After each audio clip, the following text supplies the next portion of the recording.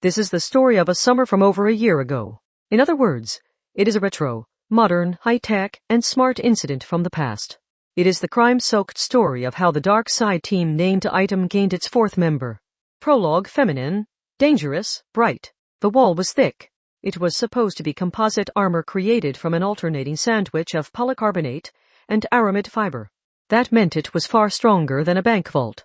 But it was burned through in an instant. A light blew away the unofficial research facility's exterior wall along with the security guards who had noticed something was wrong. A few people easily entered the secret area through the 2M hole that was still glowing red. Then 3 beams flashed out in an almost offhand way. That was all it took to blast through the labyrinthine research facility's walls, trigger explosions, and tear the place to pieces. The security that should have activated in an emergency, not just the thick barricades, but the sprinklers and the alarm as well, had their wiring severed and failed to function. After 5 seconds of this, everyone still alive had to have noticed something. These blasts were not at all offhand. The beams of light were accurately melting and sealing every last exit, trapping the scattering researchers and security guards in their own personal jail. Some girls walked through it all as casually as if this were the hallway at school. The curvy girl in a summery sleeveless cardigan and a yoked skirt was Mujino Shizuri. The girl with shoulder-length black hair in a pink track jacket and shorts was Taketsubo Riku. Damn, I really need to stop eating so much bread. My legs are bloated. Mujino, your problem is that you don't exercise, not what you eat. It was a hot night, but the air conditioning must have been a little too cold because expressionless Taketsubo rubbed her bare thighs together as she replied. Hey, I'm out in front killing most of them myself. You can kill anyone instantly with your power, so I don't think that counts as exercise. Mujino Shizuri gently massaged her stocking-covered thigh with a hand. Even during their carefree conversation, beams were flashing out from Mujino's other palm. She vaporized an entire group of security guards who were unable to escape, with a reinforced emergency exit door blocked. Something landed at her feet. It was a human arm still clutching a grenade. Mujino. I see it. But not even that suicide blast could scratch Mujino Shizuri. Another beam blew it away. An explosion's destruction was caused by the pressure created by accelerated heat and gas, so it was harmless if you had enough destructive power to repel the blast before it reached you. She was one of only 7 level 5s within the 2.3 million population of Academy City. Her power was known as Meltdowner. It was a high-speed particle wave cannon that could tear through any matter by ignoring quantum theory and forcibly firing electrons without transforming them into particles or a wave first.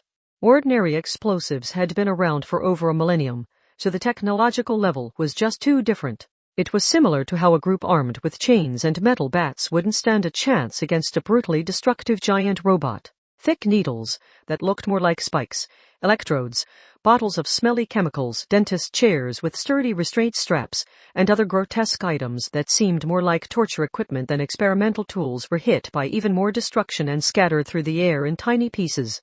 Mujino. Short, fluffy-haired friend Decevalon pulled a handmade explosive from below her short skirt and approached with an innocent smile. She was in full puppy mode. She wore a thin poncho over a sailor-style short-sleeved white dress with black knee socks on her legs and a beret on her blonde head. In the end, we have to dispose of all the paper documents and computer equipment, right? She asked. Yes. What about the people? Dispose of them. That was their job. There were 2 types of explosions here. The level 5 meltdowner beams were a lot more noticeable, but pay careful attention and you would notice handmade explosives being tossed here and there as well. Although anyone stupid enough to take the time to get a good look at the grenades and rockets would soon be splattered up to the ceiling as blood and gore. A rhythmic roar came from overhead.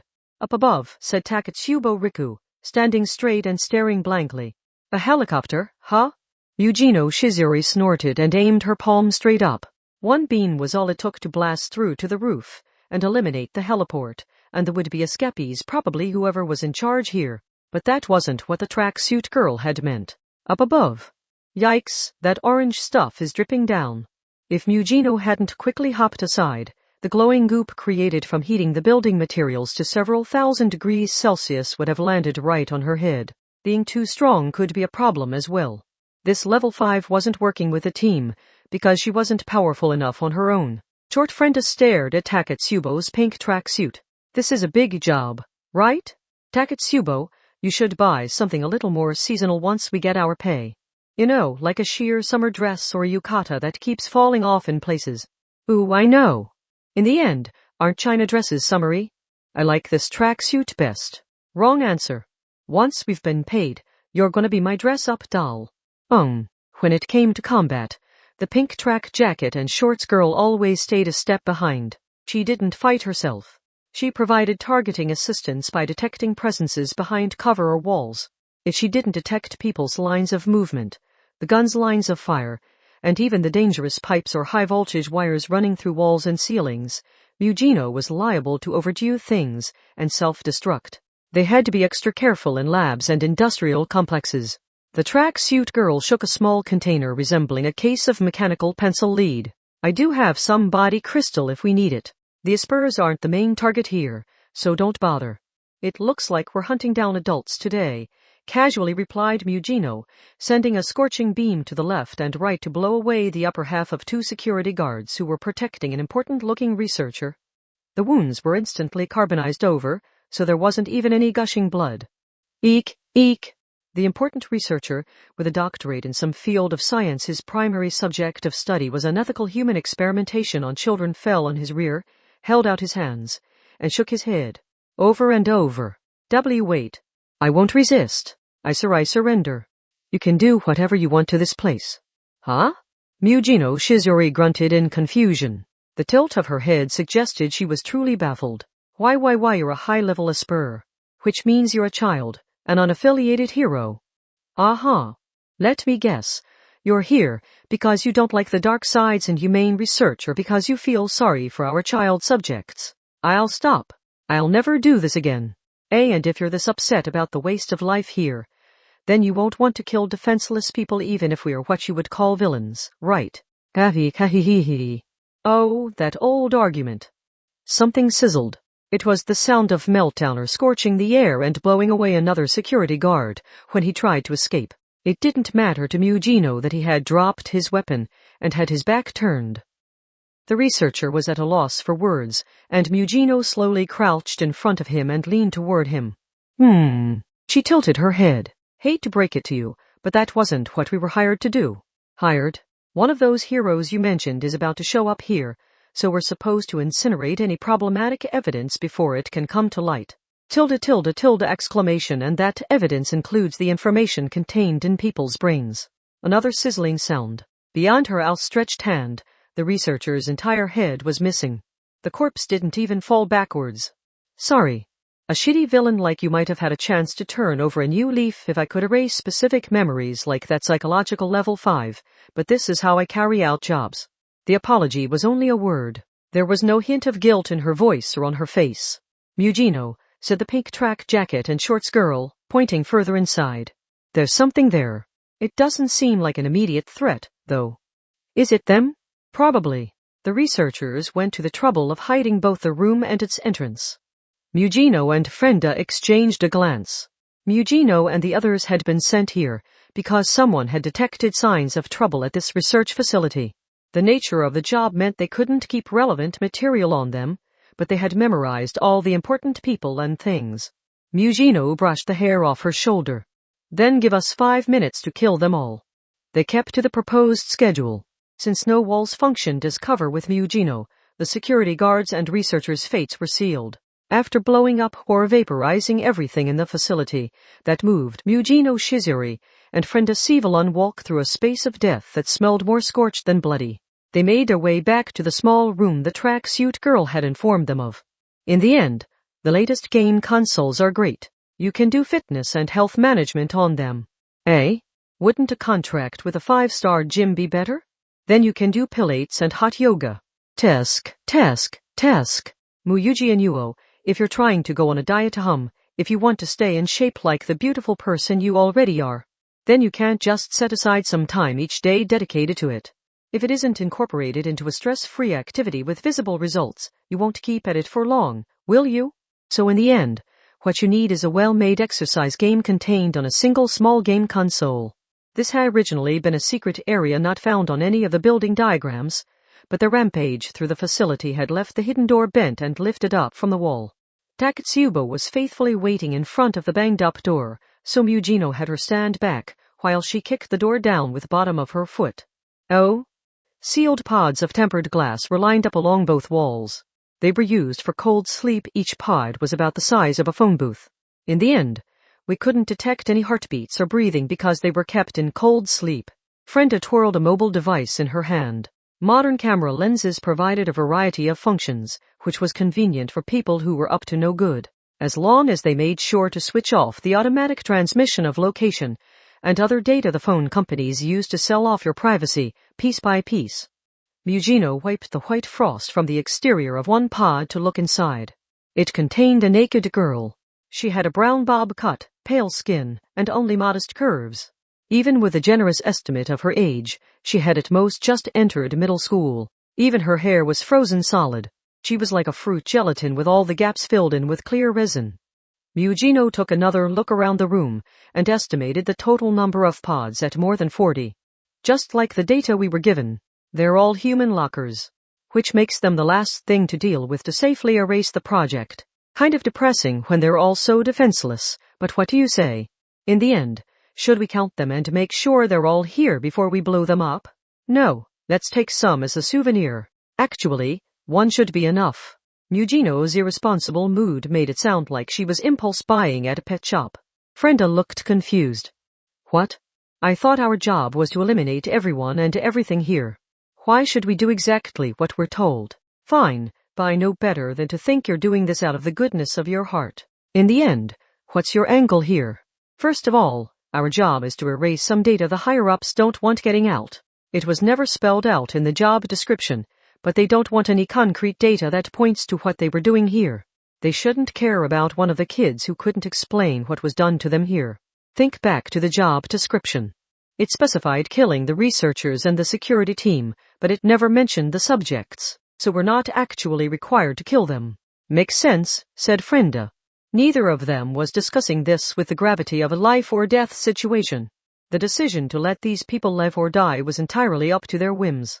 Takatsubo plays a valuable targeting role, but she can't fight. My meltdowner is too deadly to use in defense. I brought you in to fill that gap because I'd heard you were pretty good for a level 0, but your specialty is bombs, not martial arts. You're not exactly a defense specialist. And now we have the perfect candidates right here. Mujino, are you saying you want a defense-oriented Esper? Asked Takatsubo. The dark may project artificially created high-level Espers by transplanting the #1 thought patterns into their minds. Don't you think something that unusual would make a good shield for you? Mujino made it sound like a question or suggestion, but Frenda and Takatsubo only shrugged. When Mujino decided to do something, there was no talking her out of it. Frenda moved to the computer in a corner of the room. Let's see. The project's biggest successes were a pair of level 4s. This says they're called Defense Armor Kinohata Sei and Bomber Lance Kuroiru Yumadori. In the end, which one should we wake up? The armor one. That was all it took for their paths to part. One girl's path would lead her to join those three, while the others would lead her down a long, long journey that began here. A deep mechanical thunk came from the thick protective glass. A change came over the clear solid within, which seemed like time and space solidified. It became a thick liquid. It was closer to being a gel than water, but it was soon sucked away by the many drains inside. Finally, the protective glass opened upwards. Hello, your name is Kinohata Sei, right? Do you understand the situation here? The girl sat on the floor and stared blankly up at them. Her brown bob cut was wet and flattened. The sticky gel dripped down from the undeveloped lines of her collarbones to her flat chest and down past her navel, but she didn't seem to mind. Takatsubo expressionlessly tilted her head. She isn't screaming. She probably isn't even aware she's naked. She was only just unfrozen, so the blood hasn't gotten to her head yet. The way she looked up at them seemed more like a reflexive reaction to external stimuli than a willful action. Like the slow movements of a touch-me-not. Takatsubo Riku placed a brand new towel over the naked girl's head. It was likely an amenity kept on hand for situations like this. Mujino. The pink track jacket and shorts girl was looking elsewhere. She was clearly focused on something beyond the wall. Mujino Shizuri was a self-admitted battle freak, but at times like this, she prioritized Takatsubo's vague premonitions or bad feelings above all else. The dark side girls knew from experience that they would regret it if they didn't. I sense a disturbance to the south-southwest. I don't think we can stay much longer. Oh, the ordinary anti-skill got to work faster than expected. Then let's make sure we're gone in 180 seconds. Eh? Wait. What about the rest of the subjects in cold sleep? In the end, there's still a bunch of them. Frenda panicked and Mugino had a simple answer. My second reason for keeping them alive is they make the perfect fall guys. Frenda, the process runs automatically once you input the command, right? Set the thawing process to run at low speed. Right after they wake up in 180 seconds, Academy City's Defenders of Peace will arrive. And then Mugino stopped talking and looked to the side. The naked girl named Kinuhara Sei still had that blank look in her eyes, so Taketsubo was assisting her. Her circulation still hadn't fully recovered. She showed no embarrassment or resistance, while Taketsubo toweled the bioelectrolyte gel from her hair and body. She was even nakedly raising her arms to assist. Mugino Shizuri pointed at a different pod. Anti-skill will conclude this Kuroyo Yumadori. Girl snapped and destroyed a lab, while still dazed from the thawing process. With everything they've done to her, she's bound to have a reason to want to. So we let this Avenger have this high score, and we get off scot-free. Taketsubo was a good girl by this group's standards, so her face clouded over some and Frenda noticed. But will that really work? In the end, destruction caused by your meltdowner won't look anything like destruction by her nitrogen lances. No one who knows what to look for will be fooled. That's the entire point. There was a sizzling sound as something solid was fully evaporated. They were about to escape, but Mugino needlessly fired an ultra-hot meltdowner beam at a random spot on the floor. If we perfectly covered up our involvement, we couldn't prove we completed our job. So we leave a sign that the dark side will understand but ordinary people won't. Otherwise, our client might refuse to pay us or some other dark side operative might take credit and steal it from us. And going on an enraged rampage to get our money back just sounds like a pain to me. Frenda's shoulders slumped at that. They were on completely different levels when it came to being criminals. Mugino gave two satisfied nods as the machinery began to operate and made her way to the small room's exit. She made sure to fire a second and third meltdowner beam at a random part of the wall and ceiling as she did so. Come on, get on your feet and escape. And make sure anti-skill doesn't see you. If they do, we'll have to slaughter them too, so be careful. You do know most criminals want to avoid anti-skill for the opposite reason, don't you? Diamond Suit Yamakawa Eho of Anti-Skill broke through the unofficial research facility's front gate with a large team. This happened only 90 seconds after a shadowy group of girls slipped out through a large hole in the wall. Diamond Suit. It was a sultry night. Academy City was located in western Tokyo, so it was enveloped in an inland heat even at night. And this was an ecological city that primarily used wind power, so the heat island effect was impressive. District 17 was an unmanned factory district and its uniquely gorgeous nightscape had gained some minor attention on factory tour sites and such. Currently, a 12-person microbus with all its rear windows tinted was driving through that district. Maybe it was simpler to call it a TV studio bus. But open the rear door and you would find fluffy carpet, a real leather sofa arranged in 3 sides of a square, a glass table, a vacuum tube analog audio system, a mini-fridge and more. From the outside, it was a rundown old bus that couldn't be worth more than 300,000 yen, but on the inside, it was a luxury limousine worth more than 50 million yen. The sofa and carpet were of the finest quality, and the Chanel wastebasket in the corner was worth as much as a gigantic gaming PC. This was what the dark side girls used for transportation. Go, briefly whispered Mugino. You got it. The driver's hair was dyed bright, he wore a thick gold necklace, and he was chewing gum. Many types of people wound up on the dark side, but if you wanted a driver, the back-alley delinquents were your best bet. They had the skills, but they weren't marked. And more importantly, they were easily replaced if they were lost during a job. They were fleeing the scene, but the driver obeyed the speed limit as they drove through that factory district full of triple-blade wind turbines. They even passed right by the anti-skill vehicles flashing their lights at the front gate. The filthy studio bus slowly but surely left the scene. Villains tended to feel a rush of endorphins as soon as they had crossed the district border and left the danger zone. At this point, there was no tracking them with only the standard drum-style security robots patrols. Yay! That went perfect. In the end, it went off without a hitch. Yay! Frenda and Takatsubo celebrated while getting to work on a small bottle of cider taken from the mini-fridge. The 5-star blue cheese and ham they snacked on was weeping at the drink pairing. And for some reason, there was a can of cheap mackerel mixed into the lineup. A thick cloth audibly rustled. That was a towel. Kinuhata Sei had finally recovered from her cold sleep, and her ordinary embarrassment and confusion were kicking in. Bagworm girl Kinuhata Sei was curled up in a corner and gave the other girls an inquisitive look. Super, who are you people? We're not heroes, I can tell you that. That was all Mujino Shizuri opted to say while chuckling. But it was enough for Kinuhata to understand she had not yet escaped the dark side. She had been raised as a lab animal in the depths of a research facility, so she had no legal identity, address, or student ID. If she was dumped out of this bus, she would only find an endless life of poverty and homelessness, and without any clothes at that. No matter how unfair it seemed, her only way to avoid that was to rely on these dark side girls. She had to be all too aware that she was about to be presented with a flood of information, and definite death awaited her if she missed a single piece of it. But despite the situation, Mujino Shizuri casually spread her arms and asked a question. So how do you like your first taste of freedom? The clock in the bus had just reached midnight of July 1. Kinuhata Sei smiled a little. For some reason, that question seemed to change the unseen rules.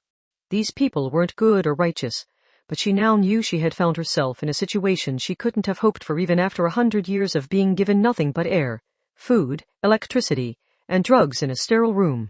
The small girl slowly narrowed her eyes. It's super not bad at all. Diamond Suit. These girls were Item, the strongest elite 4-person team found in the very depths of Academy City's darkness. Between the lines, one note. The following is only saved in and managed by this undisclosed independent archive kept separate from the bank. For many criminals, their information is disclosed here to admit to their secret links with the city's leaders and to provide a sign of their trust. Generally speaking, the dark side dislikes being told what to do, but they are aware of the many hidden attempts to take control of the city's darkness and are willing to perform the daily work to preserve the darkness. This data will be kept secret even if it means taking a life. In other words, handle it with care. It does not matter if you are directly responsible or not. It could be a simple error or a cyber attack by someone else. If the information leaks out, know that you have killed whoever illegitimately accessed it. Mujino Shizuri. Level 5 Meltdowner. One of the 7 current Level 5s. By firing electrons in a state that is neither a particle nor a wave, her power creates a strong resistance that applies massive heat and friction to the target and forcibly burns through it. As a weapon, this power is classified as a high-speed particle wave cannon. By its nature, this power is expected to have a wide variety of research applications, including new weapons development, proof of zero-dimensional matter, and non-laser nuclear fusion reactors. Her power has the highly unique property of manipulating the state of an electron no matter who is observing it, which could have applications in a new type of quantum computer, quantum cryptography, highly flexible AI development, and next-generation high-volume high-speed communications. Note: some results of this research have begun to be incorporated into the Anari project, among others. See separate entry for details. There is a risk of mutual interference with the railgun, another electric level 5. Be cognizant of this when designing their research facilities. Takatsubo Riku. Level 4 AIM Stalker. Her power accurately records and saves the AIM diffusion field weakly emitted subconsciously by an Esper so she can track it. Once she has recorded it, there are no distance limitations on tracking it, so she can accurately track it even if they flee the solar system. However, this recording and searching of AIM diffusion fields requires the oral consumption of a special powder known as body crystal, which has high production costs and powerful side effects. Note: further details on body crystal cannot be viewed without an authorization key from one board of directors member. Even when not using body crystal, she makes comments which suggest she is receiving something, e.g., I detect a signal from the south-southwest, but what this means is entirely unknown. It isn't known if this premonition or sixth sense comes from her power or if she is subconsciously detecting something based on her experience. Also, there are still many unsolved mysteries regarding her AIM stalker power. Data on it is protected unusually strictly for a level 4, and there are signs that her bank data is incomplete. This could be related to that project. The entire board of directors is note. The rest of this entry cannot be viewed without an authorization key from 6 Board of Directors members. Friend Sivalun. Level 0. She has no Esper power, but she excels at using a variety of explosives, albeit without any licensing or authorization, and she knows how to fight hand-to-hand. But since her combat style appears unique, it is likely something she learned on the job in order to survive in the dark side as a level 0.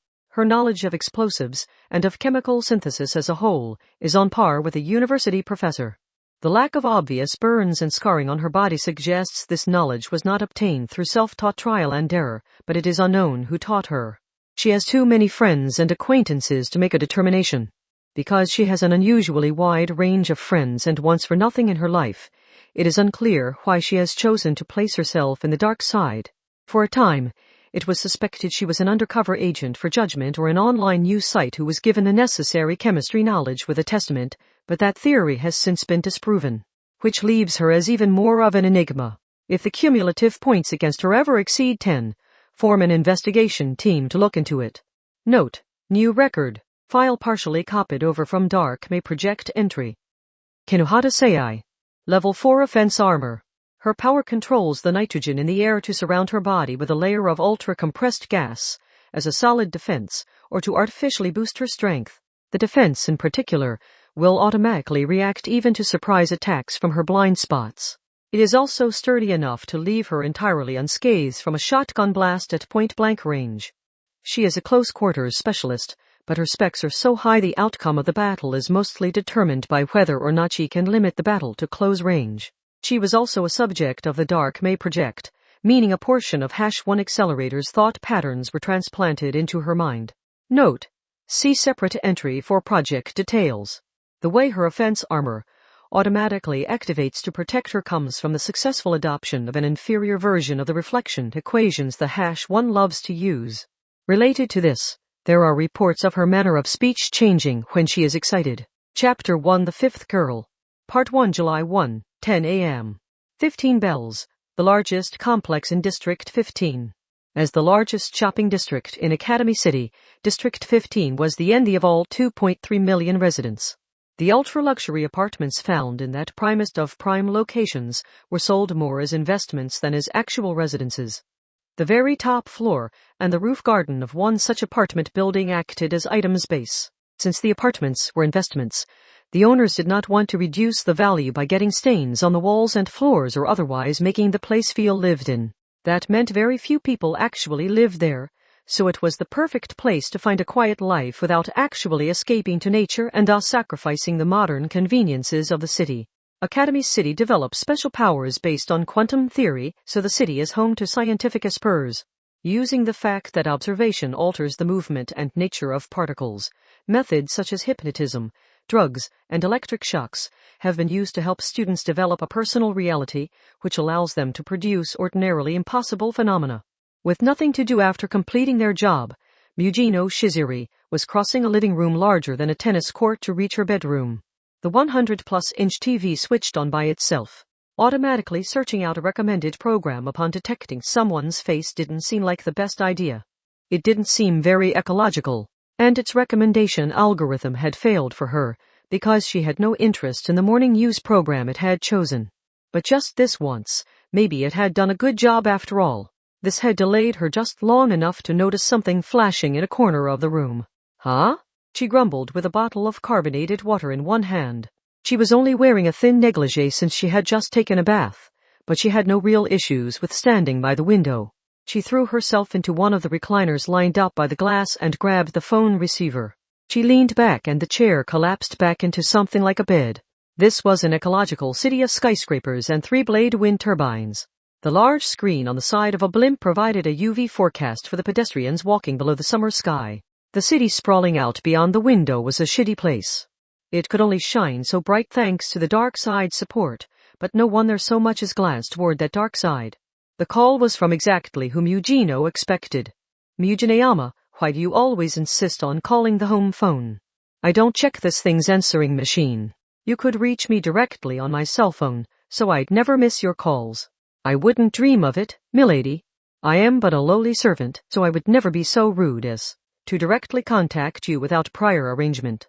I really should not be calling your home either, but I can just barely preserve my honor by relaying it through your apartment landlord. Mujineyama was the butler, who served at her family home outside of Academy City, and he was like this about everything. She could never quite tell if the old man was treating her with care or trying to avoid interacting with her as much as possible. You may be living away from home in Academy City, but you must always be aware that you are a member of the glorious Mujino family and maintain the appropriate resolve. You try to act humble, but did you call me up first thing in the morning to lecture me? Milady. It was currently 10 a.m. That was much too late for a student or a worker to be relaxing at home, but the gray-haired butler did not take issue with her not following the same schedule as ordinary people. Many things found their way to this country during the westernization at the beginning of the Meiji period. Yes. Science, art, meats, medicines, steamships, and, most importantly, wheat. The Mujino family is now one of the wealthiest in the world because they saw how the country was changing, actively accepted the westernization, and spread its wings wider than anyone else. That family name is a sign of wisdom and glory that only a chosen few are privileged with, milady. Westernization, my ass. Udon and manju are made with wheat too. That pure white rice you see in samurai movies is a lie. In those days, I doubt much of anyone really ate just rice. Milady. Mujineyama still insisted on calling her that. Mujino sighed in exasperation, while lying back in the window-side recliner with the cordless receiver in hand. And she took a sip of carbonated water from the plastic bottle. It was true a wide variety of new things had entered the country after it opened up from its isolationist period. New clothing, new cuisine, Western medicine, Shakespeare's plays, etc. The Mujino family had indeed greedily absorbed those things, and rapidly expanded just like Mujineyama, so proudly stated, even more proudly than the girl who actually belonged to that family. Don't forget Western-style organized crime. Now. The butler spoke like he was chiding a small child. Violence is merely another form of negotiation, no different from conversation and money. But a Mujino must use violence as a tool, not be controlled by it. The Honorable Mujino family is in fact one of the 5 wealthiest in the world, and runs the grain production company, which fills the bellies of 1.4 billion people worldwide. That put the Mujino family in a different position from the Japanese-style Yakuza. They never did anything too noticeable, and none of their criminal bases or criminal members ever came to light. They did not wear obvious sunglasses and gold necklaces. On the surface, they were a global grain production company, and, even there, the Mujino name was never found in the company name or the personnel list. But after the vast fortune earned there was laundered through specific banks and casinos, it was used to raise an army of 100,000 around the world. More than handguns of dubious origin, they even possess tanks and attack helicopters. And the investment fund run by the group would buy up any company that gave them an opening, whether it was an old, established one or a new startup, to spread the corporation across the world like an amoeba. It became an inextricable gear of society, all while hiding its presence. Even the graffiti on the walls and the way they shook hands were used as signs to identify insiders and outsiders, and any outsiders nosing around too much were eliminated. That was the Western way of using violence as a tool. If they've got so much wheat, they should just make illegal booze like a proper gang. Unfortunately, there is no reason to make it illegally in the modern day. In other words, Mujino Shizuri had a dark lineage. Unlike most in the dark side, she hadn't wound up thereafter making some kind of mistake. She was a monster born and raised in the darkness. But in Academy City, she was simply a student. That may have been what worried Mujineyama so much. He himself came from a more modern lineage that had thrown out their rusted bandit swords when the westernization led to a prohibition on swords and were reborn as mountain-based snipers. He wished to personally assist when it came to combat rather than leaving that in the hands of Item's other members, who were only with her by happenstance. Is there anything new with you, milady? Not really. She had diligently stayed up late last night killing. Same old. I'm one of only 7 level 5s. I'm not going to find myself in serious trouble all that easily. There are those in the dark side who protect themselves by giving an invented story of their past, but I haven't reached that point yet. As long as the #6, that level 5 known as the dark side's bane, doesn't show up anyway. Mujino lazily yawned and rolled over in the recliner. The old butler's adorably jealous voice came over the phone. What are your schoolmates doing? They're downstairs flirting. Part 2, ahaha. In the end, I've always been the bullied one when it comes to chest size, but we finally found someone who makes even my clothing look baggy. Friend Sivalon held her sides and laughed with tears in her eyes, while Kinuhata the newcomer pouted. Kinuhata had borrowed some clothes since she couldn't stay in only a towel forever, and this was the treatment she got. It was all the worse, because she had thought the two of them weren't all that different in size. 15 bells was roughly divided between the luxury apartments on the upper floors, the offices on the middle floors, and the fashionable brand-name shopping mall on the lower floors. Kinuhata Sei had been forced into a too-big summer dress with one of the shoulder straps slipping down, and now she found herself in an aisle of a luxury brand shop, where even one of its empty boxes would net you some cash at a pawn shop. It was 10 in the morning and the mall's front glass doors didn't open until 11, but this was a secret time when only the residents of the apartments above could shop. The truly wealthy did not fight through crowds or enter online drawings to buy the products they wanted. Can we super really shop at a place like this? Aren't you a criminal group that gets paid dirty money for illicit work? It's fine, it's fine, it's fine. In the end, we just completed a big job, right? Our pay is deposited immediately upon completion, so there's nothing to worry about. Now it's time for a shopping spree with the black card of your dreams. It's time to throw money around to transform an innocent young girl into my very own dress-up doll. It didn't sound like Frenda was willing to listen to a reasonable argument. She hadn't even bothered denying they were a criminal group. Next to Kinuhata Sei, the pink tracksuit girl named Takatsubo Riku was staring into the distance. The air conditioning must have been a bit chilly in her shorts that left the full length of her thighs bare, because she occasionally rubbed her legs together. Is this super weirdo always like this? Kinuhata whispered to Takatsubo. Frenda normally uses her sister as a dress-up doll, but that sister is down with the summer cold. Frenda said she was going to explode if she didn't find some other outlet to relieve the pressure. How were you supposed to respond to that? Frenda herself didn't seem to mind at all. Anyway, I bought a few things to celebrate, but do you have any requests? In the end, I'll choose for you if you don't. If possible, I'd super like something easier to move in.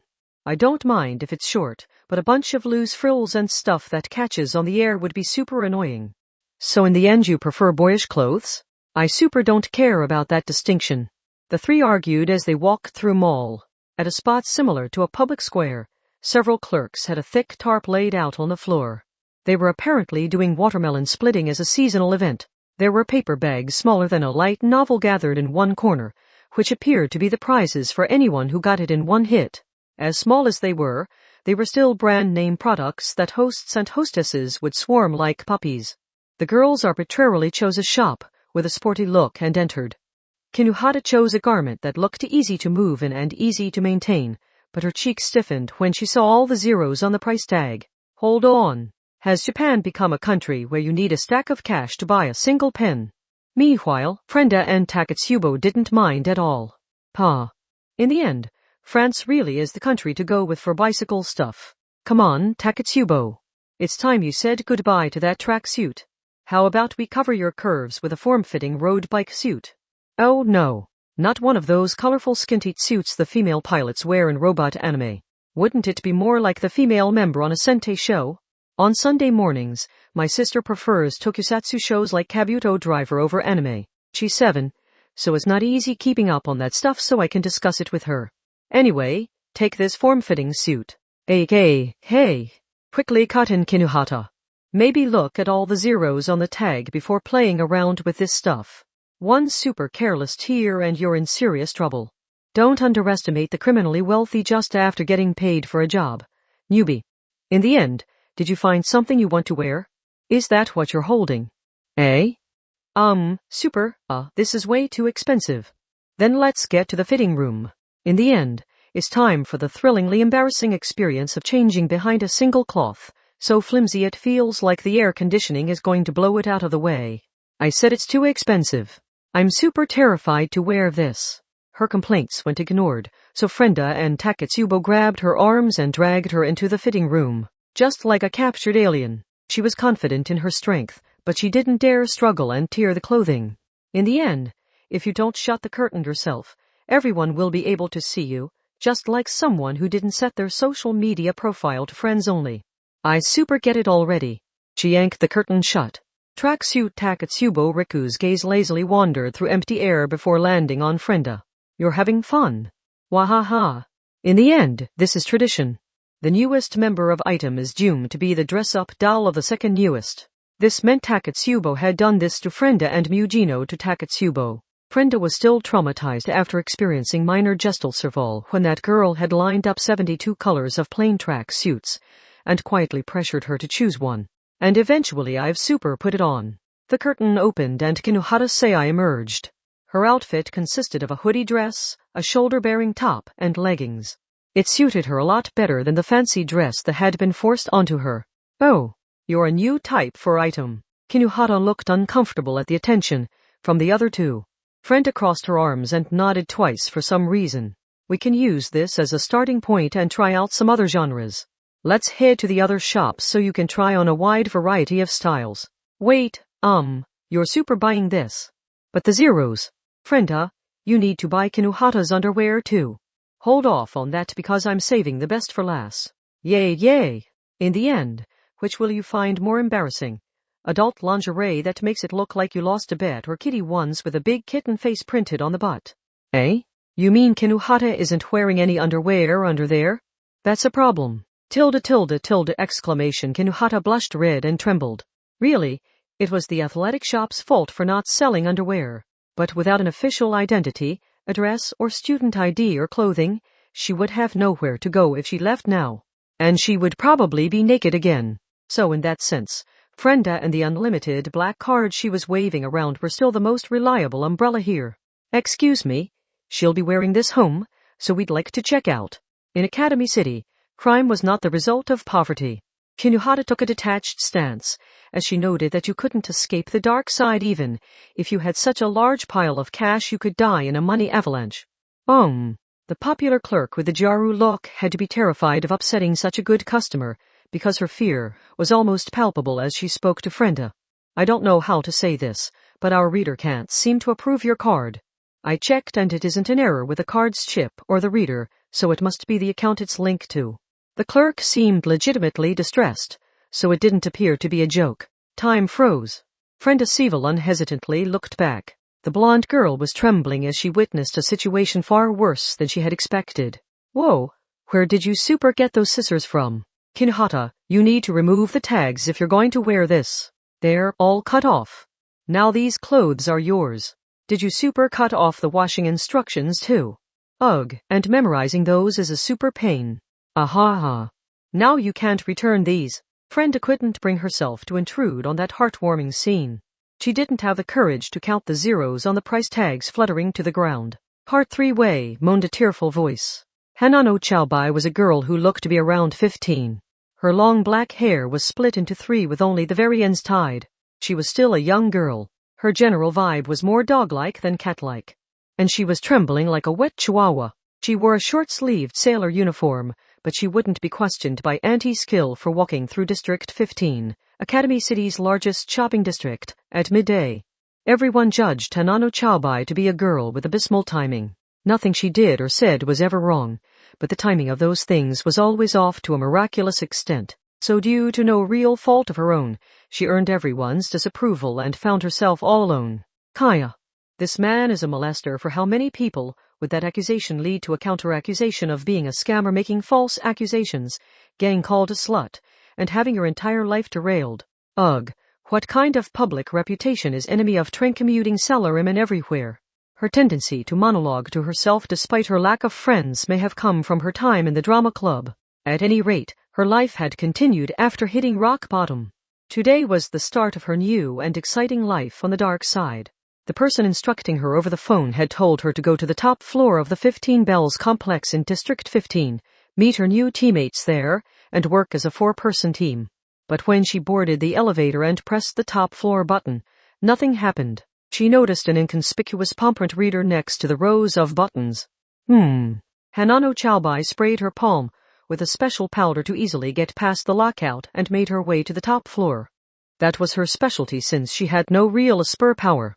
The elevator doors slid open and she found just one door in the space ahead. She hesitantly pressed the intercom doorbell, but there was no response. She had been told to be punctual, so she looked straight up, put a color contact in her right eye, and had the eye scanner door opened only a second later. Excuse me, despite the techniques she used, Hanano Chaobai only opened the door a crack and stuck her head in like the nervous small animal type she was. Her voice was quiet but carried well, another sign of her drama club background. There was no response, but she still entered. Wow, that's a lot of clothing brushes. How many clothes do you have to own to end up with so many different kinds of brushes? I'm kind of jealous. She touched the small intercom screen on the interior wall to check the status of the security system. It looked like there were people here. Based on the guard function that worked with the cutting-edge AI air conditioner, there were 4 people gathered in the large living room. That had to be her destination. My name is Hanano Chaobai, and the voice on the phone told me to join a team called Item. She must not have been aware of her own biggest problem. Wait, 4 people? The things she said and did were always correct, but her timing was bad. So the instant she touched the living room doorknob from the hallway, we did the goddamn job you asked us to, so why the hell haven't we been paid? She fell right to the floor.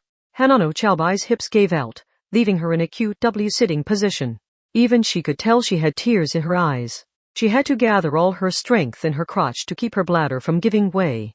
There was a demon lord living in modern Japan. Or rather, a girl with a demon lord aura was shouting incomprehensibly into a small phone with her hair standing angrily on end. The pink track jacket and shorts girl standing blankly in a corner of the living room noticed Hanano Chaobai and turned her way. Eugeno, there's someone here. Huh?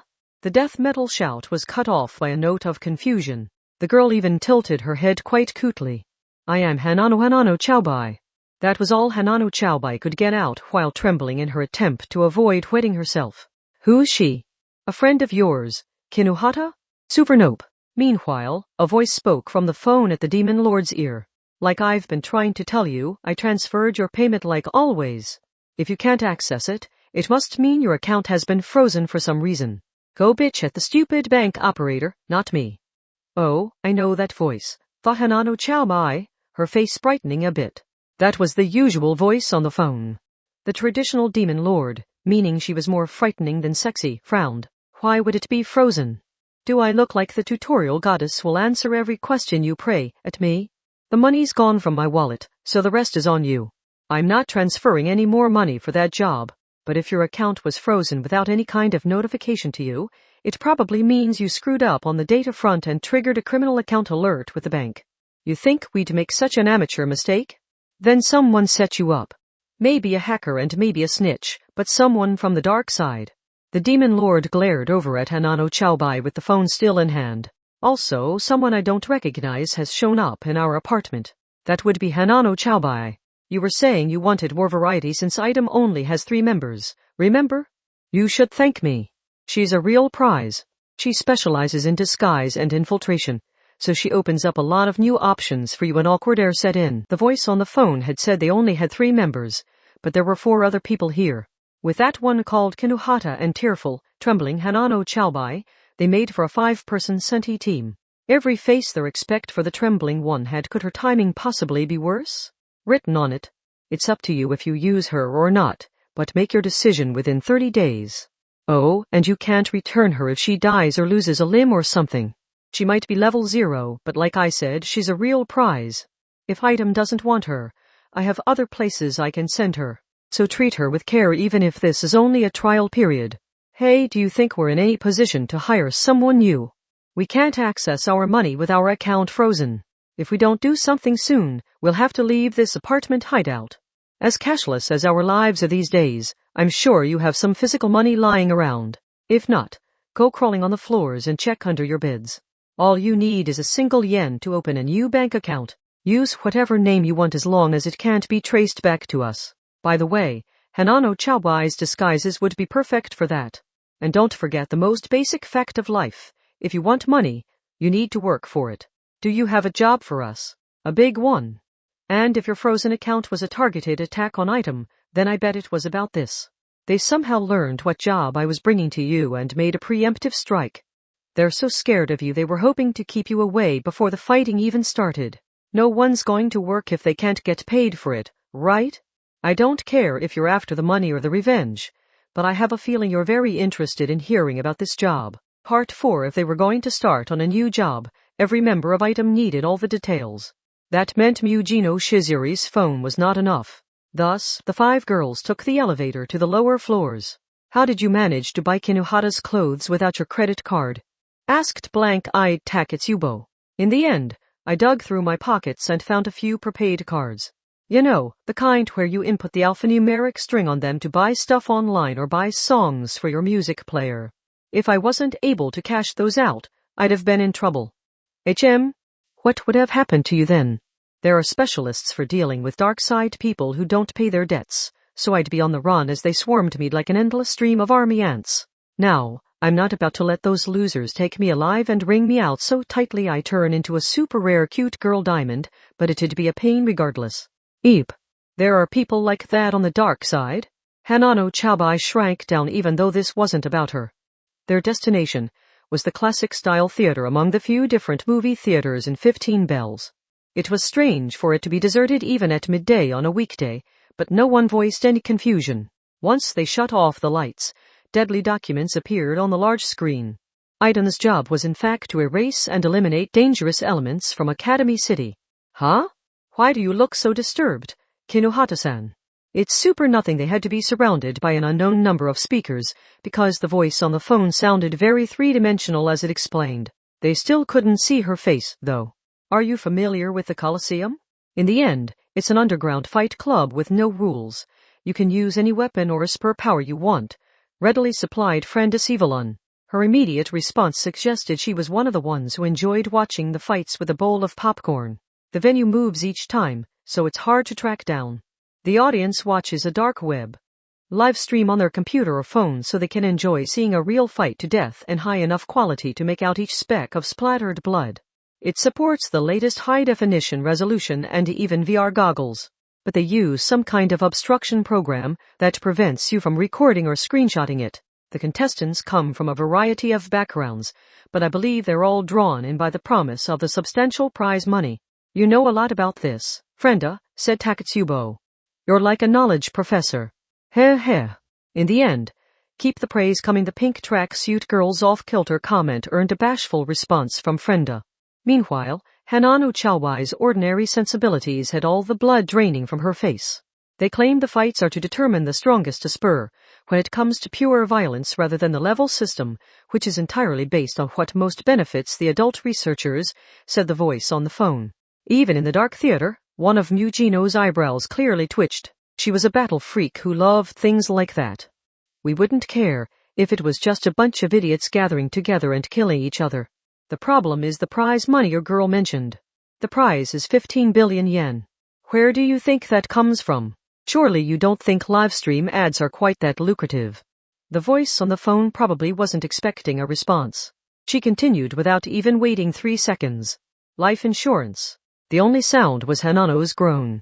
They take out insurance policies worth billions on all of the participants, kill all but one in what they claim is just a sporting event, and then give the payouts to the winner.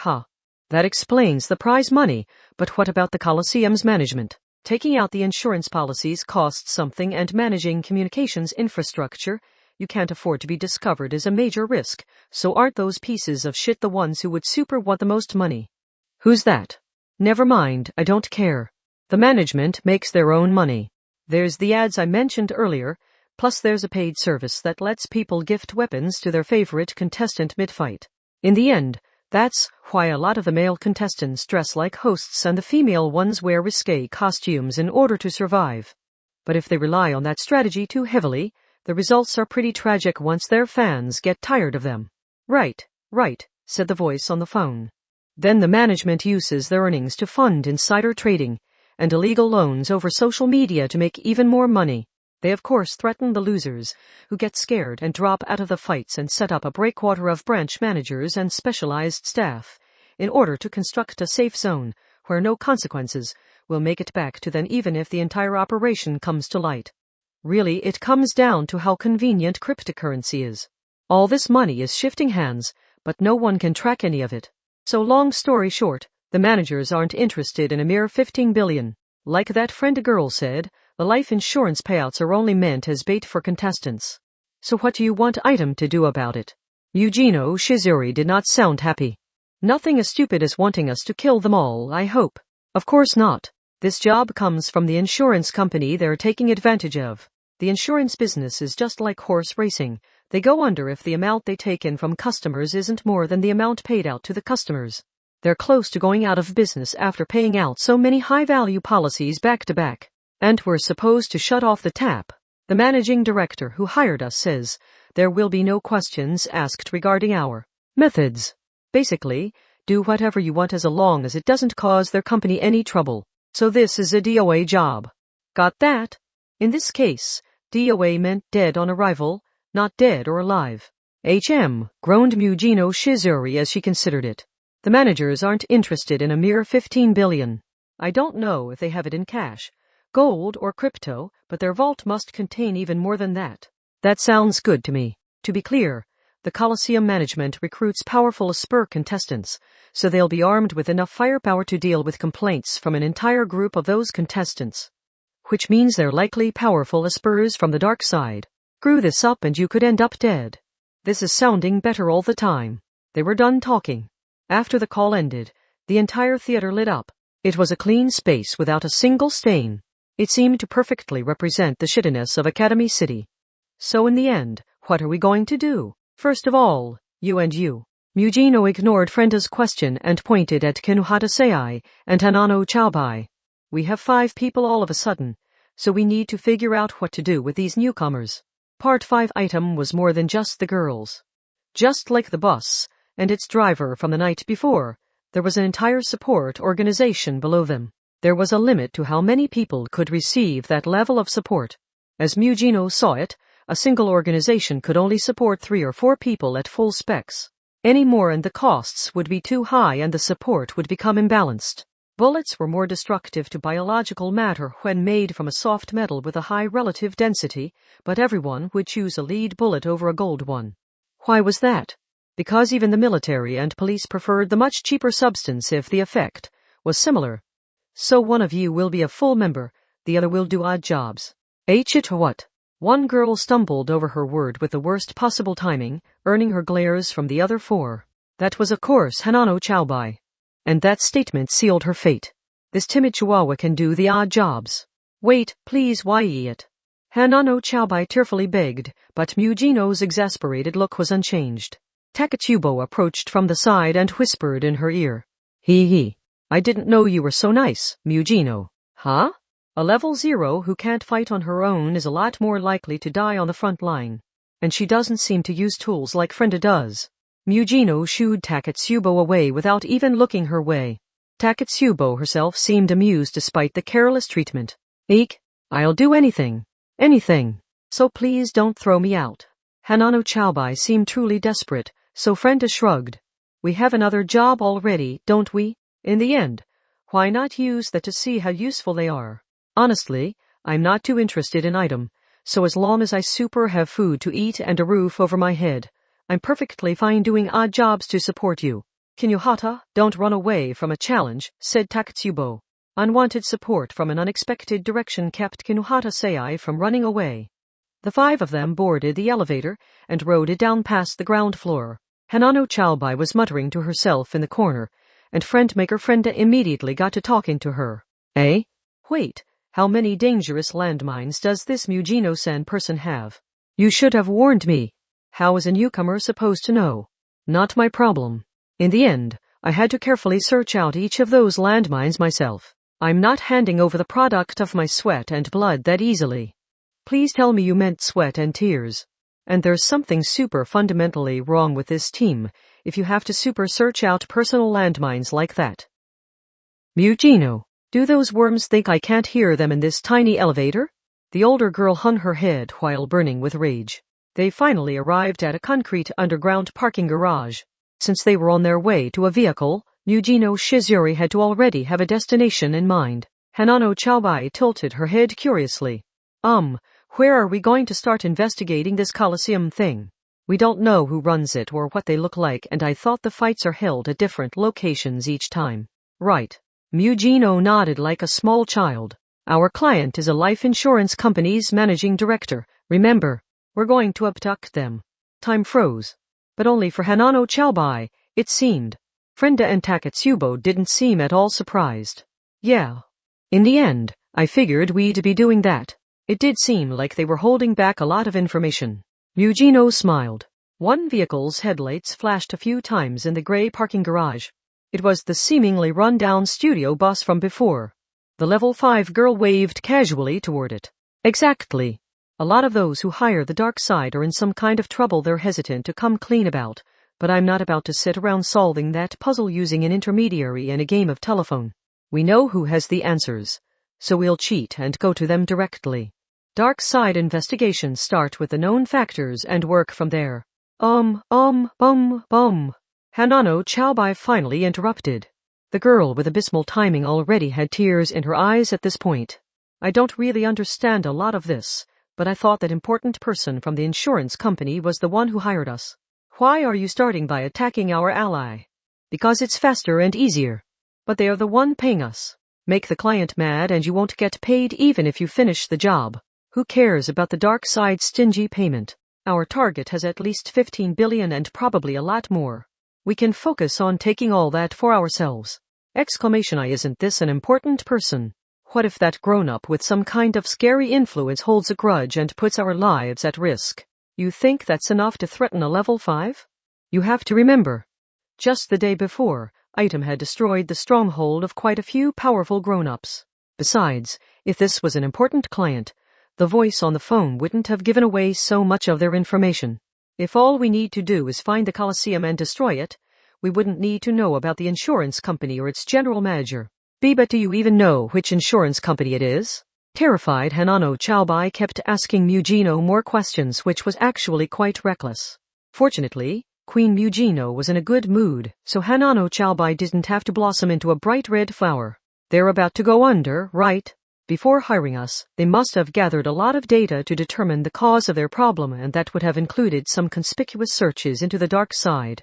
There's only going to be one insurance company that's done that, so we target the general manager of that one. The safest option was to say nothing at all. A member of the dark side could learn this much from a single statement. Mujino chuckled. I know she'd deny it, but the voice on the phone wasn't even trying to protect this client. Anyway, resolving this incident comes first.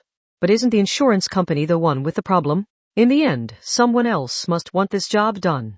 And since the voice on the phone never mentioned them, that's the real client she wants to protect. Then Takatsubo Riku spoke up. She didn't speak loudly. It was a quiet interruption, but it gathered everyone's attention. Mujino. Even if they're up to no good, this manager isn't part of the dark side. We need to be careful of you-know-who. Those are just stories. Academy City's #6 is known as the dark side's bane. I don't think we should underestimate them. And I see silence settled in. The only sound was the silly noise of Hanano Chaobai's nervous fidgeting.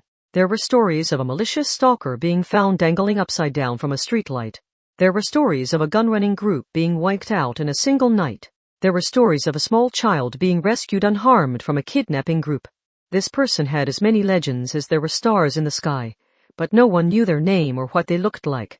They assisted the weak found weeping in a back alley, they provided a means of fighting the villains, and they had saved an unknown number of lives from the inescapable pit of the dark side. That might make them sound like a righteous saint, but for those being targeted, they were like a living disaster. The #6. It was said you could judge whether someone was a good or bad person by how they reacted to hearing that name in a dark alley, hope or fear. Item was of course not a fan.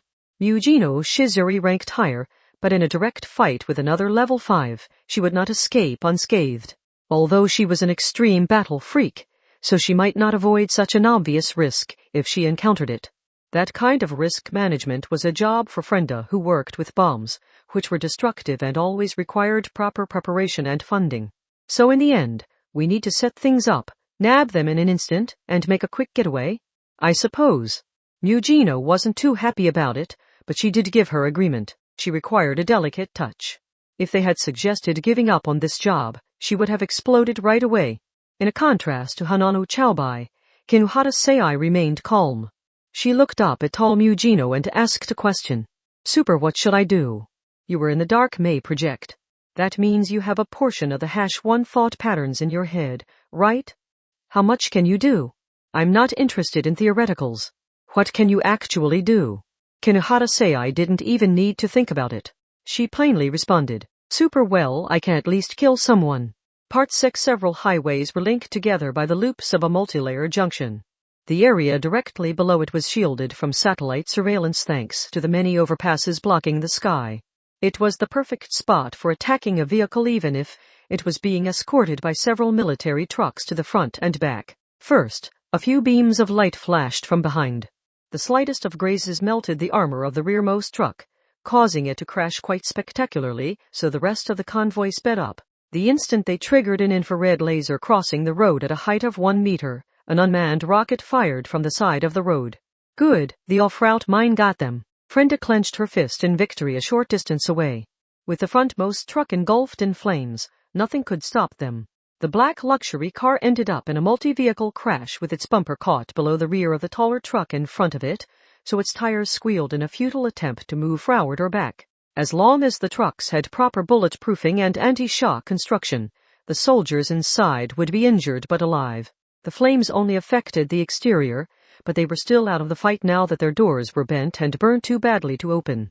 The bulletproof trucks were made sturdy, so the soldiers the VIP had paid so much to hire were trapped inside. In Academy City, there was a saying, if you need to get rid of a bulletproof car, knock it into the water. Don't let your guard down yet, newcomer. Super yeah. Eugenio and Kinohara left the studio bus that drove up behind the mess. Eugenio used Meltaler to burn the driver's side door just enough to trap the driver inside. The target car was also bulletproof, so the same conditions applied. Kinohara jabbed her skinny arm into the rear bulletproof door and tore it away with brute strength. Dry popping sounds rang out. Kinohara-sei took a spray of gunfire from a T-shaped PTW smaller than a puppy, but she didn't even flinch. A layer of concentrated air forcibly stopped the small caliber bullets. Eek! Kinohara dragged out a man holding a now empty gun. Takatsubo carried over a giant caddy bag. If you folded in someone's limbs and stuffed them inside, it functioned like a straitjacket. Takatsubo expressionlessly puffed out her cheeks. Eugenio told you not to let your guard down. I didn't, which is why I'm not hurt. So where are we super taking this guy? While it is soundproofed, I don't want to take him to our usual hideout. I'll have our support organization find a decent spot for us.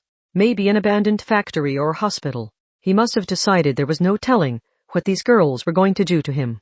The elderly man, who was looking 50% grosser than normal with all the sweating he was doing, gave a desperate shout. Keikuzaku-kan. What a pain. It sounded a lot like a bedsheet flapping in the wind. Someone placed a foot atop the destroyed black luxury car's roof so gently it was like gravity didn't affect her. The gloomy black-haired girl wore a short-sleeved blouse with the chest left unbuttoned and a miniskirt. That was probably some school's uniform, so she looked like a high school student, or maybe a middle school student. Well, if not for the silver horns on the sides of her head, the bat wings on her back, and the pointy tail at the back of her hips. Eugenio frowned. Metal. And is it a liquid? Who hired you to hand out tissues in that getup? Ahaha. Do you really think this is just a costume? It was originally the product of high-level cushioning research, but it turned out it was too heavy for practical use. But it's a perfect match for my power was the weird emphasis on some words meant to hide her natural speech. Despite her short skirt, the black-haired devil girl called Kuzaku bent forward, allowing her silver tail to rise up like a scorpion. Now, greasy old men aren't my type, but this bad grown-up promised to tell me everything he knows about the windowless building. I'd at least like some plans of the place before I make my attack, so I'm sorry to say I'm doing some work for him. Huh, what can one loner girl do? In combat, defense is a much harder role than offense. You have to defeat all of us while keeping that guy alive, but you couldn't pull that off even if your power can grow you 6 cold arms. All you'll do is give me some speedy target practice, loner metal. Oh really? Something splattered against the studio bus's windshield. It was a lot like a raindrop, except it was silver. Plus, no ordinary raindrops could reach the bus below the overpass. Everyone, look out above, whispered Takatsubo Riku when she noticed something. A silver downpour began. The raindrops were in fact metal arrows a bit longer than a pencil, but these were falling from an altitude of more than 10,000 meters, so they had enough force to tear through the overpass and pierce through a bulletproof car's armor. The spiraling junction's overpass collapsed into blocks. Colorful cars crashed down along with it. With a highway running above, the ordinary vehicles were not spared the devastation when the road suddenly collapsed below them. This destruction violated all the rules and standards of the dark side, which preferred to keep their presence hidden. The deadly ceiling of silver arrows continued its descent. "TCH, Sam!" shouted Frenda, swinging her arm horizontally. Immediately, her short skirt flapped in the wind. More than 5 spear-like objects emerged and rocketed up into the sky. Explosive cylinders far thicker and longer than bottle rockets loudly exploded overhead. Explosive blasts and steel pieces scattered in every direction. The two barrages collided in midair, and the distribution of the deadly rain was thrown off. Small holes, safe zones, were forcibly created. "Eek!" cheerfully shouted Hanano Chowbai, clinging to Frenda's hips and falling onto her butt. But not even multiple microwave/IR short-range surface-to-air missiles could shoot down tens of thousands of raindrops. Frenda felt a chill down her spine. "Takatsubo!" The silver rain collided sharply with the asphalt. An ear-splitting metallic screech drowned out Frenda's shout. Every last metal arrow vibrating at the moment of impact created a noise far louder than a giant chandelier falling to the floor. The hard pavement accepted the arrows like clay, letting them stab deep, but the pink tracksuit girl was not shredded along with it. That was thanks to Kinuhata Sei. She lay on top of Takatsubo and blocked the metal downpour with an invisible nitrogen barrier. Deflected arrows lay all around her. "Takatsubo-san, are you all right? This is super my job here, right? Don't give up, Hanano. You can still come out on top." But she had only managed to protect this one small area. There was nothing she could have done about the collapsed overpass or the cars that had fallen with it. One car was badly crushed and its windshield shattered. Something stuck out from the bottom of its broken door, a family fireworks set sold at just about any department store. The plastic packaging was stained dark red. Frenda Sivalun spat out an unusually low voice for her. "In the end, you won't get away with killing ordinary people for no reason. If you want to play, find a worthy opponent first." "I super agree. And it's our turn now." There was a flash of light brighter than a nearby lightning strike. After all this, Ryujino had left her defense entirely in Frenda's hands. She hadn't even glanced toward the falling rain as she held her hand straight out. Also, she could vaporize her target with Meltdowner. Phew! Giving up on defense for an all-out offensive? How exciting! With the sound of flapping wings, the gloomy girl worked her metal bat wings and hopped down from the black bulletproof car's roof. She placed her feet on the pavement she had just obliterated. The wind finally carried over a rusty scent. While Item's boss had been bulletproof, it had still been torn to pieces. The metal arrows had pierced through the roof and even the chassis to reach the asphalt below. The windshield had turned white from all the cracks. No, there was red there too. The delinquent driver was probably dead. The same had to be true of the enemy. That devil girl had protected her client, the general manager, but no one needed to see what had happened to the bodyguards trapped in their vehicles. There had to be a mixture of blood and gasoline pooling up on the road below those vehicles. Mugino clicked her tongue. That girl was completely indiscriminate. Academy City's shitty side was leaking out into the sunny side. Don't just kill everyone. Safely cleaning up those corpses isn't cheap, you know. You did it, so I hope you'll be footing the bill for the cleanup. And if the #6 learns of this, you deal with that supposed dark side's bane on your own. You're so nice to get angry for the people who died, Mugino. Takatsubo was as expressionless as ever as Kinuhata helped her up. Maybe your sensibilities had to be that abnormal if you were going to get along with a violent level 5. And Kuzaku didn't bother waiting around. The tens of thousands of metal arrows piercing the pavement began to lose their shape. They gathered together and silver dolls rose up. There had to be at least 50 life-size dolls who looked a lot like Kuzaku herself. Ah, the dolls really are the easiest to control. The devil laughed as she raised her hands, gathered air in her wings, and wiggled her tail alluringly. As you can see, I've got plenty of teammates too. She used metal in liquid form. That should have been enough of a clue right there. It was absurd to think that skinny black-haired girl could carry around hundreds of kilograms or even several tons of a metal with a greater relative density than water. And if she could freely alter its shape, there was a simple solution there. Not so much a mist as a cloud. By filling it with plenty of air and parking up at high altitude, she could have it condense and pour down like rain when she needed it. If the surprise aerial bombing didn't do the trick, she would then have an army of soldiers down on the ground. So what was it you were saying about having greater numbers? Like you said, I need to defeat all of you while keeping this guy alive. This should be enough for that, don't you think? Looks to me like you're the ones on the defensive now. Along with her casual comment, the countless silver dolls rushed toward Item from all sides. Part 7. Since she was outnumbered more than 10-1, Mujino Shizuri must have decided a lengthy battle would be a bad idea. She suddenly produced a sharp flash of light and an explosive boom. But that must have been a diversion. Someone made a move in the brief moment. Kuzaku Maitori's eyes and ears were overloaded. The silver dolls controlled by her liquid shadow could not think for themselves. She was essentially remote controlling them with her power, so they would stand still if her thoughts ground to a halt. Someone slipped between the many silver dolls and arrived right in front of the small girl. Exclamation! Kinuhata Sei aimed for the center of Kuzaku Maitori's chest with her fingers strengthened in some way. This attack was destructive enough to single-handedly tear off a bulletproof luxury car's door. For a brief moment, the lovely girl's eyes were muddied by red killer intent. This meant her power was being boosted by thought processes taken from Academy City's #1. How about I super tear away half your body weight with just the one hand? The impact made a high-pitched sound. That meant it wasn't a clean hit.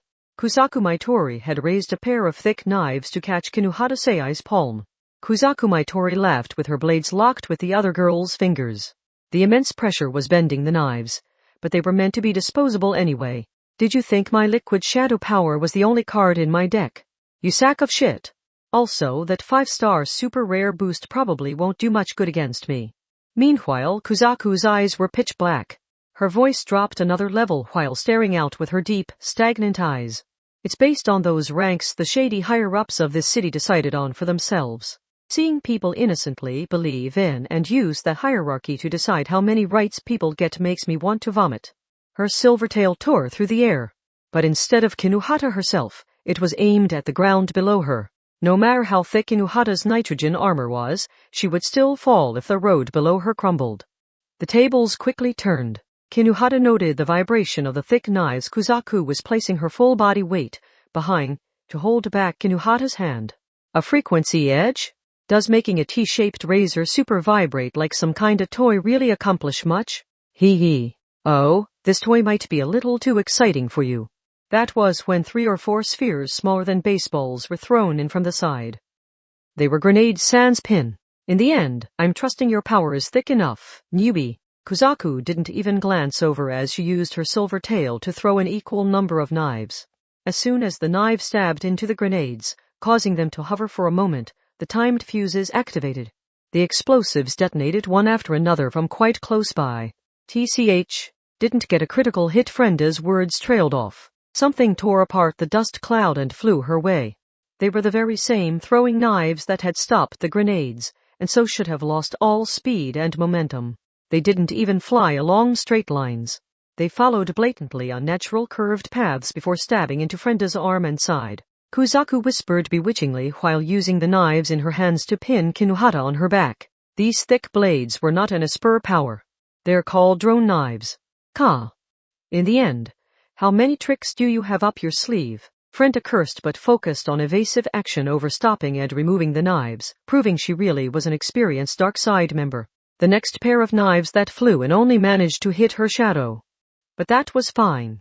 The knives came to a stop only 3 mm away from the ground and changed direction. With a sound like a firework going off, triple flames erupted from the base of the knives in a Y shape, creating something like a guard for the blade. The blades spun around and blasted the rocket-like flames from their pommel to pursue their target anew. They had already been introduced as drone knives.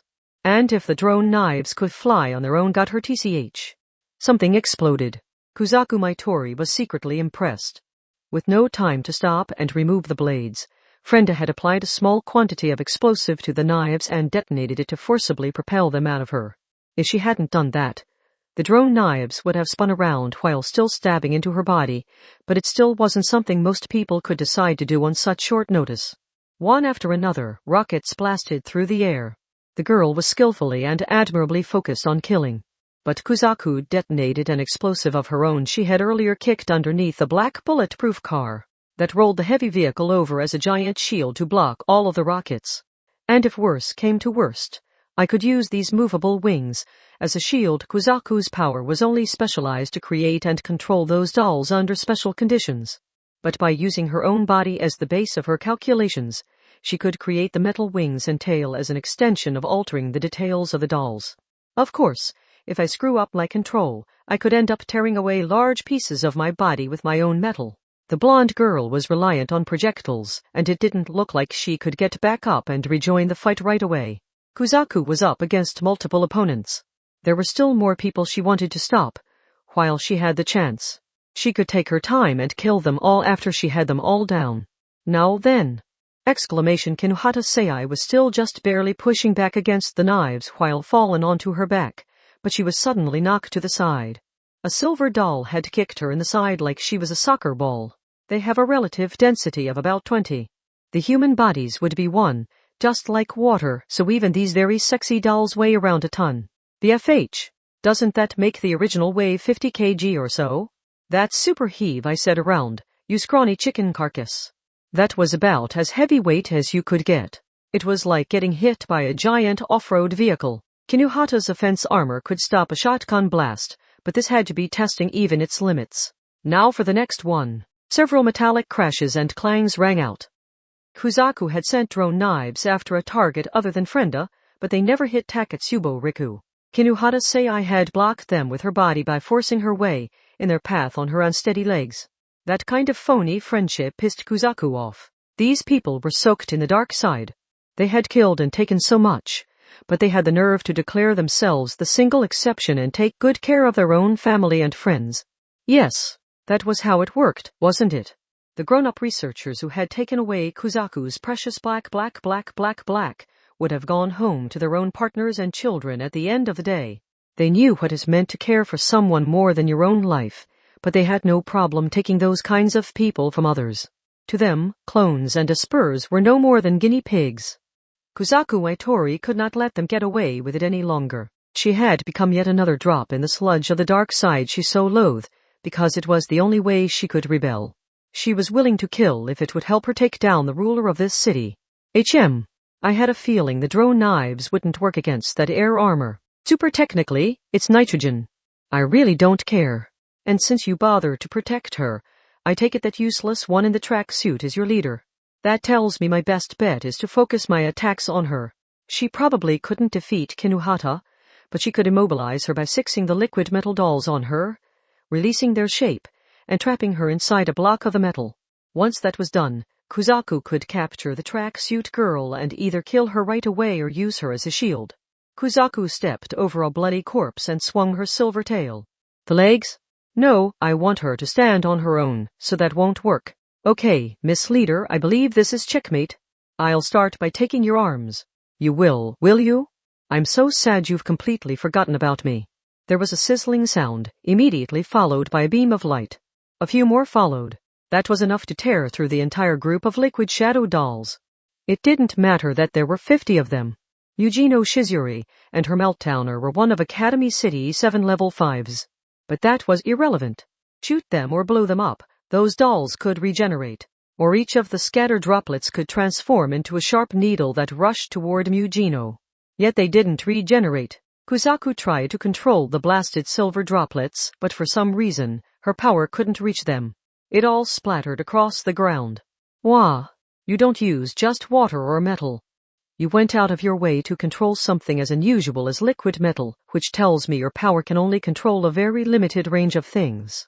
You said this was the product of high-level cushioning research, but it never caught on because a relative density of 20 was too heavy, right? I'm betting you can only control a specific metal molecule created in a factory somewhere. Yujino Shizuri gathered light in her palm and held it straight out. She was ready to fire at any moment. Then all I have to do is provide a generous injection of electrons to change its molecular structure. Ion manipulation isn't all that difficult. Mixing in various impurities on the microscopic level will make your special metal a lot lighter. It's like dropping your melty candy in the sandbox. With all that gross sand coating it, you can't eat the treat your mommy gave you. That's not possible. This is Academy City. Don't stop thinking so soon. My power is known as the atom breaker, for crying out loud. She made it sound so obvious. She wasn't even trying to brag. She was just pissed that she was being asked to give a detailed explanation of why 1 plus 1 is 2. So what? Kuzaku Maitori spread her arms wide. Her metal wings did the same. Her silver tail rose, and she shouted with a bloody corpse lying at her feet. I still have plenty more weapons waiting for me at 10,000 meters. I have a grand total of 1,000 tons. If I send it all down and make dolls from it, we'll have a real war on our hands. A scratchy groan came from Frenda, who was collapsed bloody on the ground. That had to be more than 100 large dump trucks worth. A girl weighed around 50 kg with a relative density of 1, and that metal had a relative density of 20. That meant the total amount could create 1,000 dolls. Quadruple digits. What the hell? In the end, how many secret weapons do you have? Not even an army of thousands is enough if I really want to bring down that goddamn windowless building. A deep, muddy darkness could be seen in Kuzaku Maitori's eyes. But they have other uses. High-level spurs always have to play alone, so I'll show you what a real war is like. I can defeat anyone if I crush them with superior numbers. Oh really? Mujino Shizori grinned. There's more to item than me. We're a team and we work together. That was when something stabbed Kuzaku Maitori in the flank. The corpse at her feet had stood up. No, Hanano Chaubai had been lying face down covered in blood, but she had grabbed one of the fallen drone knives and tackled Kuzaku. From close range and with no mercy. She supposedly specialized in disguise and infiltration. The voice on the phone had called her a real prize, so her skill had to be real. When she decided to attack, Kuzaku didn't have time to react with arm, leg, wing, or tail. Gah? I'm not the only one sad I'd been completely forgotten, said Mujino Shizori with a savage smile. She did not overlook the moment her opponent was immobilized. And we fight as a team. She sent out another meltdowner blast from dead head. Time seemed to resume flowing all at once. Something exploded. The scattered silver droplets became silver arrows and tore through the dust cloud as they flew horizontally toward Mujino. TCH. Mujino evaded to the side and fired more meltdowner blasts, but to no avail.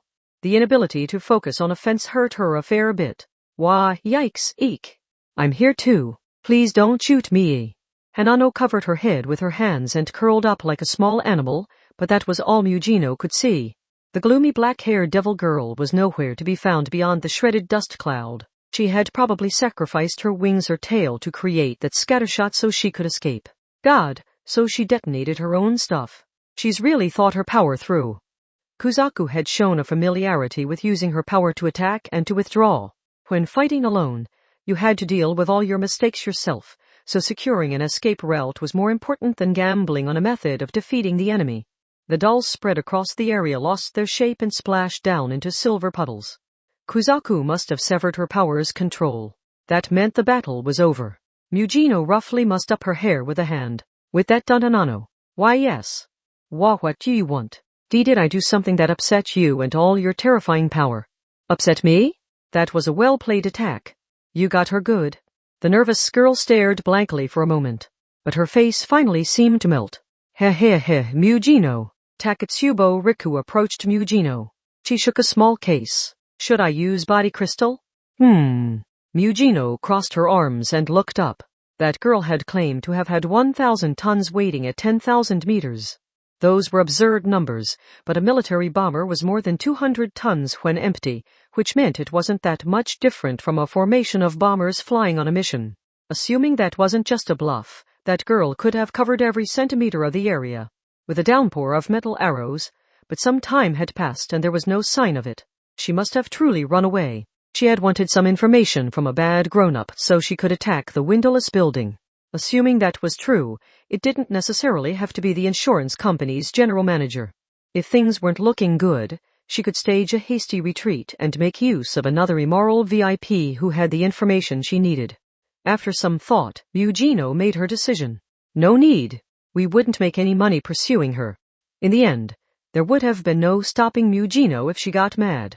I'm so glad that bloodthirsty and immature old hag managed to keep her cool this time. Frenda, if you have something to say, you'll need to speak up. But anyway, we need to deal with that general manager. Eek! All alone now, the old man had fallen on his rear. When one person had the fortune of escaping, someone else would be stuck with an equal amount of misfortune. Unfortunately, that was how the dark side worked. Part 8 items. Usual luxury limo disguised as a used studio bus had been destroyed, but they had other options. After calling a tow truck and street cleaner, both belonging to their support organization, and having the destroyed cars and bloodstains dealt with, item boarded a boxy minivan with a delinquent feel to it.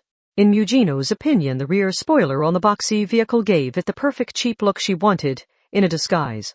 Aerodynamically, it actually increased drag, so it was more a hindrance than anything. No one on the planet would pay any attention to someone stupid enough to do that. Although if that was the driver's legitimate tastes, she would lecture them and immediately scrap the van. Hanano, what are you doing? Hurry up. Oh yes, coming.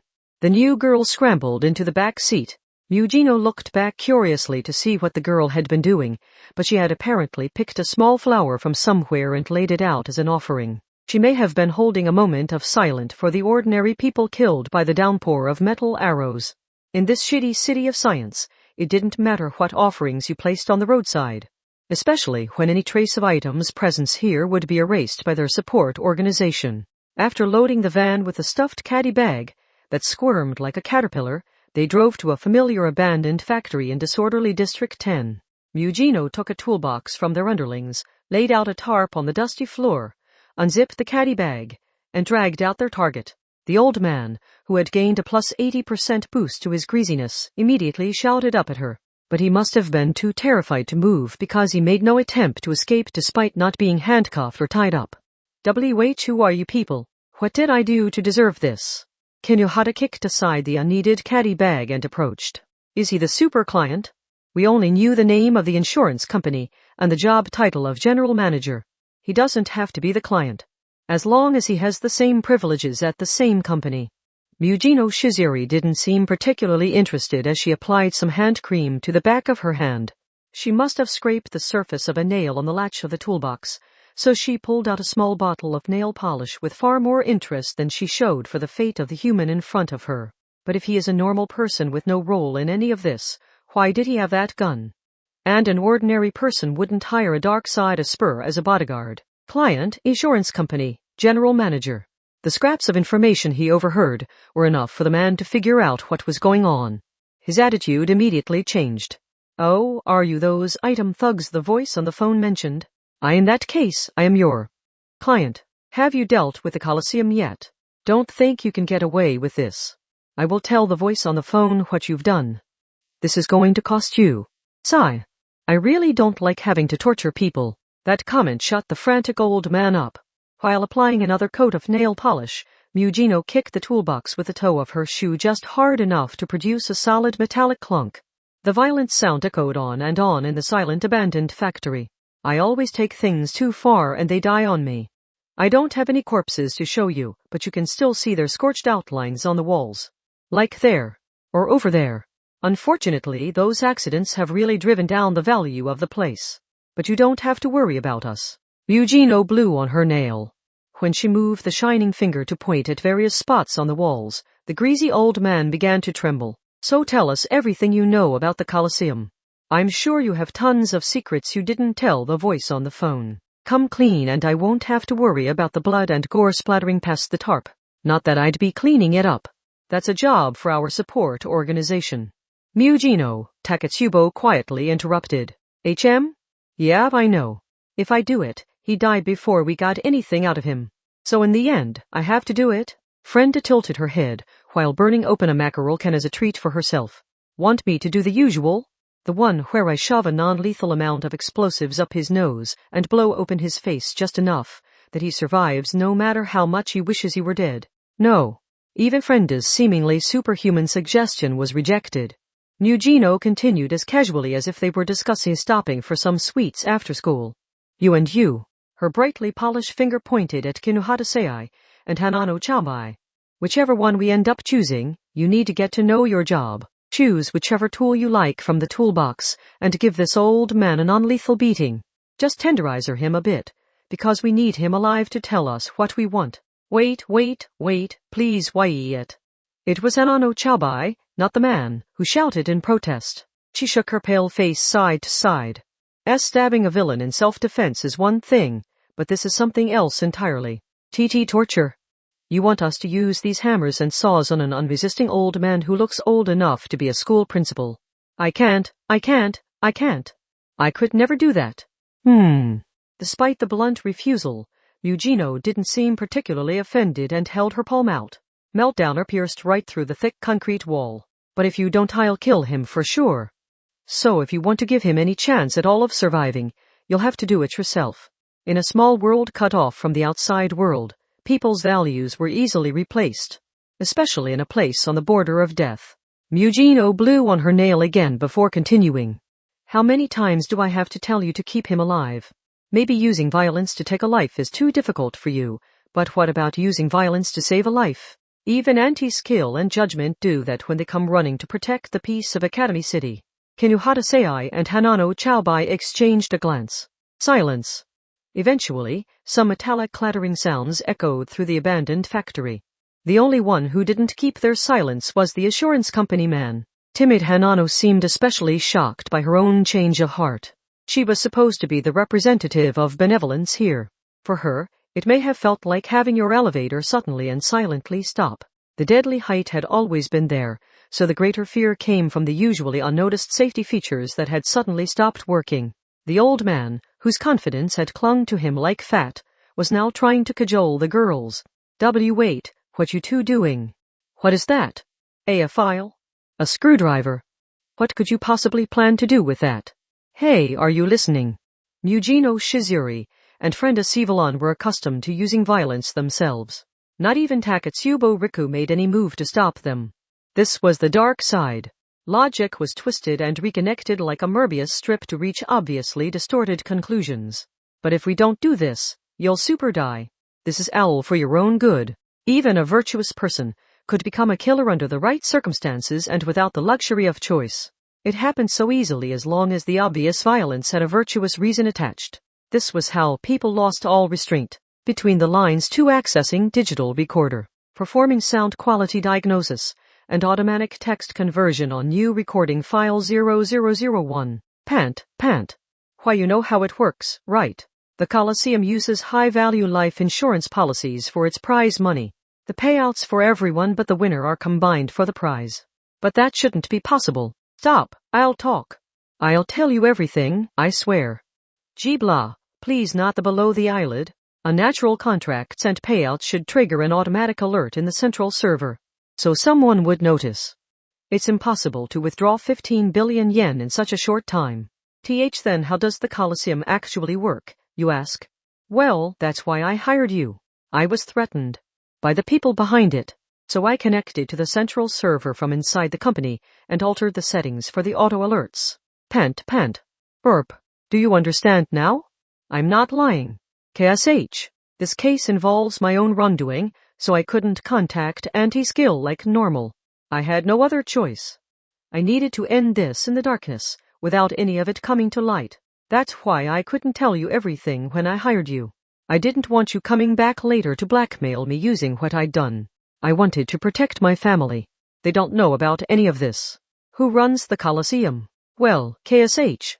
They called KSH himself. KSSHH, I KSH, T, KSSSHA Torning. The microphone is too close. The recording targets breaths, rustling clothing, and other sounds are too loud. However, modifying the recording file could affect its validity as evidence. Create new copy and use a noise reduction program. Y/N Chapter 2 Coliseum Part 1 July 7, 9 a.m. Hore for laziness Eugino Shizuri was still lying in her large bed well after students and workers alike had gotten going. And for some reason, Takatsubo was in bed with her. The negligee girl sleepily rubbed her eye. Why are you in here? There weren't enough beds. Takatsubo's blank expression was as unchanged as her outfit. She wore her track suit at home, when going out, and even when sleeping. With 2 extra members all of a sudden, the room allotments are a mess. And right when we can't access our money. You said we wouldn't be able to buy new furniture for a while, remember? Maybe she had said that. That didn't seem like reason enough to climb into bed with her, but this could be solved by making beds for the 2 newcomers from a sofa or yoga mat or something. And didn't you say you were going for an early morning jog before it got too hot? Maybe you haven't noticed, but this is the 3rd time I've woken you. The sun is already pretty high in the sky. Sure enough, she heard a clattering noise from the various small items Takatsubo had in her pink track jacket's pocket, rolling over like they had to hurt, making it hard to sleep. Ugh, but I'm still tired. Besides, it's already too late to jog today. It's not the end of the world, so I can start jogging tomorrow. Last night, you said to make you get up even if I had to spank you. Here, I recorded you saying it on this voice recorder. So what will it be? Do I have to spank you? Curse my past self for being so thorough. The negligee girl made a highly unscientific complaint and crawled out of bed. She opened the bedroom door and entered the large living room just in time to see something green swaying in front of her. They were in an apartment, but Frenda Sivalon was crossing the living room carrying a giant bamboo over her shoulder. But not because she had a new pet panda. Tanabata is Tanabata the apartment's decorative plants, tropical fish tank, and such were managed by a rental company and were replaced quite frequently, but Frenda had still stuck the bottom of some bamboo into a giant pot of moth orchids. And some red, blue, and green decorations were attached among the bamboo leaves. This wasn't a school or shopping district, so it seemed unlikely individuals had attached all of those tanzaku. Frenda was apparently confusing the Tanabata bamboo with a Christmas tree. There were far fewer tanzaku than other decorations, and one of them said the following: "Don't let anyone on item get hurt. Oh, and I want money, status, fame, time off, popularity, and friends. As much as I can get." Frenda Sivalon Mugino held a hand to her drowsy head and sighed. "What are you doing? This is supposed to be a city of science. Mugino, what do you do with that afterwards? I doubt you can put it out with the normal trash." Why would she know the rules of some silly superstition? After taking a shower, Mugino changed into a tank top and long bike shorts to exercise in. Her sneakers were an expensive shock-absorbing model. Then she grabbed her music player. No, today she went for her folding handheld 3D game console. Frenda had said it worked too. The movement of jogging seemed like it would dislodge wireless earphones, so she decided the wired type was safer. She wasn't picky about sound quality, but she had gotten the kind with pure gold wires anyway. Takatsubo was the endorsee type despite wearing a tracksuit year-round, so she had no intention of joining Mugino. She was staring at the canine pet robots bumping into each other and having a turf war. Frenda what was she doing? She was at the table with a notebook open and looked delighted. It may have been the finance book for managing their evil team. And yet she was the one wasting money on decorations like that bamboo. Mugino ended up riding the elevator down to ground level on her own. The lower floors contained a shopping mall full of luxury brand shops. As soon as she walked out of the automatic door and lost the blessing of the air conditioning, an invisible wave of heat radiating from the pavement hit her right in the face. This summer heat really makes me hate my own legs. Yet another thing I can blame on eating bread. Really, the wheat culture is to blame. The Japanese digestive system wasn't made for Western food. The 15 Bells complex was something like a small amusement park, so jogging the perimeter made for a decent distance. Mugino decided to expand the area she covered in something like a spiral after one lap. She put her earphones in. Once she got started, jogging was easy enough. Mugino was an expert at being lazy, but she had more than enough stamina. And as she jogged, it became very clear that today was July 7, Tanabata. Event advertisement flags were set up like streetlights on either side of the major street, and the weather forecast provided by the large screen on the belly of a blimp also had a predicted arrival time for some meteor shower or another. 4 or 5 high school girls were sticking quite close together on the sidewalk, but rather than some girl-on-girl flirting, one of them appeared to have a cooling power. Mugino was jealous. That girl had to be like a seaside restaurant, popular in the summer but forgotten in the winter. As Mugino passed them, the earphones attached to the folding game console did not play a fitness rhythm or the voice of an automatic advice mode. It played some data recorded as videos. The Colosseum? We've been pursuing it too, but no luck so far. Several times now, one of our people goes missing and turns up a few days later as a pummeled corpse. These are people who can't return to their dorm and have nowhere left to turn. How do you get such a valuable insurance policy on someone like that? My name is Kamaber Ritoku. Contact me if you learn anything. I'll buy any data you have with cash. I want to settle the score myself if possible. Sorry, young lady. I appreciate the Musashino milk, but I really don't know anything about the Colosseum. For better or for worse, I'm keeping my hands off that one. I've told my entire team to do the same, so I couldn't tell you what's going on there now. What's that? You thought Big Spider was led by a guy called Kazuma? It's probably best if you go on believing that. I can't concentrate on this while running, mostly because it's too damn hot. The fundamental problem was Mugino oversleeping. She knew nothing was going to come of this, but she still replayed the footage several times, focusing on the people's breathing and word choices to try and see if they were lying. Their quality is about as low as it gets, but they do have numbers. And because they're weak, they know how to take advantage of their location. That means they'll be monitoring every last nook and cranny of the back alleys. So if those skill-out teams haven't seen anything, where could the Colosseum be holding their deadly matches? And if it's true they use a different location each time, do they follow some kind of pattern? They had hit a decent obstacle even for Mugino. For one thing, this kind of investigation and pursuit wasn't supposed to be Item's job. They preferred jobs where they were given their target's location on a map. Mugino turned a corner while glancing over at a luxury department store bag abandoned in the gap between two shrubs growing on the side of the road. Then someone caught up to her from behind. No, the person came up alongside her. Super good morning. It was Kinuhata Sei. The external voice triggered the earphone's accident prevention feature, automatically lowering the volume. Kinuhata was not out of breath as she ran. Mugino wanted to stay in the shade of the roadside trees or pass through the cool mist shower to fight the summer heat, but Kinuhata stole that position. Kinuhata had already jogged several laps more than Mugino, and she looked like she could keep going just fine. Mugino and Frenda were decent fighters, but in a pure fistfight, this small girl had to be even better. But that didn't really matter. The dark side was especially irritating, because you needed more than that. Mugino removed one of her earphones without slowing her pace.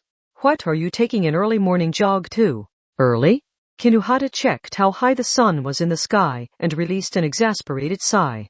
I've been watching movies at the theater at the bottom of our building. 7 in a row. I started yesterday, so I'm super stiff and thought I should loosen up before getting some sleep. Movies, huh? Don't we have a home theater system in our room?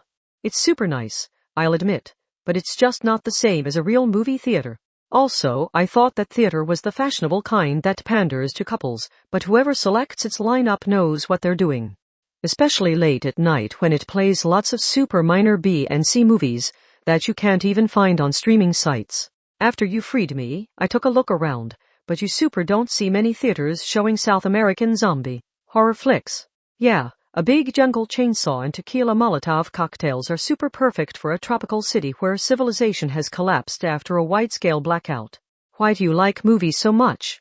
There wasn't much in the way of entertainment when I was confined in that lab. I think they were super scared we'd kill someone if we had any toys. All they did was gather the subjects in a white room and super project the movie on a screen meant for presentations, but it stuck with me. Of course, super who knows what kind of subliminal messages and ultra-low frequency sounds they were including in those. That explained it. Those people imprisoned children, tested risky drugs on them, and gave them brainwashing movies as their only form of entertainment. The fact that she wasn't disturbed by this proved to Mugino that she really was part of the dark side. Her only real thought was sounds about right. In dark side terms, she gave it 50 points. So exactly average. Even the dangerous people who caused enough trouble to get expelled from school wanted nothing to do with the dark side. You couldn't let every little thing surprise you. Wait, so when we went down to receive data on this job, yes. As you've super guessed already, that was my first time in a real movie theater, something I'd always wanted to see. It was super weird doing it to see the data we would need to kill some super idiot, though. Sorry about that. Kinuhata sounded blue, but Mugino's response had no real emotion behind it. Was that experience like fulfilling your lifelong dream of visiting Italy and being served awful pasta on the plane trip there? And did you find a new part-time job too? Kinuhata fell silent. Mugino fanned her face with a hand while focusing on the rhythm of her jogging. It's not an accusation. You're allowed to have a side job. I believe Frenda heads out on forensics jobs sometimes. Forensics? Oh, she's a super expert with bombs, isn't she? It's less about the explosives and more about the chemistry knowledge. Of course, she isn't helping investigations trying to hunt down the bad guy. It's more like she helps people know who to take revenge on for killing their buddy. Their conversation continued as they jogged, but if you are going to make drop-offs, you can't leave the bag in such an obvious location. You'll get complaints if the goods don't reach their destination, because someone else found it and took it away. By which I mean the client will send someone after you to reclaim their payment. I think this client super wanted it to be found. They want to update the outdated criminal infrastructure. So they super want an accident with some convincing item. I see. The dark side had its own etiquette. They were all criminals who broke national laws and city regulations, but they could be picky about such things. Super more importantly, what about Hanano Chaobai-san? Her investigation should be done soon. Part 2 District 7. A large outdoor space was lined with what looked like long shipping containers, but they were actually model rooms for a variety of different styles of studio apartment. But these were meant for landlords and building managers, not for residents. The rooms were created with hive construction. The rooms themselves were made whole in a single factory using a special industrial 3D printer. A jungle gym-like framework of beams was created first, and then the boxy rooms could be inserted like drawers to create an entire apartment building. If the suicide or murder of a resident threatened to lower the value, the entire room could be removed and swapped out for a new one, so hive construction was gathering a lot of attention in Academy City for the possibility of removing some of the risk from real estate. However, there was one sample room where it wasn't clear which construction company had the key to its lock. I'm back. After inserting 2 keys and opening the front door, Hanano Chaobai found a few chairs, a wall-sized mirror, lighting equipment, an industrial dryer, and more. It looked something like a beauty parlor, but some might have recognized it as closer to a TV studio's dressing room, where a stylist worked. In other words, you could sleep there if you wanted, but it didn't look lived in. Also, a mountain of plastic clothing cases was stacked up by the wall. Wigs, hair extensions, color contacts, false eyelashes, double eyelid gel, mouthpieces, foundation, etc. There was even a selection of implants, artificial bones, silicone artificial breast bags, and other things that should need surgery to make use of.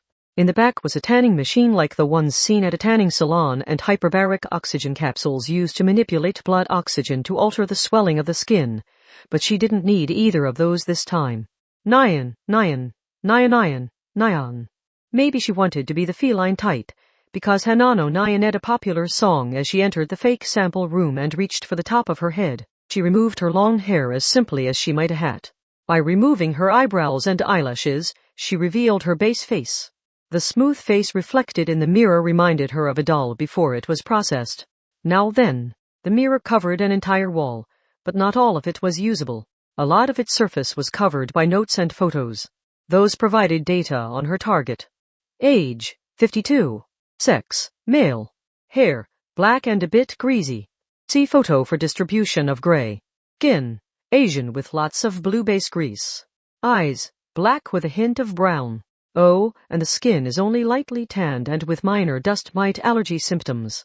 Should I adjust the skin to be a bit rougher? Hanano's specialty was disguise and infiltration. The quality of her disguise was dependent on the amount of data she had on her target. This time, she had spent an entire week gathering that data herself, so she was confident she could give herself the same fingerprints, teeth shape, eyes, blood type, and scent as him. Once she was in disguise, not even the target's parents or a police dog would notice anything was amiss. And like in this case, sex and age were no obstacle. After applying some makeup, she looked into the mirror to see an old man who would look at home in a fancy suit. The process wasn't complete, so her face had swollen out to the appropriate size, but everything below remained that of a girl. Oops! Hanano Chaobai's fingers touched a rectangular box on the table, but she quickly pulled her hand back. She may have subconsciously wanted some refreshing menthol since it was summer, but these were flavored cigarettes. This target was a non-smoker, so the smell of nicotine or tar would stand out. If she had carelessly smoked one, she would have had to start over from the beginning. That had been much too close. I can buy some scentless tablets later on. Language, standard Japanese with a hint of an HI accent. Dry eyes and symptoms of neck and shoulder stiffness. Places his weight on his right leg when standing and dislikes having people stand on his left side.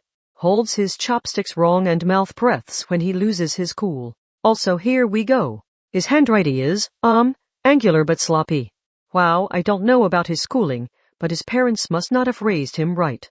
He doesn't just confuse 2 and 2, but 2 as well. Her voice grew lower and deeper as she spoke. Her weight and body type had already been transformed. Throw out your morals and rely on technology and anyone could transform. No supernatural powers necessary. From head to toe, she had become the broad-shouldered insurance company general manager and spoke with the deep voice to match. Sigh. If only I had a friend who would do magical-powered Kanman cosplay with me. Part 3. It was a simple matter. I asked around the sketchy people who know the back alleys, but none of them had any information on the Coliseum. That leaves the insurance company general manager as our only source of hints.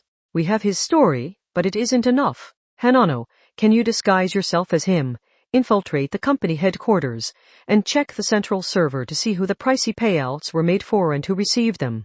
Hacking in from outside is apparently too difficult.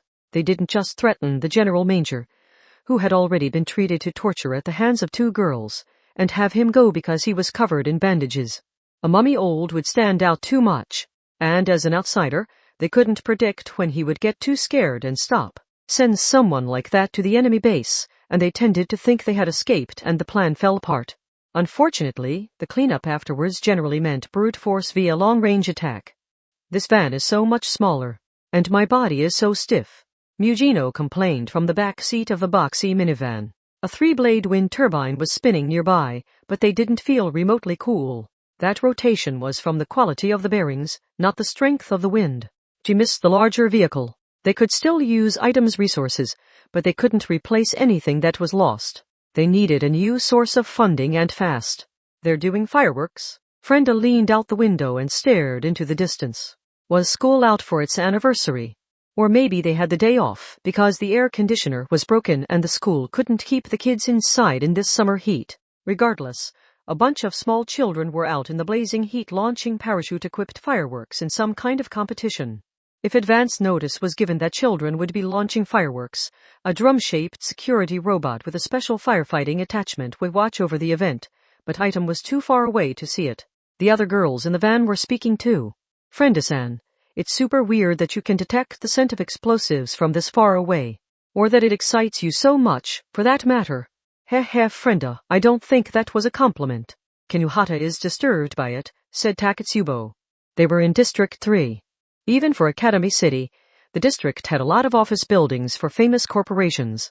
Since the children were playing here, their local park may have been taken over by bullies. The insurance company headquarters, a giant skyscraper, was also visible from here. Item was keeping enough distance that the company's security team wouldn't get suspicious. So, Mugino, are you sure the newbie can do this? We're talking about a company full of old men.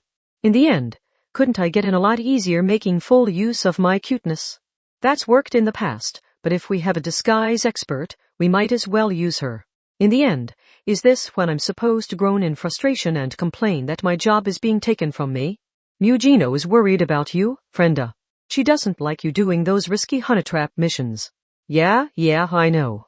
But I don't let them lay a single finger on me when I'm controlling them. In the end, the trick to luring them in is to make sure they just barely can't see what they want. Frenda pouted her lips. What it was she knew was probably something only she could know. And she seemed to be ignoring the level 0 newcomer and glaring more at the tracksuit girl who had taken up the position of the wife, who knew everything about Mugino. Ooh, the elderly general manager was starting to get nervous and even whined like a small animal with the deep old man voice. Everyone watching had their brains rattled and had to question their understanding of the world.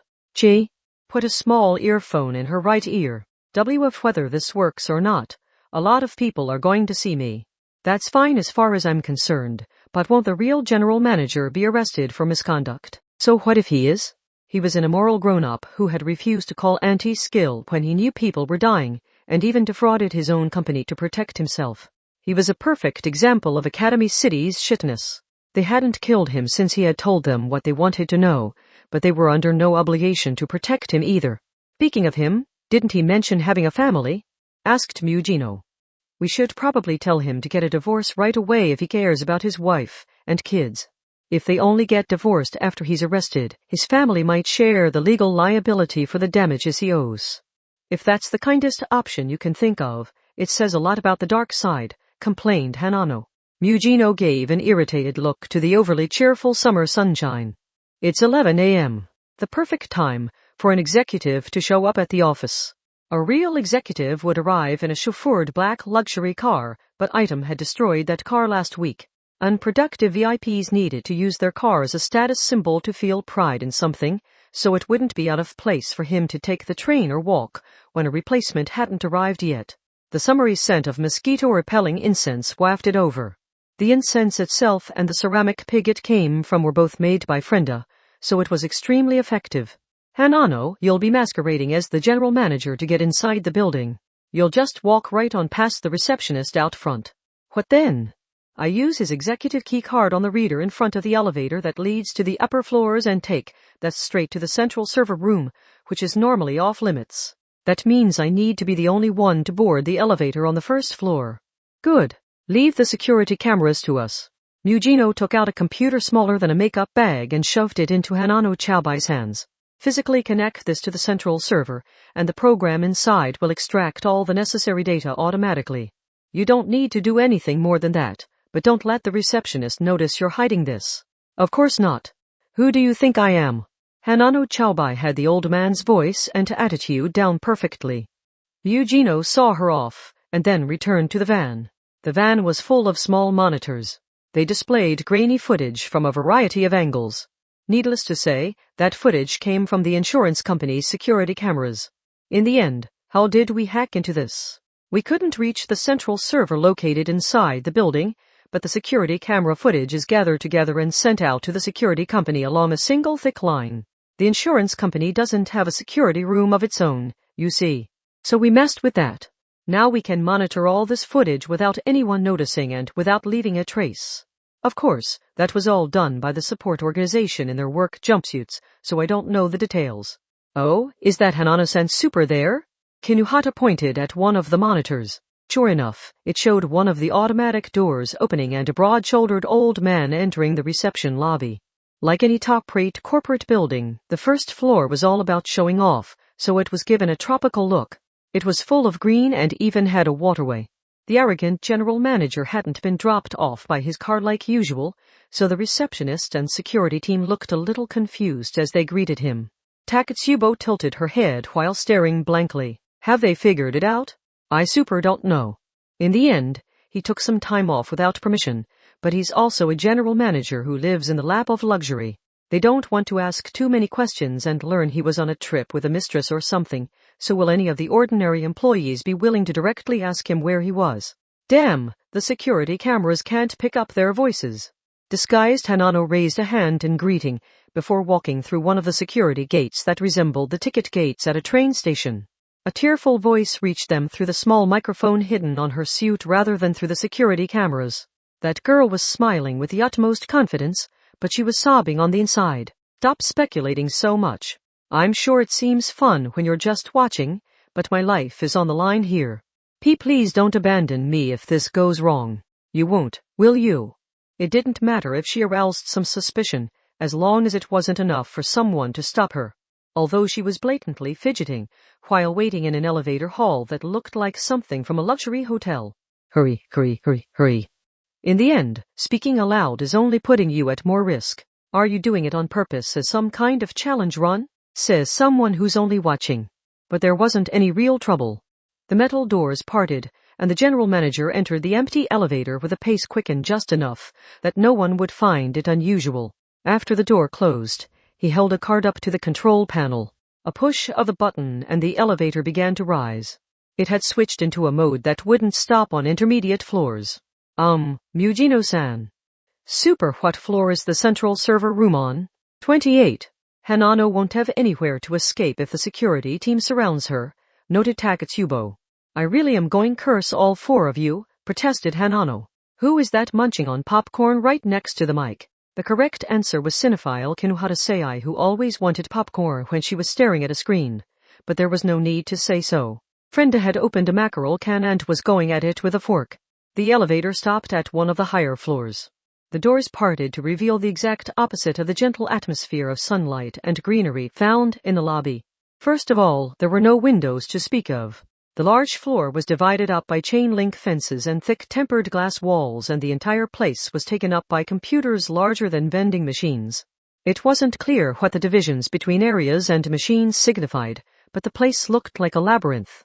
Hanano trembled, walked pigeon-toed, and held her shoulders all with the old man look, so the temperature may have been well below standard room temperature. This is the central server room. She could already see the server machines. They were everywhere here on the 28th floor, but she couldn't actually touch them with the labyrinth of chain-link fences and glass walls in the way. She would need to unlock the door in the fence to get through. Of course, Hanano would have already prepared to do just that. However, it won't open. She had sounded nervous before, but now her tone of voice rose even further. With no one else around, she didn't bother hiding the hesitation in her wandering hands. I don't believe it. How is this happening? The fence door in the central server room won't open. What does that mean? Didn't you spend an entire week checking over everything from the general manager's fingerprints to his irises, including every little idiosyncrasy he has? That week was the problem. It looks like they changed the door's passcode each week, so his information from July 1 isn't good anymore.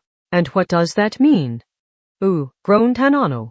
Mugino had repeated the same words, but her sizzling displeasure had been hard to miss. They couldn't have Hanano remaining silent during a mission, so Mugino compromised by speaking first. Do you have any tricks you can use? Sure, if there was an emergency. For example, in an earthquake powerful enough to possibly bring the building down, all the locks are set to automatically release to ensure no one is trapped. You don't say? Frenda had known Mugino long enough to put down her mackerel can, grab blankly staring Takatsubo, and scoot away from Mugino. Kinuhata was still new to this, so she only tilted her head with her big tub of popcorn. Hanano Chaubai was also new, so she failed to see the danger of her comment. Don't run away, Frenda. Use those goggles of yours. Ugh. No stopping you, huh? Fine, fine. In the end, I'll support you. That was all Mugino had to hear before she smiled thinly and took action. She reached a hand out the car window, and she fired Meltdowner at the very center of the distant skyscraper. Part 4 Jaya. Hanano Chaubai forgot all about acting and screamed for real. Not that anyone would have found it unusual given the circumstances. A sharp tremor shook the giant building vertically, the tempered glass shattered, all the fire alarms went off, and a recorded female voice urged everyone to evacuate. The blast hadn't hit this floor, but her life was still at risk. The building was made of tens of thousands of tons of reinforced concrete, but it might as well have been a shaky suspension bridge. Mugino could have brought the entire skyscraper down with ease if she wanted to. What? What did you just do? You said the locks would release in an emergency, right? So I figured it would be faster to make our own. Don't worry. I had Frenda monitoring the electromagnetism produced by human bodies, so I only took out a big conference room no one was using. One less budget item for them to worry about, really. This building isn't part of the dark side. Cause a scene like this and the dark side's bane will notice. Once that #6 is after us, we'll vanish without a trace in some back alley or another. The diligent small animal of a girl slumped her shoulders when she belatedly realized she had become the kind of person who put her guard up when she saw a hero. Meanwhile, Mugino Shizori's voice couldn't have been more carefree, which probably meant she was the kind of person who could slaughter people while perfectly relaxed. Get a move on, Hanano. Or is the door still not open? How many more times do I have to blast that building? Should I target a load-bearing column next? Or maybe the base isolators? Give the word and they're gone. No need. The door's open. That worked fine, so thank you for the very useful support. That kaiju girl. Hanano shouted tearfully and opened the unlocked fence door. She pulled the miniature computer from her pocket, connected a cable to it, and connected the other end to one of the server machines.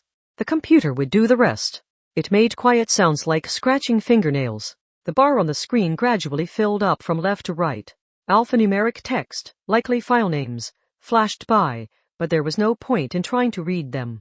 A wired connection was best when dealing with so much data. Copying the files was nerve-wracking enough without knowing the wireless connection could break at any moment.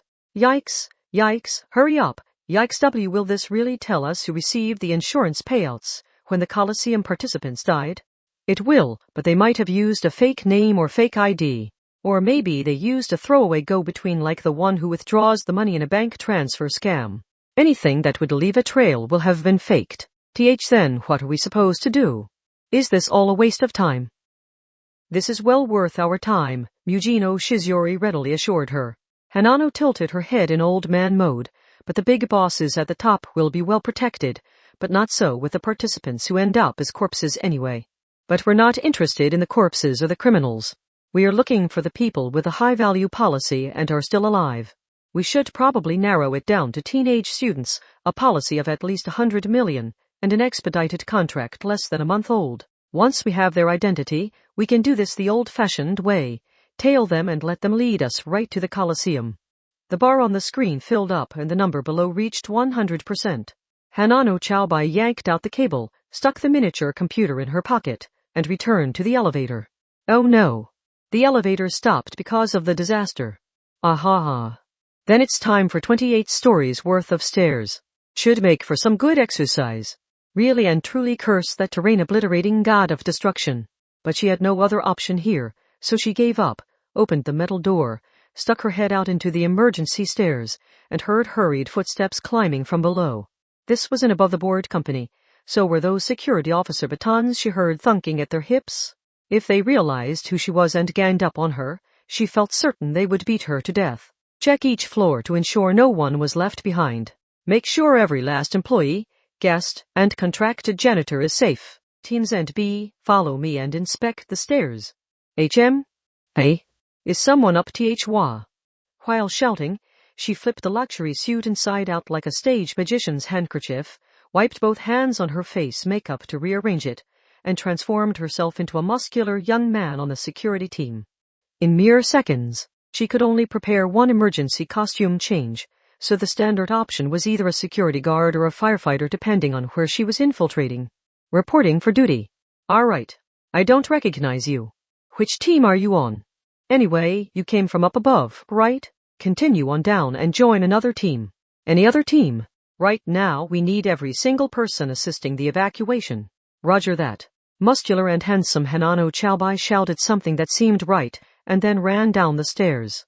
A predetermined plan alone was not enough to fool people. Going with the flow and ad-libbing could be surprisingly useful. Of course, you would run into trouble if you relied entirely on ad-libbing. And no living thing would run around quite as actively as a cornered chicken. Ugh, those 28 floors are going to have me sweating. That's like descending a small mountain. Let's hope my makeup doesn't come off. Hanano, we're still monitoring you via the cameras after your face change, so don't worry. And if you want a shortcut down, keep your eye on the wall to your right. She didn't even have time to look that way. The concrete wall broke through from the outside and a slender hand appeared. Kinuhata Sei had quickly and powerfully climbed 28 floors up the building's wall, and now she grabbed security guard Hanano Chaobai by the collar. Wait, but hey, what are you doing? It was Super You who told us not to abandon you if things went wrong. Then the two of them dove down from that high floor. Jie, don't worry. My offense armor will act as a cushion, so we won't die when we super hit the ground. Part 5 finally. It's already midday. How did it take you that long to escape one little building? Huff, puff. SHE really is in full dominatrix mode, isn't she? Mugino held out a hand in a give-it-here gesture. Hanano wiped the makeup from her face to return to her puppyish self before handing the miniature computer to Mugino. She was irritated and wanted to look cool by tossing it over, but after going through all that, she was terrified of dropping and breaking it. Mugino looked satisfied as she accepted the computer. After grabbing some lunch, we can check inside this and start tracking one of the participants. Shouldn't we be running away? I can see the building from here and wow, there's a giant hole in the center. After yanking Hanano inside the van, item left. Wait. Are you really asking me to change inside this cramped van? I have to strip down while the rest of you watch. Don't worry, Hanano. I'm rooting for you. You busty tracksuit girl. What part of me were you looking at when you made that pitying comment? Hanano tearfully complained, but she must not have wanted to remain in the security uniform that smelt like male sweat, because she had designed it to do so. The rustling of cloth filled the van for a while. Anyway, next on the agenda was lunch. Frenda knew how to access a wealth of information on her phone, and she learned of a good restaurant frequented by District 3 elite office workers. After driving to the center of the district, they left the van behind and walked the rest of the way. Frenda spotted something on the way. Neat. In the end, of course, a Salariment district would have miniskirt ladies handing out cans of beer. That sign calls them bar girls. What does that mean? Takatsubo tilted her blankly staring head. The bar girls were apparently advertising a new seasonal craft beer. But none of the officer workers in suits could drink beer in the middle of the day, so it seemed like they would have a hard time selling every can. Mugino, though they would have better luck in District 5 with all its college students ready to party on Tanabata. Mugino had also wondered what hidden gem of a restaurant Frenda had discovered, but it was a fairly large Chinese restaurant that shared a giant building with an electronics store. It's normal. It's so normal I'm about ready to punch Frenda. No one here has time to wait in a long line, so any place that gets super lots of 5-star ratings will be one with a super lot of seating and decent enough food. This place is as super big as a parking garage. The 5 girls found a seat at a table in the back. Was it a dark side habit to prefer the seat closest to the emergency exit? Or if that wasn't available, one by a window? I'm going to get the vegetable gyoza meal with no garlic. It's a good basic dish to super test the quality of the cooking. What about you, Takatsubo-san? This. Oh. In the end, they're already serving the chilled noodles. I'll get that too, but with sesame sauce. It sure is summer, and I hate it. Mugino never passed up a chance to complain about wheat, and she apparently went for the rice dishes as a result. She ordered the seafood fried rice with pancake sauce. Based on the photo in the menu, it had something extremely greasy poured on top. It had to be a giant mass of calories. The day she had slim legs was still a long way off, although anyone foolish enough to say that aloud would have an instant 50% reduction in weight when their upper half was vaporized. The restaurant was meant to get office workers in and out during their limited lunch break, so the young part-timer in a mini china dress had their order out in no time. Takatsubo stared blankly at the food. They're gyozas, but they're green. Kinohata, you should eat more meat. I don't need your criticism. What are you, a super old man? But you won't grow otherwise. Are you picking a goddamn fight with me while you waste your own super boobs by covering them up with that lame-ass tracksuit? The growing girl who channeled the #1 when she got mad had to be calmed by friendly Frenda. Phew, Hanano's body was demanding something unhealthy after the exhaustion of the previous job, so she nervously pulled in her bowl of stir-fried meat and vegetables that looked heavily seasoned. On the dark side, you could get your hands on a variety of pills or even a mysterious stamp that made sounds quite colorful when you placed it below your tongue, but this was the limit of unhealthy that petty bourgeoisie was willing to go for. Today's Tanabata, isn't it? Oh, this ordinary free ice water is soaking into my soul. Which one is Tanabata again? The one with the pandas and lots of firecrackers. Takatsubo-san, I think you're super confusing it with Chinese New Year. Kinohata looked kind of smug, but you wouldn't see pandas on the streets of China even when celebrating the Lunar New Year. What Asian movie had she seen? Hanano, you should put this shichimi tabarashi on your stir-fry. You're in the mood for something strong, aren't you? Suggested Takatsubo. That sounds good, but it would make fixing my face harder, so I'll pass. Spicy foods making your lips swell isn't just a thing from gagged manga.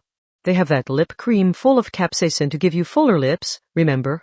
Hanano, stop recommending it to me because you think that sounds funny. All of their food was good, but only good. The secret to the flavor was probably tubs of dashi from a factory in District 4. If this place was getting 5-star ratings, perhaps office workers thought it was a virtue to have no sense of adventure. That was the opposite of Item's way of life. Mugino pulled out the miniature computer. Frenda. Just one, okay. Please, Takatsubo. In the end, a bite of my almond jelly for one of your sesame dumplings isn't a bad trade at all. So please. Oh, what did you want, Mugino? You've been watching the Coliseum online, right? When does today's match begin? The morning event should be over already. In the end, the next soonest would be the one that starts at 8 this evening. I remember the time, because I tended to watch the killing while eating dinner in my room. That's super prime time. Are the managers intentionally aiming for mealtime when people are relaxing with their families? Ugh. Hanano paled and shrank down in her seat, but that was nothing as far as dark side tastes went. Mugino didn't seem interested in that part at all. Damn, and it's only 1 in the afternoon. Then there's no point in pursuing one of the living contestants now. We can take our time and begin our pursuit at around 5. Part 6. Beep, beep, beep, rang a mechanical alarm. Katie Frenda wore baggy costume pajamas as she reached a slender arm out from bed, couldn't reach, and had to forcibly extend her back to finally grab her phone from the bedside table. Ugh, groaned another girl in the same bed as her.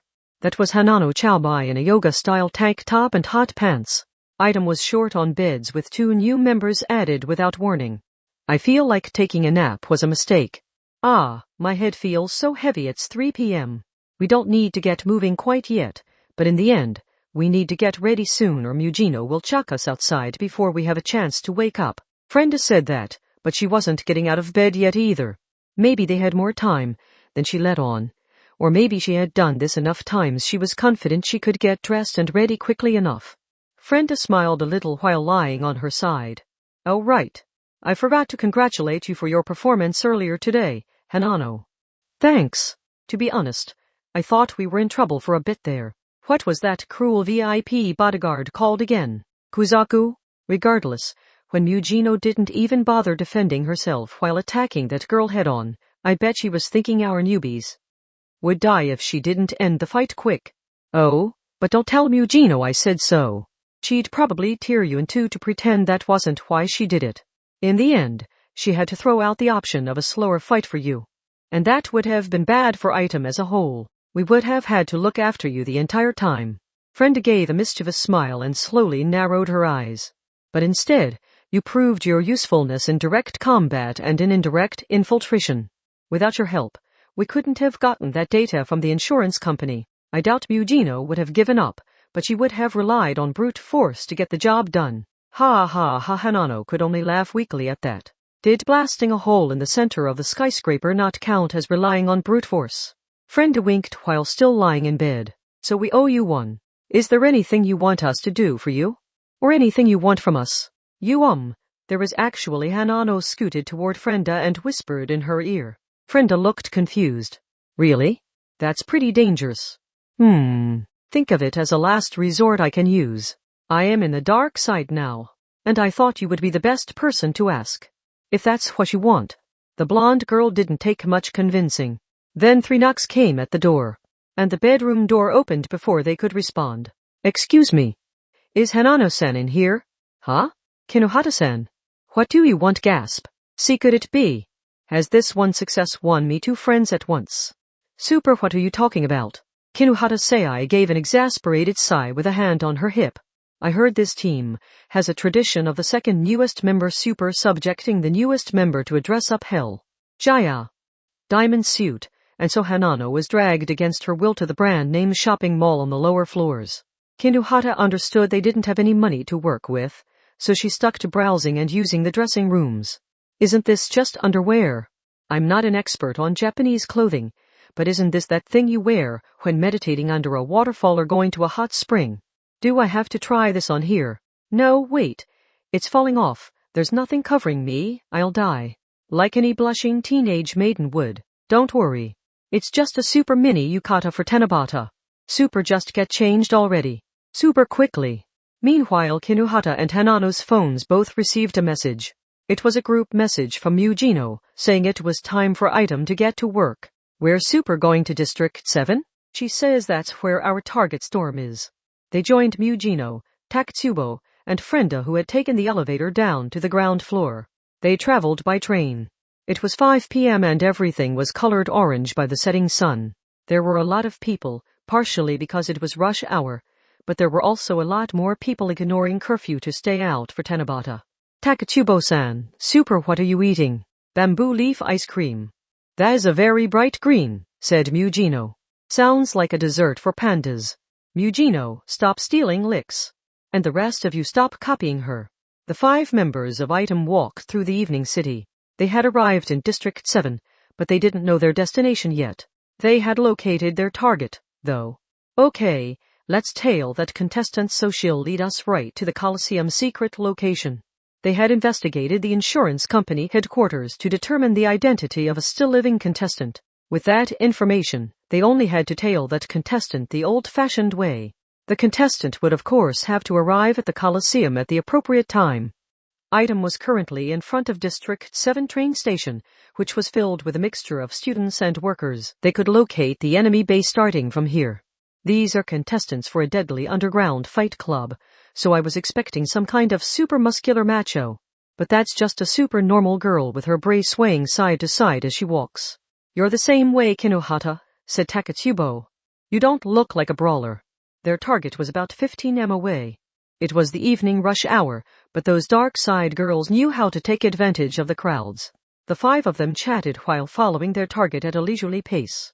Hey, are you sure this is a good idea? Asked Tanano. What if they strike back in a way we never would have expected? I mean, anything goes on the dark side, right? And there are stories of people seeing a giant dragon at night recently. Ah. In the end, nothing like that's going to happen. And should we really be following her so closely? I feel like she would see us if she happened to look back. It doesn't matter if she does see us. Why would she peg us as suspicious in this crowd? In the end, sending out a UAV or something would be a lot more conspicuous. The traditional methods are more convenient for tailing people. Mujino. No response. A convenience store had a simple table set up outside to sell bentos to the people here for the Tanabata event. Food that had been sitting outside in this heat seemed questionable, though. And Mujino Shizuri was entranced by something there. Her shoulders were even trembling. W8, that generous serving of salmon only has 400 calories. You have to be kidding me. This is a revolution. I knew rice was the way to go. Mujino 400 calories for a meal doesn't seem all that unusual to me. Super, how much do you usually eat? The best part of a bento was the ability to walk around while eating it. Just like using your phone while walking, it wasn't recommended you do so, but the item girls weren't known for their manners. Here. In the end, I'll take our photo. Wait, why are you taking selfies while we tail someone, friend-san? Because we're tailing someone. It would look weird for a group of 4 or 5 girls to not do anything with their phones.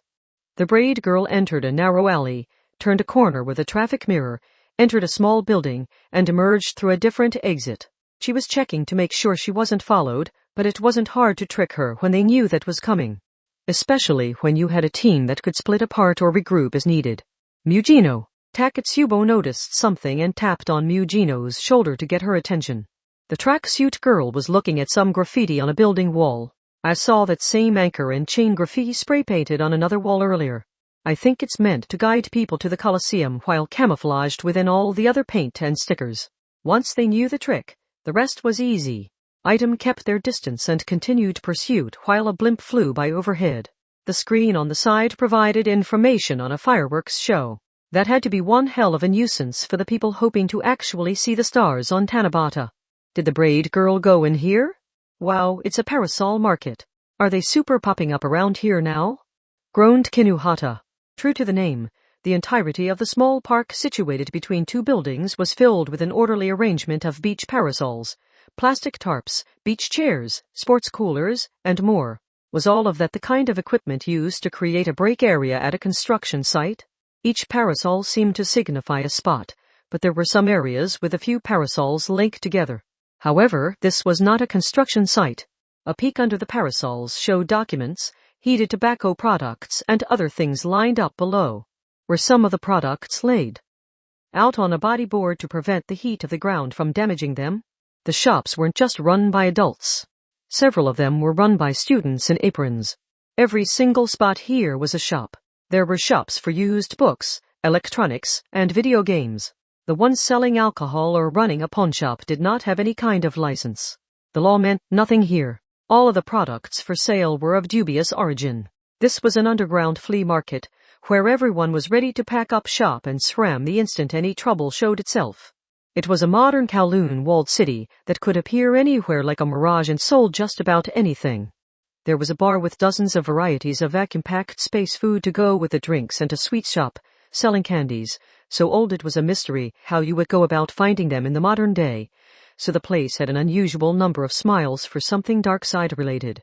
Kinuhata looked at some cubes of meat sizzling on a hot plate that had toothpicks sticking into them like the samples at the supermarket. Huh? Super, how do they have pricey Wagyu steak here? Check the price tag. That's imitation meat made from soy and lard, Kinuhata. That would have been plenty cheap and delicious as long as it was made clear what it was to begin with. That sort of product only had such a bad reputation because people tried to hide that it wasn't real meat. They were also selling takoyaki with no octopus and a tuna bowl made with a mystery deep sea fish. but the people swaying unsteadily with a beer mug in hand at this hour probably weren't too concerned about the flavor. This wasn't a beach, so how did they have those beach parasols in place? It turned out they had used a special tool to open thumb-sized holes in the ground. Lots of them. Maybe it was to set up a grid for the shops, or maybe whoever had done it was showing off what they could do. Hanano nervously checked one of the shops. While the dark side really is incredible to have a dungeon like this. Eh? But this used bookshop, I don't believe it. Is that you, Masuna Seru's makeup guide? Ha ha. But that was banned from all the stores, physical and digital, after she was arrested. Hanano, the newcomer, was extremely satisfied after paying in cash for a full-color book that looked like a pocket-sized illustrated encyclopedia, so Takatsubo had to grab her hand and hurry her along. Otherwise, the girl was liable to start searching through all the new cosmetics that weren't supposed to go on sale until the fall. Mugino scoffed at the entire scene around them. This is only the very surface level of the dark side, home to all sorts of thugs. For the braid girl, this had to be a way of ensuring she wasn't being followed. If anti-skill or judgment took a step inside this market, everyone here would notice immediately, even if they were in plainclothes, and the market would scatter. But that trick didn't work when she was being tailed by other dark side members. It looked like the braid girl was heading straight to her destination after passing through the Parasol Street. It was July 7, so the city was as much of a heat island as ever. Maybe she wanted to avoid staying outside, where the heat shimmered up from the asphalt, but she clearly wasn't focused enough. She was more focused on the shaved ice, with chocolate sauce, and vanilla ice cream she had bought at a food truck, than she was on any surrounding threats. Mugino commented, while watching the girl through the reflection in the clear plastic cover of the drink vending machine she was facing. She fixed her hair and clothes before heading in there. She must want to look her best for whoever's inside. I'm betting that's the Colosseum. I super didn't expect this. Isn't that a library?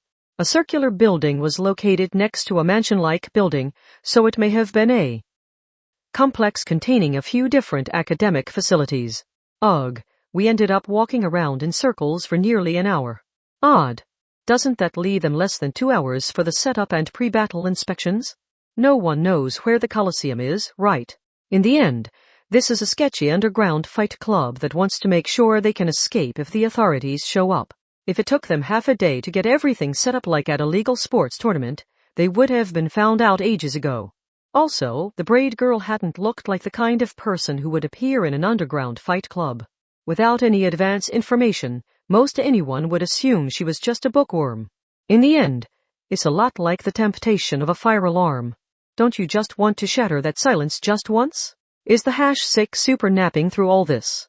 Now they had the location, but they couldn't just follow the girl inside the main entrance. The door she had used had a closed sign on it. Mugino narrowed her eyes. That quiet library was in fact a deadly arena. It was like a physical representation of Academy City's shittiness. We can't go in through the front, and I'm sure they have the rear entrance guarded. How are we supposed to get in? If we need an entrance, my meltdowner can give us one in any wall we want. Someone come up with a good idea before the sadistic demon lord gets tired of thinking and fires one of her beams. Screamed the Chihuahua girl like a boiling tea kettle. Team battles were all about making up for your teammates' faults, so nimble Kinuhata climbed the library wall and kicked down the extendable emergency ladder kept up by the window. Then the item girls climbed the ladder one after another and entered the library through a second-floor window. Getting in was easy as long as they didn't use a door. Kinuhata took a look around. There's a live dust super piled up in the corners. What are you, a mother-in-law? In the end, they can't let the drum-shaped cleaning robots work in sensitive areas that store old books. They don't want the spray detergent getting on anything. Was that why the place had been chosen as a secret arena? The limited number of cameras probably helped too, although they were probably just threatening the library director or whoever else ran the place. And the tracksuit girl noticed something else. Mugino. The air was abuzz with energy. It didn't suit the classic mansion interior at all. A library might have people organizing the books and performing other work after hours, but there were still too many people here. It felt more like being in the attic of a club. Something was happening below. Mugino and Frenda had too much firepower and could easily harm their own teammates if they got in the way, so they took the front and back positions to protect the group on their way into the long second-floor corridor. The corridor overlooked the hall below. An explosion of noise pushed up from there. Cheering voices and booming music swirled up at them. The audience had to be at least in the hundreds. Item felt silly for spending so much time tailing and infiltrating. Hey. Sorry for interrupting you all during dinner time. This modern coliseum adds an exciting splash of red to your boring lives, and you wouldn't believe how much money is about to be changing hands here. We're still taking online bets, so make sure you get in on that action. Nothing makes a match more exciting than having money riding on who lives and who dies. Some kind of plate was spinning. The coliseum was a form of entertainment, so music must have been crucial. But who was that busty Gazmas girl skillfully operating the equipment at the DJ turntable? Frenda, explain, said Mugino, sick of it all already. In the end, it's normally something you watch online, but they do have an online drawing for live viewing. Only the biggest whales spend enough to get put in for that drawing, though. Frenda didn't seem particularly interested. She didn't sound at all envious. She had said she watched the Coliseum while eating dinner. She liked to watch it online while doing something else, so she may not have wanted to dedicate the many hours needed for the per-game and the actual match itself. But there's so many. How were they all guided here? I doubt they all super wandered around for an hour. That would be super conspicuous, and having a line form at the library entrance would defeat the purpose. Maybe they were all loaded into the back of a truck, and then super guided in from an underground parking lot. Of course, if they had a foolproof transportation method, the braid girl wouldn't have had to walk around so much in the summer heat. If their truck was caught by an anti-skill inspection during some pre-summer break crime-fighting campaign, that was that. They had needed another method to bring in the likely doomed to die contestants, since they mattered more than the audience. All the desks had been removed from the reading space on the floor below, and a chain-link fence standing more than 3 m tall had been placed around it. It wasn't clear where they had gotten their hands on it, but those were temporary barricades set up on the streets to stop rioters. The 10 m diameter space within had to be the ring. There were also colorful stage lights and speakers larger than sofas. They had brought in club equipment. The audience's excitement was infectious, so the shouts and cheers spread like wildfire. And the match hadn't even started yet. Filming equipment was visible further out than the shouting crowd. Surprisingly, they were all enormous models that could be moved around on wheels, just like you would see in a TV studio. With the latest high-definition specs, each one had to cost around 20 million yen. And there were tons of them here. That was all necessary for the online service, but it showed just how flush with cash the managers were. In addition to that, over 100 small lenses were pasted all around the interior of the barricade. Those were likely for the VR composite stream. The quality of the equipment was pro-soccer level. With something that specialized, you needed more than just money. It took industry connections. Mugino looked down from the railing in disgust. Is the Coliseum always like this? Today is actually relatively subdued. They usually have these huge killer fireworks. Are they skipping that because of all the paper books? Or because the building isn't properly soundproofed? In the end, look at that. Mugino. That's one of the caged surprises. There's a 3 m white tiger in there to be thrown in there with the Spurs as a surprise contestant eek, screamed Hanano, curling up in a corner of the second floor. She didn't have to fight the tiger herself, so Mugino thought the girl had too active an imagination. Less imaginative Kinohata and Takatsuba were more carefree. This super does look like a gory tournament where people die every round. I feel sorry for the poor animals they make fight. I hope everyone running this place is struck down for their cruelty. Of course, Item's job was not to fight in the Coliseum as contestants. They had to slaughter the Coliseum management and take their blood-stained fortune. That would mean 15 billion, if not more. Mugino grinned. Now then, where do these classy shitheads stash their money? Part 7. The Coliseum was a very important event for them. They didn't all gather together for every single event, but they still made sure to make an appearance on site as the management. However, those 4 girls were not in the ring or in the stands.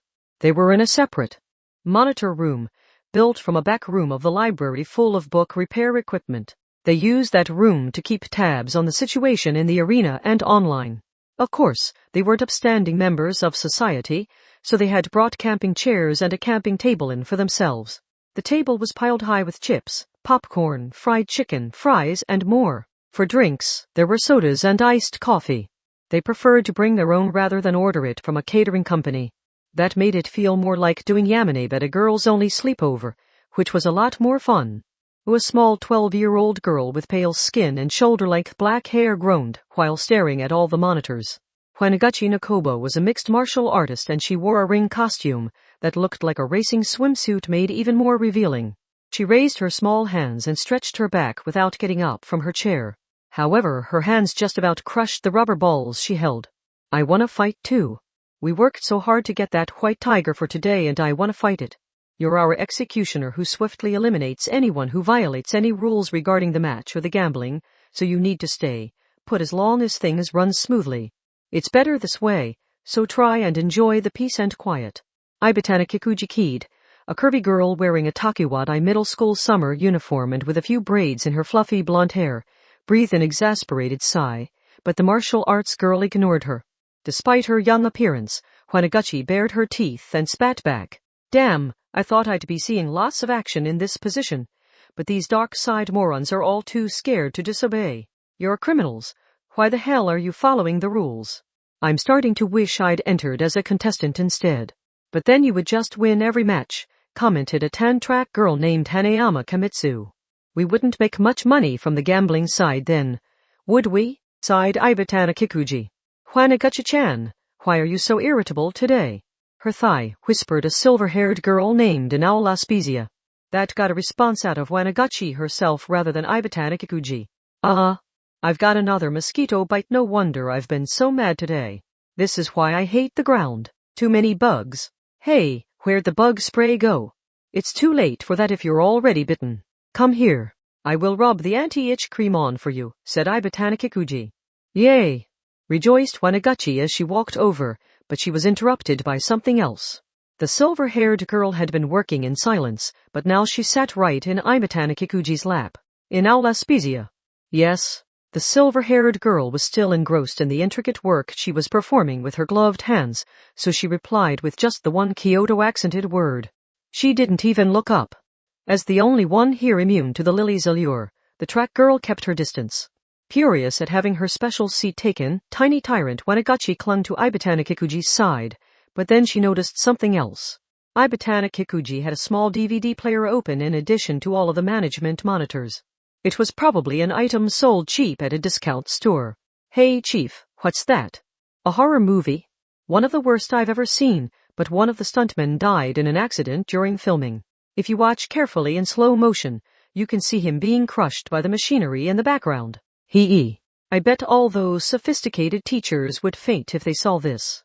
In cases like this, the movie would either be banned from the online stores or the offending footage would be removed in a mystery update. So if you wanted to add it to your collection, you needed one of the limited first edition physical copies, because that would never be altered. Boo! If you want to see a corpse, just send me into the ring. I'd give you plenty of bloodshed. Probably so, but I don't need a close-up of the corpse. Ibatana Kikuji smiled thinly while operating her phone. She lovingly chewed on an owl's ear while she worked. She pulled up her own personal map app, which was linked to her photo album, but in her case, the map displayed a tour of famous suicide spots around Academy City. I want to decorate myself with other people's deaths. I want to sleep wrapped in a blanket of their misfortune. So it doesn't need to be anything exciting. Brand name clothing isn't for showing off. It looks best when you wear it casually. You can make diamonds by pressurizing human corpses, but there is no need to go around loudly advertising that fact. True class is found in doing things so discreetly the amateurs never notice what you have. The money we make with the Coliseum is the same. Boo! Hanayama Kamitsu, the tanned girl with wavy shoulder-length black hair and a track athlete's tank top and shorts, made no attempt to join the other three. She thought these things were nice to look at, but she had no desire to be a part of it herself. In her opinion, lesbian relationships were beautiful enough when things were going well, but they got nasty quick when things went bad. And on the dark side, the result would be a lot worse than for a band when a relationship between two members fell apart. She normally wore something a little less revealing, so her hands wandered restlessly across the visible tan lines on the upper and lower halves of her body. She finally reached for a plastic item rather than one of the chilled drinks in the cooler. Hwanaguchi's face lit up while still clinging to Ibatana Kikuji's side. Oh, is that an e-cigarette? I've always wanted to try one of those. It's a portable oxygen tank. It's flavorless. As a track girl, Hanayama wanted as much oxygen inside her as she could get. Or rather, she got antsy when she couldn't get it. She held the plastic device in the corner of her mouth. The blue LED at the end flashed as she breathed in the compressed oxygen coming from the refillable cartridge. Anyway, did you see the news? That general manager was arrested. Something about attacking his own company. You really shouldn't mug for the camera in a minute-long video just because you're lonely and want some likes. They were playing it on all the talk shows. So what? That's not a problem for us as long as we can regularly withdraw the contestants' insurance money. Even if they take emergency measures, that's an adult corporation, right? They take forever to do anything, so we can still get today's payouts. Besides, there are still plenty more insurance companies in Academy City. Not to mention executives we can blackmail. Was all the response track girl Hanayama gave. They were technically colleagues of a sort, but they had never actually met directly to give him instructions.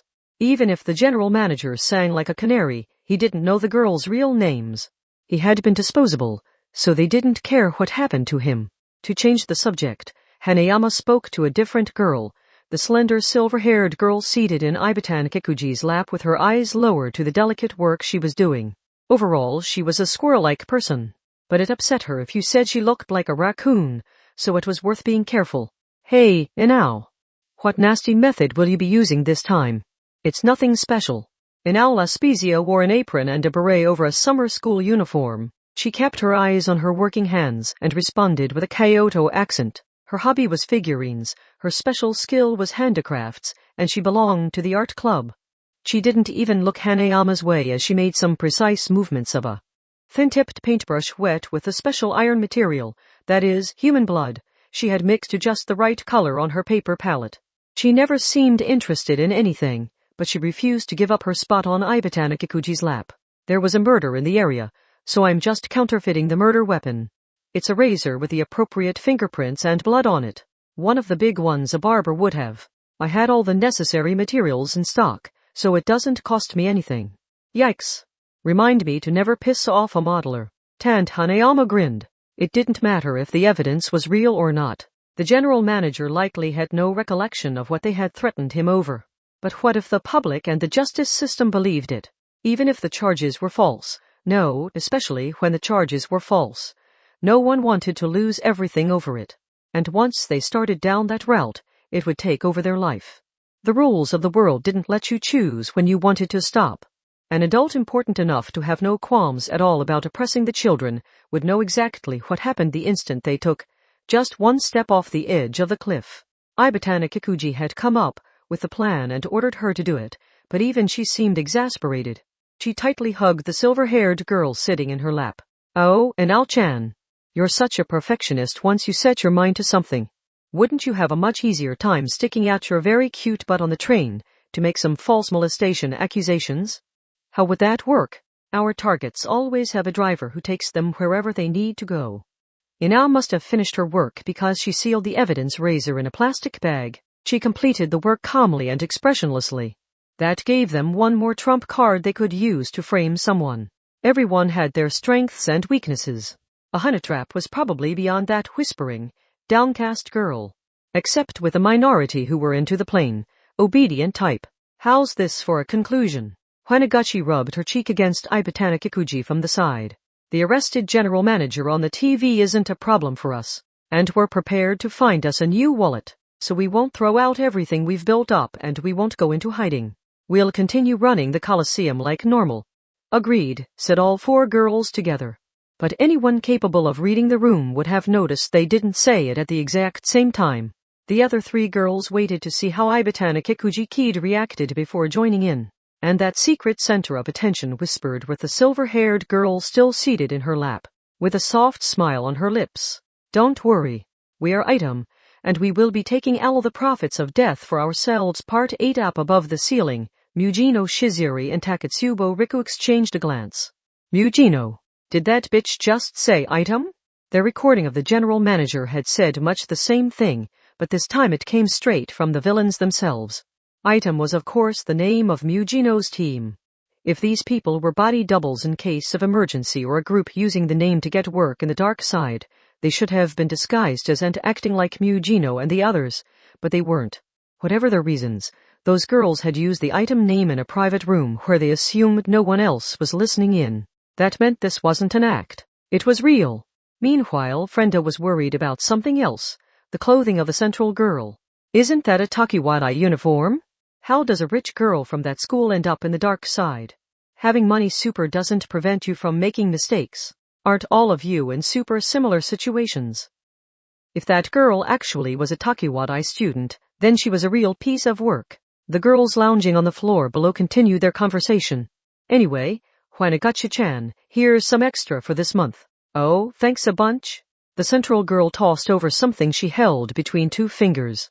The object spinning through the air was a plastic-looking card. It flew back around like a boomerang and Wanagachi nimbly caught it. It's only the 7th. How did you manage to spend a month's worth of pay that fast? You are being paid a proper wage, so you need to stop wasting so much money. Ibatana Kikuji keyed. You'd be perfect if you wouldn't get on my case about money. The small martial arts girl pouted her lips and rubbed her cheek against the Takiwara girl, while giving the card she held a quick kiss. That was apparently how their item received payments. A money card? Mujino muttered under her breath up above the ceiling. Those are the prepaid cards you can super use with music players and online stores, right? You buy them at a convenience store and super input the number into your computer or phone. Mujino responded to Kinohata's explanation with a finger on her chin. They don't ordinarily go above 10,000 yen on a card, but there are premium ones with bigger amounts, like 5 or 10 million on a card. Although I think those are really only meant to buy brand name bags online or to make donations to net idols on video sites. But it was clever. Prepaid cards were a lot lighter than cash or gold. They also couldn't be frozen without warning like a bank account. Unlike a diamond, it didn't matter if they were handled a bit roughly and got scratched up. And since cash could be converted into cards, they were also useful for money laundering. They could then be converted back into cash either via the internet or at a pawn shop. Mujino. Takatsubo pointed elsewhere. The central girl, Ibatana Kikuji keyed, had a suitcase near her. It looked cheap, but a closer inspection showed the lock had been replaced with a much nicer one. Not only was the new lock much tougher, but it appeared to include a sensor that would transmit its location over the internet if the lock was forced open. So converting their money into cards wasn't just to launder it. They also don't trust the banks to hold it. There were no standard methods in the dark side. It wasn't perfect, but you could get a general picture of who someone was by the methods they used for these things. Mujino considered this for a bit. If that case is packed full of 10 million yen cards with some room left for cushioning, then I am guessing it holds around 80 billion. Happia. When she heard that amount, Hanano Chowbai the chicken yelped without thinking. The Takiwara girl didn't even bother looking up. She simply held her palm upwards while still seated in her camping chair with the now in her lap. There. The entire ceiling collapsed. Mujino didn't even have enough time to click her tongue. The building materials sank down like an antlion pit and the girls were dragged to the lower floor with nothing to grab a hold of. Mujino gave up on righting herself as she fell and focused on landing without her legs giving out below her. Even with the intruders before her, Ibatana Kikuji did not get up. She did, however, pick Inao up from her lap and set her down next to her. How do you do? Ill-bred thieves, you think a lot yourself for a witch who converts human lives into money. My. Aren't you brimming with confidence? Level 5. Have you never bothered to question why it is you find victory wherever you go? Ibatana Kikuji's confidence was not broken by being called a witch. If anything, she seemed to appreciate the insult. Your superiors have selected jobs they know are pathetic, beginner-like you can complete, in order to give you a taste for success. You see the same process with drugs and gambling. All of life's vices tend to work that way. But the free ride ends here. It is now time to take you for everything you are worth. You have reached the point where it all goes downhill. You're going to reduce to charcoal soon. I hope you don't mind. Poor thing. You should really try to use your head for once. You are convinced that you can do anything as long as you have meltdowner, but I'm saying that very idea is a falsehood this city's adults have placed in your head. She giggled. Still seated in her camping chair, she peeled Wanagachi away from her side. Do you really believe you can survive anything as long as you have your pride as one of Academy City's 7 level 5s? Do you really think this city's darkness is that shallow? It was Frenda who stared at her confident smile in disbelief. That girl knew who they were to an extent. and yet she still looked confident while opposing the Mujino Shizuri. Mujino did not hesitate, of course. They only wanted the suitcase, not to hurt the villains or get some kind of information out of them. She held out her palm and launched a brutal beam straight at the enemy. But Mujino Shizuri's meltdowner bent at a sharp angle and blasted through a wall. "What?" said Frenda, her face entirely pale. She may have received more of a shock than Mujino. Mujino herself narrowed her eyes. "You know, I did not use electricity." Abatana Kikuji Keat hadn't even gotten out of her chair. She giggled in an elegant but wicked way. "I am Academy City's #6. She stated it plainly. She called herself a level 5. She called herself the Esper known as the Dark Side's Bane. It is time you learned that the outdated superiority of the 7 level 5s is a thing of the past. There are compatibility issues to worry about too. And on that note, recall that I am known as the Dark Side's Bane. That can't be true." Frenda believed in the brand name of items, of Mujino Shizuri's strength. She believed in the rarity of Academy City's 7 level 5s. So she could only reach one conclusion. In the end, level 5s aren't just going to appear everywhere we go. You claim you're the mysterious Dark Side's Bane? Anyone could come out and say they're the #6. It's just a number. Oh, dear. You really are ignorant of the Dark Side's depths, aren't you? There really are level 5s just about everywhere you go here. Really, you could say the Dark Side is their true home. The top 2 go without saying, as does the mystery beam shooter in front of us here. As for the electric one and the psychological one, it's hard to say. I am reluctant to say they belong to the Dark Side, but given the projects they're involved in, I would say they each have 1 foot in the Dark Side. My. That means your last hope of being right is that guts idiot. Are you sure you want to build up your standards and values atop someone as absurd as him? Frenda Sivalon was left speechless. Ibatana Kikuji had a point. What if the level 5 known as the Dark Side's Bane was also neck-deep in the illicit and illegal? Wouldn't that be exactly the kind of shitty outcome you would expect in Academy City? Besides, Academy City's level system was entirely based on how useful an Esper was for important fields of research. So with the level 5s at the top, it was only natural the corrupt adults of the Dark Side would be all over them no matter the level 5 own morals or personality. So they might even be tricked into getting involved. Ibatana Kikuji's laughter seemed to rule this place. Her eyes were directly on level 5 Mujino Shizuri. You want to argue the point, but you can't deny the possibility, can you? How much do the stories you have heard about the #6 really matter? How sure can you be that the gender and age you have pictured in your head is correct? Do you think any of the information you think you know will help you here and now? This is not a rumor, a vague report, or a strange legend. I am here right before you and I am calling myself the #6. Don't get a big head just cause you're standing on the same field as me, worm. Mujino snapped back in a rage, but she also maintained some rationality deep in her mind. In other words, I couldn't see it, but she did break through the ceiling. What kind of power does she have? Then a voice called down from the broken ceiling. Apparently not all 5 of them had fallen. Mujino. Stay up there, Takatsubo. Hanano, you're still up in the ceiling too, right? Get Takatsubo out of here. Do whatever it takes to protect her. Got that? Mujino heard some panicked stammering, but it was growing more distant. Hanano was scared but doing as she was told. She was the kind of chicken who got moving when she felt cornered, not the kind that froze up. Takatsubo's I am stalker was a convenient power, but she didn't need to be on the front line for it to work. She could read the enemy's location from safety and send the information over via phone. That left Mujino, Frenda, and Kinuhata here. Conveniently, only their vanguard had fallen from the ceiling. Had they been lucky or had the enemy been unlucky? Either way, that sort of omen held a surprising amount of power in the world of villains. This is like a bad joke. Kinuhata sounded annoyed. She's the #6 level 5 and a super Takiwadai student. My. You seem surprised to find an elite in the shadows. Ibatana Kikuji's expression said she found it puzzling why Kinuhata would question it. She brought a finger to her chin and cutely tilted her head. Girls like me are given a sheltered upbringing cut off from the outside world. Make no noise when you walk, when you eat, or when you laugh. Were they trying to raise a ninja? When your very existence is forced into an unnatural state, it distorts something inside you.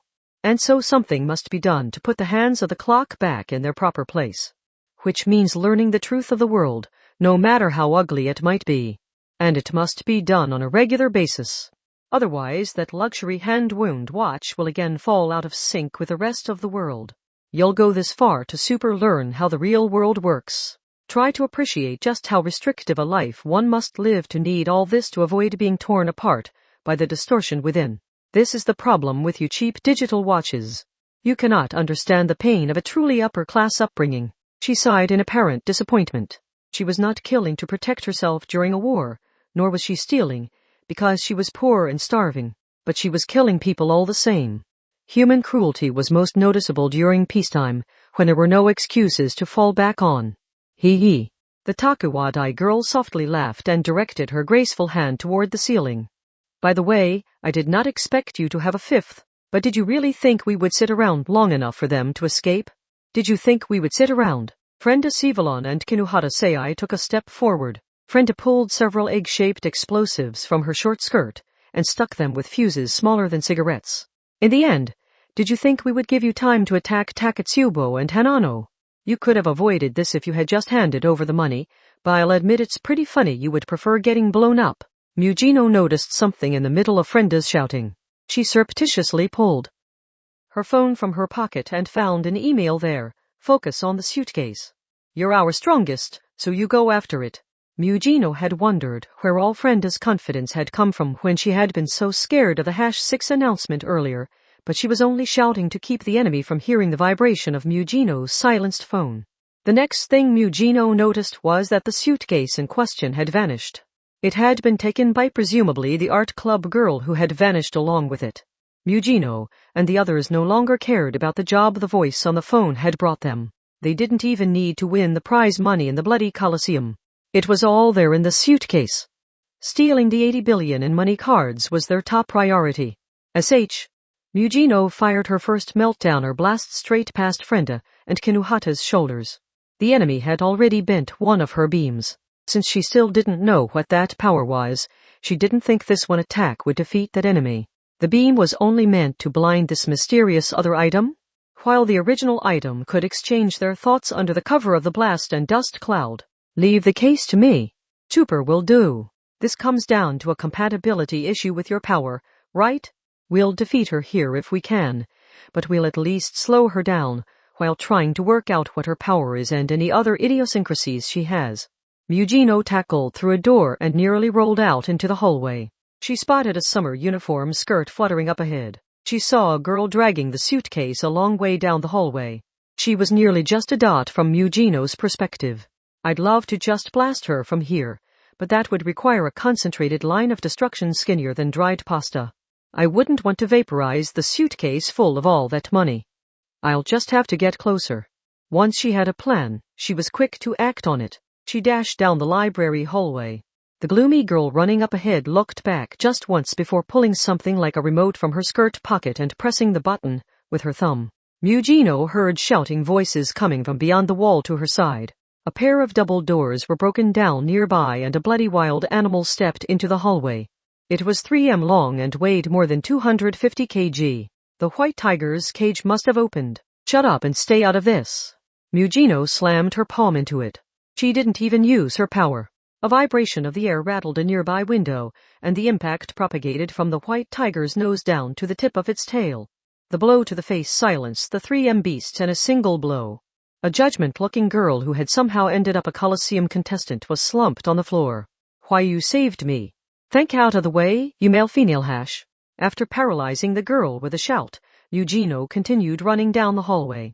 The silver-haired art club girl had escaped into the door at the very end of the long hallway. That door led into a domed space. It covered the area of about 4 convenience stores. A round device in the center was covered in optical devices and surrounded by seats arranged in concentric circles. Mujino glanced around the dark, windowless space. A planetarium. Was this inside the circular building she had seen alongside the library? But that didn't really matter. She could see the art club girl's back from here. She must not have been able to move very fast while lugging that suitcase around. And Mujino was only interested in that luggage, so she was willing to shoot the girl in the back without warning as long as she wouldn't hit the suitcase too. If I aim for her spine and concentrate the beam down to align the width of dried pasta, I can kill her instantly with a single shot. But that isn't what actually happened. The gloomy silver-haired art club girl escaped outside through the emergency exit. Because if you want to play tag, play with me, not a now. An explosive roar came from the wall to Mugino's side. It arrived so suddenly that Mugino didn't have time to launch her meltdowner. She clicked her tongue and rolled backwards. A giant hunk of metal grazed her while producing a blast of wind. The seats surrounding the planetarium device were arranged in neat concentric circles. They were a lot like movie theater seats, so they had to be bolted firmly to the floor. They were all blown away like bowling pins. A rough estimate said that attack had been deadlier than a freight train. It could have broken through the planetarium's wall with ease. The ear-splitting roar continued on and on. It came from a tan track girl with her wavy black hair cut to shoulder length. She had just one leg on something like a skateboard with T-shaped handlebars attached. Was that called a kick scooter? But the rear of the board, behind where her foot rested, was unusually large. That part alone was about 3 m long, the tire was extra thick, and the enlarged cylinder looked a lot an unenclosed jet engine. Of course, it had to have a variety of different propulsion devices in addition to that most obvious one. The dark side did not always rely on spur powers. It also made use of next-generation weapons. Nice to meet you, colleague. I'm Hanayama Kamitsu of Item. But you can call me the courier. I'm the courier who delivers death. That might mean directly delivering violence or a bomb, but even when I deliver gold bars or a first aid kit to save someone's life, it always leads to ruin in the end. That's just who I am. So be careful when a villain offers you kindness. Ahaha. Even a child knows it's a bad idea to trust a demon's temptations. Only then did she notice Mugino wasn't responding. It looked like Hanayama hadn't even imagined someone might be interested in something more than her courier title. HM? Are you still caught up on the item thing? Did you think only you could use the name? Were you imagining a little copyright afterwards whenever you said it? Don't be silly. Academy City's darkness is never going to kindly protect a villain's rights. The tanned girl laughed as she bent her hips and leaned her upper body against the T-shaped handlebars. It was the unpleasant laugh of someone who knew the truth. Whichever team is more useful to the dark side as a whole gets to call themselves Item. That's how the system works. Killers who do nothing but spend money aren't going to cut it. You only destroy. You don't produce anything. Meanwhile, we do our assigned jobs while also making our own profits, so I'd say we score just a bit higher than you. Her modified kick scooter gave a deep roar. So let's play, imposter. Our item will knock all the other candidates out of the running. This impractical proof-of-concept prototype can produce speeds of 1,100 km/h without leaving the ground. I'll flatten you with my beloved dragon motor. Hanayama didn't wait for Mugino to respond. She opened the throttle and melted into streamlines. Part 9 Frenda Sivalon and Kinuhata Sei. Abatana Kikuji Kid and Wanagachi Ngakoba. 2 against 2. Oh? The first to speak was the small girl in a ring costume. You let your ace leave while your 2 substitute fighters deal with the chief and me. You must be confident. Wanagachi-san, should we do the usual? Yes, please. They weren't even given time to prepare. Something blew across the room and all 4 walls were blown down. Even the wall behind Kinuhata and Frenda. That meant the spaces divided by the walls were now connected. This was now part of the Colosseum arena, which was boiling with excitement after a shocking accident. The crowd fell silent from panic, but it wasn't long before a booming cheer erupted. All their voices joined to form a single powerful mass of noise. The leader girl tensed her brow in slight concentration. Wanagachi casually grabbed a microphone that flew over to her on its own. Hee-haw. I know you're upset about having your fight taken from you, but we have a much more exciting event for you. Get hyped because it's time for a purge. Hey, yo. A round of applause for the executioner. This live stream is about to get a hell of a lot bloodier. Out of the way, newbie, shouted Frenda. Some objects fell from her skirt and ruptured. She wanted a vibration. Libraries contained a lot of paper, so they were made to be especially sensitive when detecting earthquakes and electrical fires. Abatana Kikuji Kid stuck out her tongue a bit. TCH, trying to trip the breaker? How boring. You did manage to stop the live stream, though. And unfortunately, we took up the audience's phones to keep them from recording the valuable match and uploading it to a video site. In the end, those are professional cameras on wheels, so they're going to use a wired connection. And in a real TV studio, they'll have some junior staff member in charge of cable management. Having a video of your killings revealed worldwide was about the worst case scenario for people who worked underground jobs, but they had just barely avoided that here. However, this had only triggered an emergency system meant to respond to an earthquake, so the room's power would be back on in about 10 minutes if no further problems were detected. But we'll still kill you. Hwanaguchi pounded her fists together in front of her flat chest. The 12-year-old girl gave a belligerent smile as she announced her opponent's deaths. It'll be an on-site exclusive event now, but that just means we have to make it even more exciting. Hwanaguchi didn't hesitate to step forward. This was probably her role on the team. While the vanguard kept the enemy busy with direct combat, the rear guard would keep their distance and do something else. That rear guard claimed to be the #6. Anything she did was bound to be deadly. I super don't know what that will be, but we can't give her time to use it. Kinuhata took a powerful step forward of her own. The two girls both broke into a run. They took the shortest route to close in on each other. Hwanaguchi spread her arms. No tricks. I like your style. You're no better than some hunk of rotting meat in the garbage, but you're at least meat worthy of some respect. Just then, mere moments before they clashed, Kinuhata flew unnaturally to the right. It was fortunate she had offense armor. An ordinary human could have been mangled by the blasts that hit her. That wasn't Hwanaguchi's doing, and it wasn't Ibatana Kikuji's power either. Her ally Frenda had used a bomb to knock her to the side. A moment later, Hwanaguchi's small hand tore through the air. It was less a straight punch, and more of a spiraling motion to pull in everything around her hand. The attack missed its target and instead hit a bookcase, tearing it to pieces. She had to be using some kind of a spur power. From the looks of that, she could tear a car in two with just the one arm. Are you stupid? In the end, you need to fix your habit of relying on your tough shield to charge in and learn what you can about the enemy's abilities. You'll get yourself killed right away doing that on the dark side. Frenda started to say more, but a large form loomed over her. Super, watch out. Kinuhata had fallen to the floor, but she threw over the heavy metal stand to some stage lighting, hitting Frenda hard enough to knock her away from something. I'm pretty sure I can survive longer than someone who stands super still to give a lengthy explanation in the middle of a deadly battle. You BGH. I save your life, and this is how you repay me. In the end, are you in one hell of a rebellious phase? This was no time to be complaining. A tremor ran through the floor. Frenda was being targeted by a grizzly bear that stood more than 3 meters tall when up on its hind legs. The Colosseum is usually about as spurs, but this was our insurance in case the white tiger was too powerful and mauled all of today's contestants. We hope to distract the audience from the lack of a winner by pitting the two beasts against each other and having people bet on the outcome. Ibatana Kikuji held a hand to her mouth and laughed with no cage or anything else between her and the enormous bear. She wasn't even using the circus tricks of keeping it back with a whip or with fire or making herself look big. In the end, does this mean her power is controlling animals?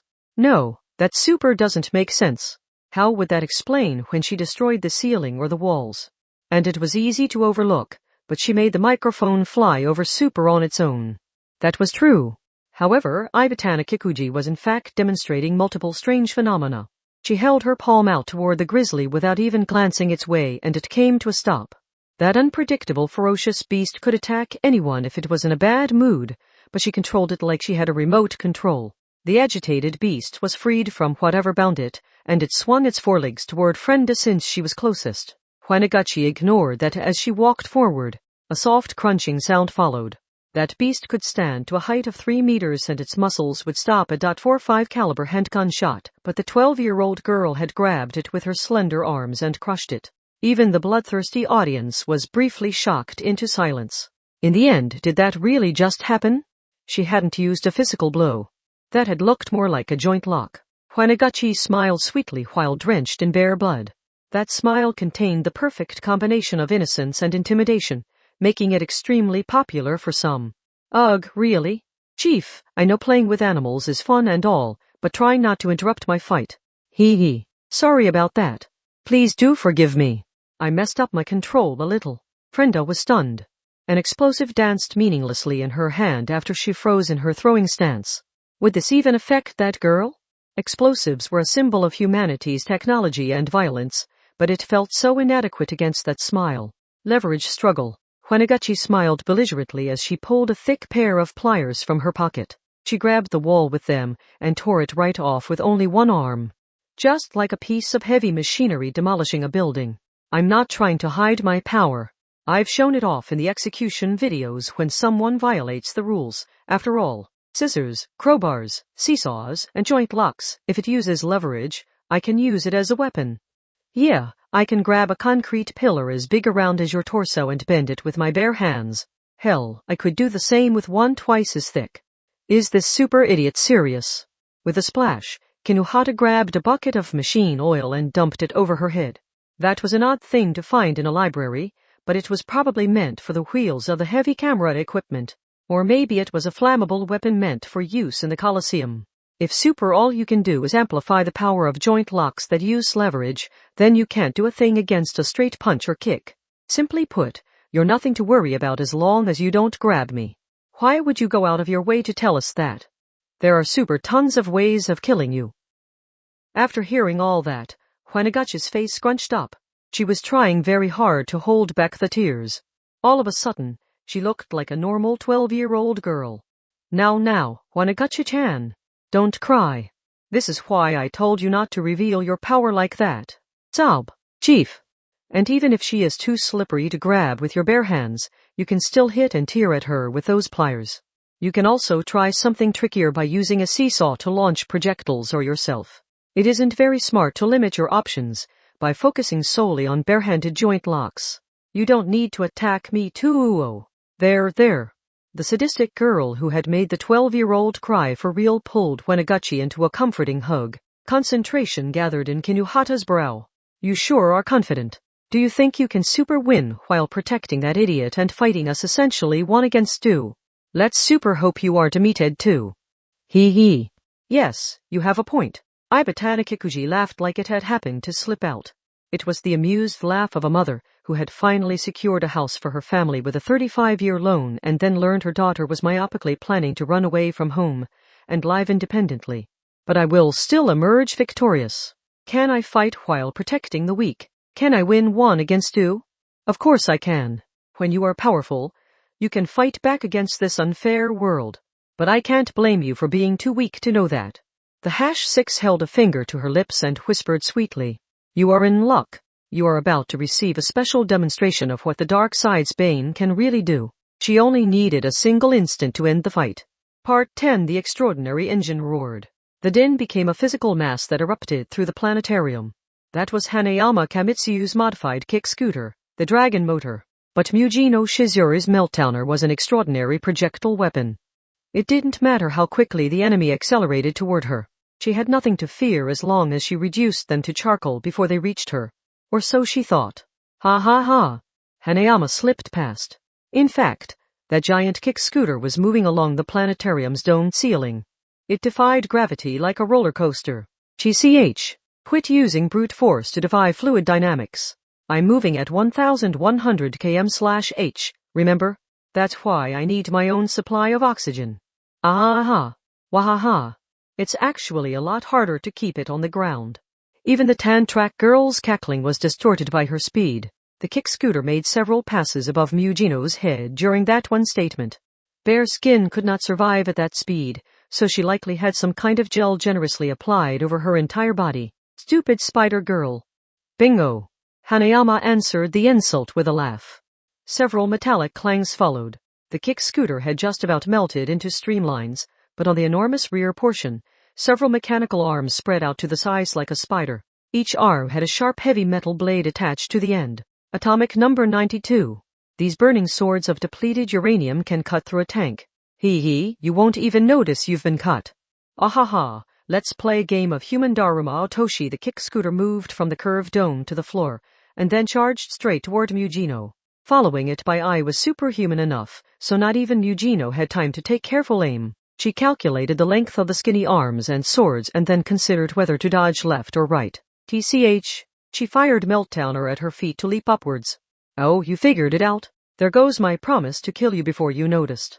Orange sparks scattered a moment later. The wreckage of the seats was sliced through like tofu or jelly even outside the range of the arms and swords. There were wires. That's why you were right to call me a spider girl. Mujino was still hanging in midair, but Hanayama had already made 5 circuits of the domed ceiling or floor. Hanayama couldn't directly contact Mujino in the brief moment she remained airborne. But I won't let you land. I'll build a spiderweb of deadly wires. Making wires this thin out of depleted uranium isn't easy, you know. Now curse your own body weight while I slice you up like takoroten. Mujino's fall toward death was almost complete. She twisted around in midair and launched a meltdowner beam. But it didn't hit the kick scooter. Her opponent was just too fast. Damn, a single straight line just isn't enough. I need another option to deal with a target that keeps moving out of the way. Aha! Mujino was trapped within a vortex of laughter. If she did her best to resist, such as by using the airborne wreckage of the seats or the metal railings as a foothold, she could probably earn herself a few more meltdowner power jumps, but that was all. Once gravity dragged all of those footholds back to the floor, Mujino would fall too and be sliced apart by the wires.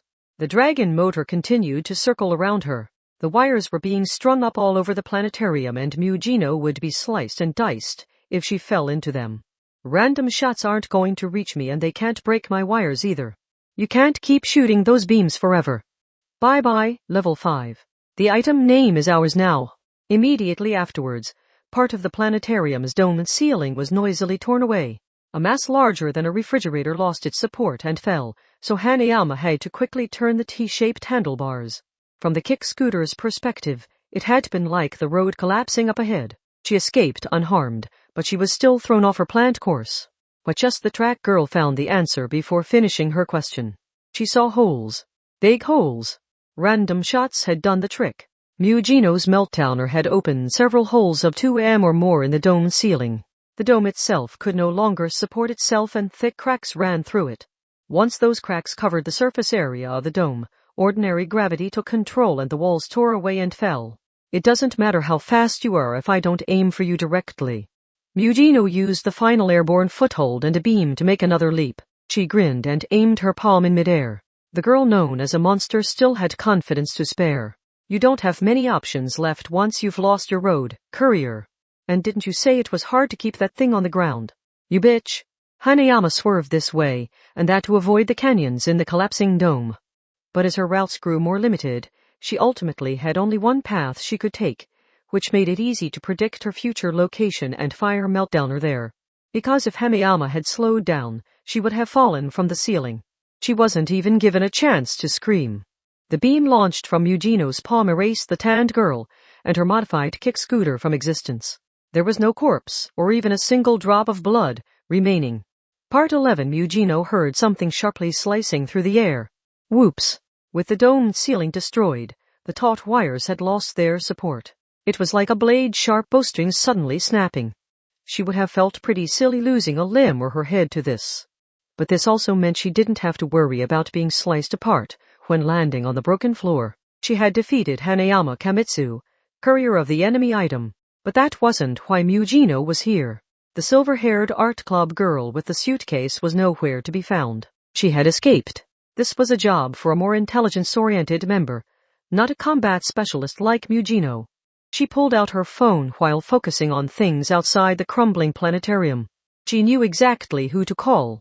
I need the support organization to set up a perimeter around the library. Hopefully they can at least catch a glimpse of her. Then Takatsubo just has to register her AIM diffusion field to track her even if she tries to flee the solar system. Hanano, have you gotten Takatsubo to safety? I want her to use AIM Stalker, so tell her to take somebody. Oh, hello. I have your mysterious 5th member in my custody. KH. Mujino scowled. She recognized that voice, but it wasn't who she had called. A call to Hanano Chabai's phone had been answered by Ibatana Kikuji Kiid's voice, which could only mean one thing.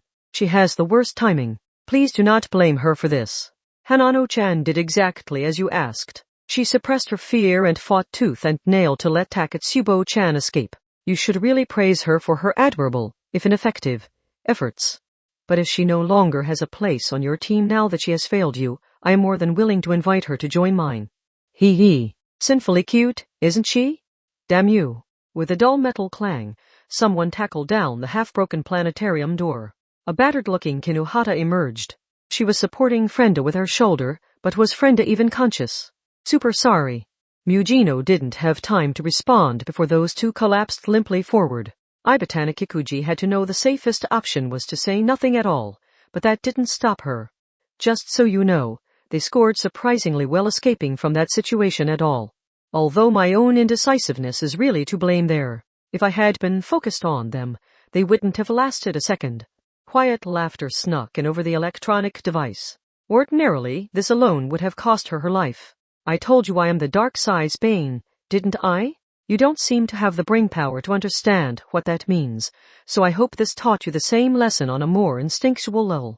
This is my territory for hunting the likes of you. You cannot defeat me as long as you remain in this darkness. No matter what. Shut the hell up, worm. That's just a legend. Propaganda.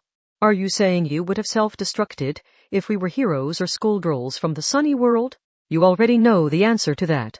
Those words seem to take hold of the atmosphere. Strange rules seem to seep out from the cracks. None of you are anything more than prey, so when you gather together, you only end up devouring each other, said Ibatana Kikuji. I am your bane, your predator, so your puny claws and fangs cannot reach me. There are no three-way deadlocks in the food chain. It is a pure top-to-bottom hierarchy. We used a different insider at the insurance company for each match anyway, so that man was disposable to begin with. We can replace him at any time. Our only failure here as well, that you are still alive must mean Hanayama-chan is dead. But we can overcome that too by negotiating with Hanano-chan and making her our new teammate. She's a cute one, so I would be lying if I said I didn't want to add her to my collection. Our four-girl structure will not be broken. Hee. Violence, starvation, sleep deprivation, itching, disgust, panic. There are any number of ways to remove someone's will from their body. I can't wait to see her cute attempts at resistance. Ibatana Kikuji kept going. She was not done speaking yet. A life for a life. That makes us even, doesn't it? Part 12. The city was full of life that Tanabata night. Colorful light decorated the night sky as fireworks were launched from somewhere. The meteor shower would apparently be visible soon. But Item returned straight to their hideout without speaking a word. Their group of 5 was incomplete. They knew that, but there was nothing they could do right away. Mugina Takatsubo started to say something, but she stopped. There was no need to say it out loud. Mugino had decided it would be safest to give that girl a role so she could escape first with Takatsubo. This was the result. Did everything always have to backfire in the dark side? The weakest link would always be targeted and bitten off first. And no matter what their intentions, their wounds and exhaustion were just as real. If they had stayed in the library, they would have been captured too. They had also lost sight of their initial objective, so Mugino and the other 3 had been forced to return home. A symbol of a certain girl's presence could be found in the 15 Bells apartment. The bamboo that Frenda had forcibly stuck inside a moth orchid pot had a certain tanzaku blowing in the air conditioning. I want to be a part of Item. A useful part. Please let me find some way to make myself worthwhile to them as thanks for taking me in. Hanano Chowbai. There was nothing else. Only silence. Even the violent level 5 simply stared at the tanzaku for a while, not speaking a word. Kinuhata and Frenda didn't dare speak to the silent tyrant. They sensed a much greater rejection in this than in an enraged outburst. Mugino. But the tracksuit girl did quietly call out to her, and with real force behind her voice. Takatsubo had been with Mugino the longest, so she had to understand that girl's violence better than anyone. But that was exactly why only she could safely pass between the countless landmines laid out there. This was something that Mugino would never, ever say. But it would reward the foolishly honest and kind newcomer who had arrived to bolster the team's numbers and had faithfully protected Takatsubo from this dark world. This isn't over yet. We can still rescue Hanano from that fake Item. Chapter 3. A certain display of courage, a secret reward. Part 1. Done. Welcome to the Giant Crockhell Dungeon, a life-size escape game. Can you solve all the puzzles in the sunken underground mall of terror and escape back to the surface? Diamond suit in the first place. The mood was ruined in record time. Frenda Sivalon was submerged up to her hips, while wearing a fairly revealing swimsuit, and another blonde girl was floating in a plastic inner tube small enough to be blown up by mouth. The 7-year-old who adored that inner tube was Frenda's sister. But since almost all Academy City students lived in school dorms, it wasn't unusual for family members to live apart. It was July 14 at 2 p.m. The younger sister happily slapped her hands against the water below the cold fluorescent lighting. As her sister, Frenda was glad she had gotten over her summer cold. The 7-year-old's classes had ended after 4th period today, so she had gone here for the afternoon. But it was a mystery why her older sister, whose address and occupation were both unknown, could join her to play at this time of day. Academy City is such a strange place. How can they turn an entire underground labyrinth into a pool? In the end, it's a serious thing. Some kind of disaster response training. It was a summer urban flooding response program. They were running a large-scale stress test in case a flash flood happened to fill an underground mall, but for most of the students, it might as well have been a temporary pool. And from elementary school to college, students could always get excited about playing in the water, especially during the summer. The event also provided a variety of business opportunities. The tablet in Frenda's hand was one example. By viewing the area around them through its camera, it would augment the scene and even provide quiz-style codes and hints to search out and find. Bikini Frenda waded through the hip-height water. Oh, this code is about cutting the right wire. Hey! In the end, what do you get when you mix yellow and blue? Green. Wait. In the end, is this using the primary colors of light or of color? It was a super simple question that even the 7-year-old could answer, but Frenda still suspected it was a trick question. Was that a sign of being a little too into the escape game? One of AR's best features was how different services could coexist at the same location. A service would use a location but not occupy it. The swimsuit couple that passed by while viewing a single screen appeared to be enjoying a mountain stream trivia quiz game. The 4 elementary-aged boys who each had a gain system had formed an adventure party to explore the depths of an underwater cave. Frenda rubbed her little sister's head and operated the tablet with her other hand. Let's see. We can't get the thick rubber harpoon until we find a way to get past the electric lock on its box, so next we should solve the transformer puzzle and restore the power. No, in the end, that won't work. It looks like we'd electrocute ourselves and get a game over if we electrified the flooded section while we're in it. So do we have to put this entire area on hold? Is there some way to drain the water? Or is there a plastic diving suit that would protect us from the electric shock? Frenda Wanchan, said the inner tube girl floating next to her. At her age, she wanted to splash water on people and swim around when she was at a pool, so she wasn't all that interested in solving some grand puzzle and cautiously advancing through a dungeon. In the first place, where did you buy that swimsuit? What, has your mental carbonation run out already, princess? In the end, you were the one who said you wanted to do the limited-time croc escape. Frenda was mostly doing this for a practical test of her new summer eyeliner that claimed it didn't run even when wet. But that had to remain a secret, because the 7-year-old would have begged to wear the makeup too if Frenda mentioned it. Anyway, about her swimsuit. Really, I just bought a random swimsuit at a District 15 shop. It's called Shocking Beach, and it's the latest product from Mystery Beach. In the end, bikinis have replaced one-pieces as the in thing this year. Specifically, the kind where you wear a normal bikini over a decorative thong.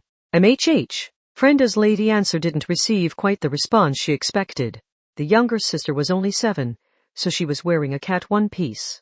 It had been on sale for only a few thousand yen at an ordinary department store, but fashion wasn't about the price tag. Frenda was confident in saying there was no better selection for that girl, but the puffed-out cheeks suggested the princess was displeased. The world's cutest little sister frowned and explained. In the first place, I don't like that your swimsuit has a brand and a name. It reminds me of those sneakers the boys show off, because they're supposed to make you run faster. Eh? In the end, this is nothing like that. This isn't a high-speed racing swimsuit, so it's not going to change how fast I swim. In fact, with all the gaps in this, I couldn't swim very well in it at all. The water's current and viscosity would probably pull it right off of me. Being a grown-up is such a pain. I envy you. HMPH. Now you're looking down me. I want to wear a swimsuit like yours. In the first place, I want to grow up as soon as possible. Oh, shut up. In the end, you need to understand that I can't wear a cat swimsuit like that anymore. It's so childish I'd die. Childish. Die. And I thought it was a little bit grown-up because it isn't a school swimsuit in the first place. Why do you get to be the grown-up one? Because that's how it works.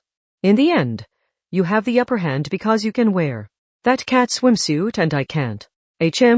And since you can wear either one, you should focus on the one only you're allowed to wear. Kaya, sister, You're so dazzlingly beautiful and cute I can't look right at you. Eh? You'll make me blush if you keep singing my praises like that. The inner tube girl held her hands to her cheeks and wiggled. The way she smiled and did that reminded Frenda of a toy that did a wiggling dance in response to sound. Takatsubo had a habit of visiting a general store in rundown District 19 and her tastes were predictably unusual. Complimenting while taking something away was one of Frenda's standard big sister tactics for controlling little kids. If you complimented them and compromised, they would get a big head, and if you scolded them and confiscated something, they were guaranteed to rebel, so it could be tricky to get right. Those other tactics wouldn't make her the perfect big sister who could get the girl to eat the green peas she so disliked. In the first place, I'm feeling kind of chilly. In the end, what do you want to do? Head on up to the surface. It should be plenty hot there at 2 in the afternoon in the middle of the summer. They were playing an escape game, where they moved around on their own, but you could also save your location to pause the game and leave. That way a larger demographic could enjoy the game with ease. The summer urban flooding response program lasted more than the 1 day. But you're right. In the end, I could go for a drink and some sugar. If we get some hot sweets, would you prefer pancakes or some chocolate fondue? HMPH. I don't like it when you use grown-up words like fondue. Frenda was pretty sure that was just French. Then again, that cute but silly little sister would probably make a fuss about French things as a whole being too grown-up. In the first place, I don't like people who say sweets when they mean dessert. Oh, that complaint I didn't see coming. One-chan, am I childish for wanting a Hanatsuki Teiyaki? In the end, that makes you a classy grown-up. That this was enough to cheer her up showed just how much of a child she was. The thick waterproof shutters had been shut before flooding the underground mall, so all the shops there were closed.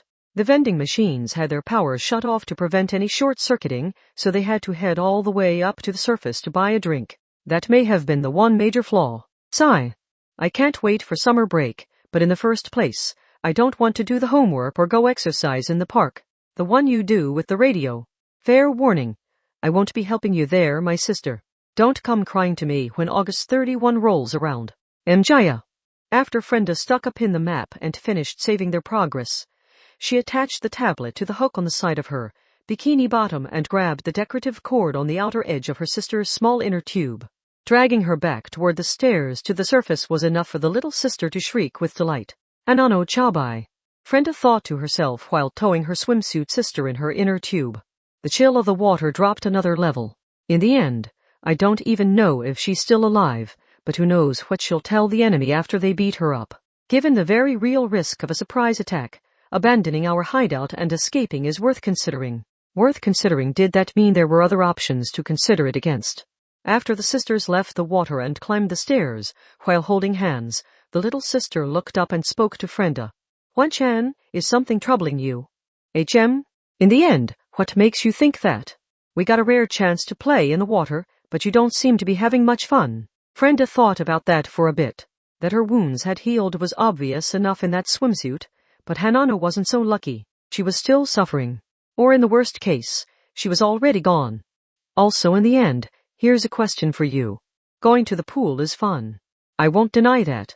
But what if that means abandoning a friend to her problems? Then you need to solve those problems so you can all go to the pool together. Because you can't enjoy the pool to its fullest otherwise. I see, said Frenda before falling silent again. She thought while holding the hand of her sister, who refused to remove the inner tube around her hips even after leaving the water. I went as far as buying the latest swimsuit, but I'm still too preoccupied to have fun. In the end, that must mean I already consider that newbie a friend. Frenda Sivalan could make friends with anyone, but she knew it was difficult for any one-person people to stand out above the rest. In that sense, her emotions were thin and dry. That meant something else about this was bothering her. She considered that while approaching the bright exit with her sister. For one, her puppyish behavior doesn't really fit in the dark side. In the end, does she feel more like a little sister than a colleague? Part 2, 15 bells, District 15. Lower levels. Super good morning. You seem sleepy. It's already 3 in the afternoon. That's snack time, Kinuhata. Takatsubo Riku replied while adjusting the shoulder of her pink track jacket, which must have slipped out of place as she moved. Oh, it's only 3? I super shouldn't have left that theater yet. Yon. Ugh, The movies where they were intentionally trying to make a silly C movie are the worst. Real C movies are great because they were trying to make something good but things went wrong. If Kinuhata-sei wasn't even aware where the sun was in the sky, it was probably best not to ask her how long she had been in that windowless movie theater. Taketsubo had heard the girl liked movies, but this made it sound like she had been in the theater more than her bedroom at the apartment. But Taketsubo's thoughts were interrupted by that apartment feels so gloomy right now. I'm staying close enough to super come running once I'm summoned by phone, but it's honestly super easier to be out of the apartment. I'm not even sure what has Mujino-san so angry. You were staying away on purpose. I'm super ashamed to admit it. They super have showers at the spas and internet cafes and I can get my sleep when a movie turns out to be bad. Expressionless Taketsubo blinked twice. No matter what happened, she always kept to her usual routine from when she woke up in the morning to when she went to bed at night, so the idea of making herself scarce for the time being hadn't even occurred to her. With Hanano gone, aren't you guaranteed your spot on item? I super don't want to win that way. And I wouldn't mind if I ended up in the support organization. It's not like being a super elite of the delinquent world gets you anything special. So as long as I'm super guaranteed an ID and the basic necessities, I'm happy. Kinuhata breathed a disinterested sigh. But not if the person who holds the team together is super on edge all the time. If this place isn't safe, I'd prefer to super leave and find the bare minimum elsewhere. Kinuhata didn't need her home to be an item. That was why she had started an illicit part-time job before all this had happened. She can't help it, replied Taketsubo, leaning against a fancy pillar in the mall of luxury shops. Hanano is gone. That put a puzzled look on Kinuhata's face. She frowned and chose her words carefully. I thought Mujino-san's super doesn't value human life? Why would the loss of a single teammate super affect her like this? Financially, they had suffered a loss. The suitcase filled with 80 billion yen worth of money cards had gotten away from them, and they hadn't received payment for the job from the voice on the phone either. And on top of it all, they had lost one of their team. I mean, I get that maybe it hurt her pride to be beaten by a group super calling themselves item. It's not about that. Mujino is a kind person who cares deeply about her teammates. This time, Kinuhata's thoughts ground to a complete halt. Her mind refused to function, so her mouth flapped wordlessly. It took several seconds before she finally got some words out. Super what? Are we talking about the same tyrant queen here? Was there a movie version that was different? I mean the real Mujino, insisted Taketsubo. Kinuhata, why do you think I joined the dark side? Well, that is strange now that I think about it. You can super keep to a normal schedule without anyone getting after you about it, can't you? That's super rare on the dark side. You don't strike me as the kind of person who had to make a run for it after super killing a teacher that pissed her off. I was arrested on false charges. She opened up so readily. Everyone in the dark side had a reason for being there. My I am stalker is an unusual power, so some lab apparently wanted to gain custody over me. It was probably a project related to this dangerous body crystal drug, and they wanted to keep it all a secret. I think the plan was to frame me for a crime to get me thrown in prison and then make me disappear once interest in me faded. A legal abduction to facilitate an experiment. That was a strange phenomenon that could happen when the right person viewed a list of names and pointed at the one they wanted. Kinuhata herself had been imprisoned and experimented on against her while in the dark may project. Academy City really was shit. But Mujino saved me. The case against me was dismissed, but the reason why was never revealed. So I don't actually know what firepower-obsessed Mujino did. Taketsubo smiled thinly as she explained this. It was the smile of a girl revealing a small admiration. She said she wanted an Asper who could support her since Meltdowner is too powerful, and I don't think she was lying about that. But if that was really all she wanted, she only needed to put me in a tiny cage in the corner of the room and give me food and water. Or if looking after a human was too burdensome and risky, there are specialized pet sitters you can pay to do it for you. This is a city where people really will do things like that if they feel it's necessary. But Mujino let me choose what clothes I wanted to wear, fed me whatever food I wanted to eat, gave me a room to sleep in, and, most importantly, gave me freedom and safety. I don't care what anyone says, even Mujino herself. I think that came from a kindness in her that sets aside things like logic or efficiency. So you think she's super on edge because Hanano-san disappeared? That super doesn't sound like the Mujino-san I've seen. Aren't you much the same? You don't feel awkward in the apartment because of Mugino. When you're there, you feel Hanano's absence more starkly. Isn't that what you wanted to avoid? Otherwise, you would never badmouth movies, or fall asleep during them. I bet that was because you couldn't focus on what you were watching. Strangely, Taketsubo's words hit her right where it hurt. What signals had she picked up coming from Kinohara? She may have known more about Kinohara than Kinohara herself. It was true. If Kinohara had dealt with the two enemies in the library, then they couldn't have gone after Hanano. Hanano is a part of item now, said Taketsubo. And so are you for being so bothered by her absence. People who can care about others think everyone feels that way, but the dark side is where the people without those ordinary feelings end up. So the way you and Mugino are feeling shouldn't be taken lightly. Is that super so? Said Kinohara as she changed direction. She approached the elevator hall. Hanano-san was captured to super help you escape the Colosseum, right? Yes. Taketsubo nodded. That gives me a reason to save her. If I had been the one who didn't fall from the library ceiling, I would super be in Hanano-san's position now. I would have played my bodyguard role like normal and got super captured in the same way. Kinohara clicked her tongue. At times, the dark side had a way of highlighting the irony of fate. Damn, that super gives me a reason to fight too. We all have one. No, we don't even need one. When you get down to it, the question is whether or not you want to risk your own life to save her. I do. I can't leave Hanano there. They boarded the elevator. A palm scan and the press of a button brought them straight to their top floor hideout. Kinohara felt the ascent to the elevator as she watched the LCD floor number display and asked the other girl a question. I'll super give you what you want here, Taketsubo-san. Let's just say I'm willing to let you talk me into it just this once. But super, what if Mugino-san is against a rescue attempt?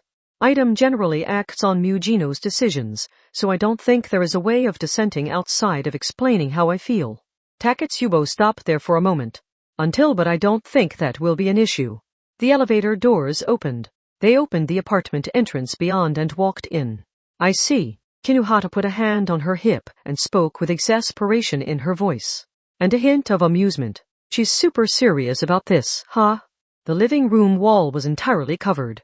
Documents and notes concerning the enemy item were pasted all across it. The library that had been used as a Colosseum stage. The people capable of secretly renting out the public facility, any suspicious payments they received, or any blackmail material. Possible people who could have acquired and supplied that material. Their personal information. Especially anything that could be used to threaten them. Which targets had a checkered past. Etc., etc., etc. The living room was large enough for an indoor game of tennis, but the entire wall was covered like a walking path covered by autumn leaves. It included the special camera equipment, the DJ who was clearly no amateur, the dark web setup, and the audience gathered at the library. Including the important and unimportant, there had to be at least a few thousand notes there in all.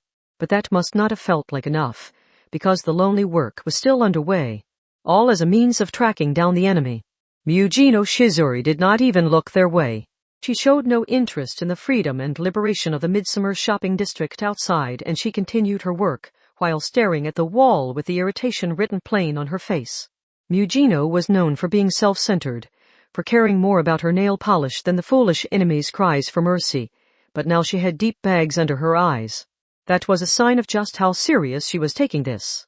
How long had it been since she slept? Kinohara couldn't say since she had been avoiding the apartment, but Mugino may have been doing this ever since their failure on July 7. That would mean a full week with no real sleep or rest. Colored yarn extended in all directions from the known information. The library, creating something like a spider web. People, groups, money, buildings, information, equipment, fighting forces, any online information the slightest bit related had been printed out, cut out, and pasted up on the wall.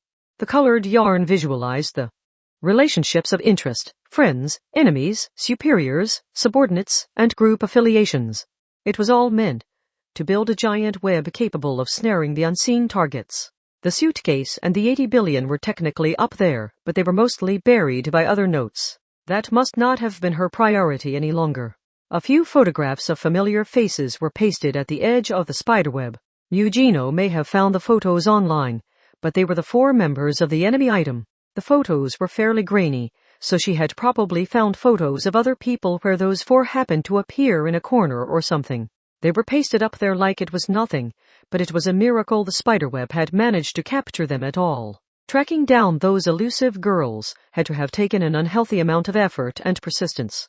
Mugino was known for vaporizing anything that pissed her off, but she had managed to restrain the part of her that always responded with thoughtless rage. And there was also a photograph of missing Hanano Chaobai's face.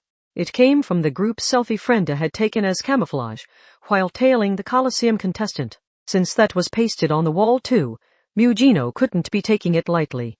In fact, she may have been the real center of the spiderweb, not the library.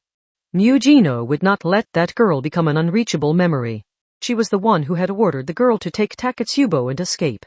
It would be one thing if Hanano had screwed up or run off without doing her job, but this was the result of carrying out Mugino's order. Mugino had to have her thoughts about Hanano for remaining faithful to the end despite being on the dark side. She had kept her promise. So it was only natural to risk your own life to repay the favor. Taketsubo elbowed Kinohata in the side and winked. See? I told you. Yeah. You super win this one. Then they heard the front door open without the doorbell ringing. Someone entered the apartment. Sorry. In the end, I know I'm way late. It took forever to buy up all the mackerel cans at the store. You're last, Frenda. Then you're buying everyone dinner. It had been so long since Mugino spoke. She may have forgotten how to do so over the past few days, so it came out as a low growl as she glared at the wall. Frenda complained through a cheerful smile. Eh? You aren't even going to ask why I'm late. I had my own preparations to complete. That was true. Frenda Sivalon was carrying so many bags you would think she had run away from home. First, she had a large suitcase in each hand. Then she wore a long mountain climber's backpack on her back. But that must not have been enough, because she had a sling bag worn diagonally across her front. It was July, shortly before summer break, so it was a miracle she hadn't been taken in for questioning by anti-skill or judgment while wandering around Academy City's largest shopping district with all that luggage. And she would have been in serious trouble if she had been taken in for questioning. She laid down one of the suitcases and inserted a small key. It opened up like a pop-up book, revealing explosives in a variety of shapes and colors. Kinohata didn't know what they were all called, and she doubted she would understand if Frenda explained what they all were. Since she had gone out of her way to bring them in from outside the hideout, they probably weren't something that could be safely stored here. She had gone around collecting them all for this. Frenda winked. In the end, we need to pull out all the stops, right? If I'm going to save a friend, I'm going to give it my all. They wanted money, but what for? As long as they didn't lose sight of that, those girls would not lose their way. What was a mere 80 billion worth? If they couldn't smile together with everyone they had accepted as a teammate, it wasn't worth a damn thing. Part 3. Takuwada Middle School was a conspicuous location even for the school garden, a special area in District 7. A curvy girl with a decorative braid in her fluffy blonde hair held her hands together in a polite greeting. How do you do? Hello, Ibatana Kikuji-senpai. Aren't you running late? I thought your last class today was swimming. They exchanged greetings like it was nothing, but the short-haired girl in front of her was in fact one of the 7 level 5s. People like that walking the halls on a daily basis was one reason Takuwada was a den of monsters.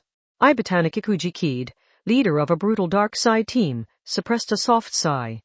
Really, the weird thing is for elites like the level 5s to be lurking in filthy back alleys during the day. As far as Academy City's hierarchy is concerned, anyway. I will be fine. Changing quickly is one of my talents, so don't worry.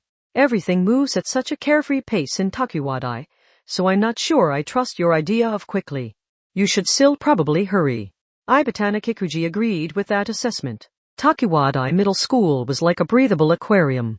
The teachers and students all moved so maddeningly slowly as they walked down the hall or ate their lunch, and she had to move just as slowly or everyone would see her as an aberration from the norm, like they did the level 5 girl in front of her who chose to live true to herself. I assure you I will be fine. By the way, Miss Sakasama, have you ever met the #6 level 5? I haven't. The girl shrugged. It's not like the level 5s of some special community, where we all get along. My arguments with the little one are famous, aren't they? Or not, I don't really know. The other level 5, mental out, could reproduce just about any psychological power, So for better or for worse, this girl was the only one in Takuwadai who could call her the little one, which did make it seem like those two had some kind of special bond. She casually shrugged again.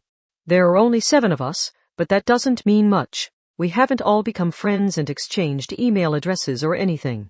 I don't even know all their names and powers. What if I told you I was the #6?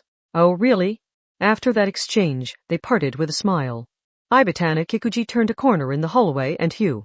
Even the bright midsummer sun felt somehow cool inside Takuwadai. It was a carefree world free of crime, where the little birds someone had fed were relaxing on the windowsill. Ibatana Kikuji knew it was careless to attend a swimming class when an enemy dark side team wanted her dead. Takuwadai was a safe zone in every possible way. It was physically isolated, no information could leak out, and it was involved in Academy City politics. But it took away everything except for safety, so staying there too long was stifling. She felt staying here was like locking yourself up in prison for safety. Everything moves at such a carefree pace was a good way of putting it. Since she was attending Takuwadai, Ibatana Kikuji obviously was not short on money. She was soaking neck deep in the dark side anyway, because she feared she would become cut off from the world at large like Urashima Toaru if she did not leave on occasion. Or to put it another way, she always wanted to be at the leading edge of the world. No matter how rotten the truth was, it helped her adjust the hands of her old watch that fell out of sync so easily. The dark side has a bad habit of drawing a solid line between themselves and the rest of the city. She raised both arms to stretch her back. The girls in the hallway were moving carefully, but somehow hurriedly just before the break ended. But all of a sudden they parted to the sides of the hallway. Her power was best suited for killing, but with a bit of creativity, it could also do things like this. She walked right down the center of the hallway. The two worlds are geographically connected and function like two sides of the same coin. The sunlit field is within reach. I haven't been reborn in another world or anything. Nugino's team would have seen the Takuwadai uniform in the library, and they had to be working feverishly to track her down and rescue the hostage, but they must have assumed their enemy would not be attending school at the predetermined time each day. She had sacrificed her freedom and bound herself here, so she needed it to cut off all pursuit, both physically and psychologically. She glanced through a classroom door to check the clock on the wall, but she did not make her way to the locker room. She preferred a deserted location, so she set her sights on the landing of the stairs leading up to the roof. That some cleaning supplies had been left out, but no one had reported it meant people barely ever came this way. Ibatana Kikuji nodded.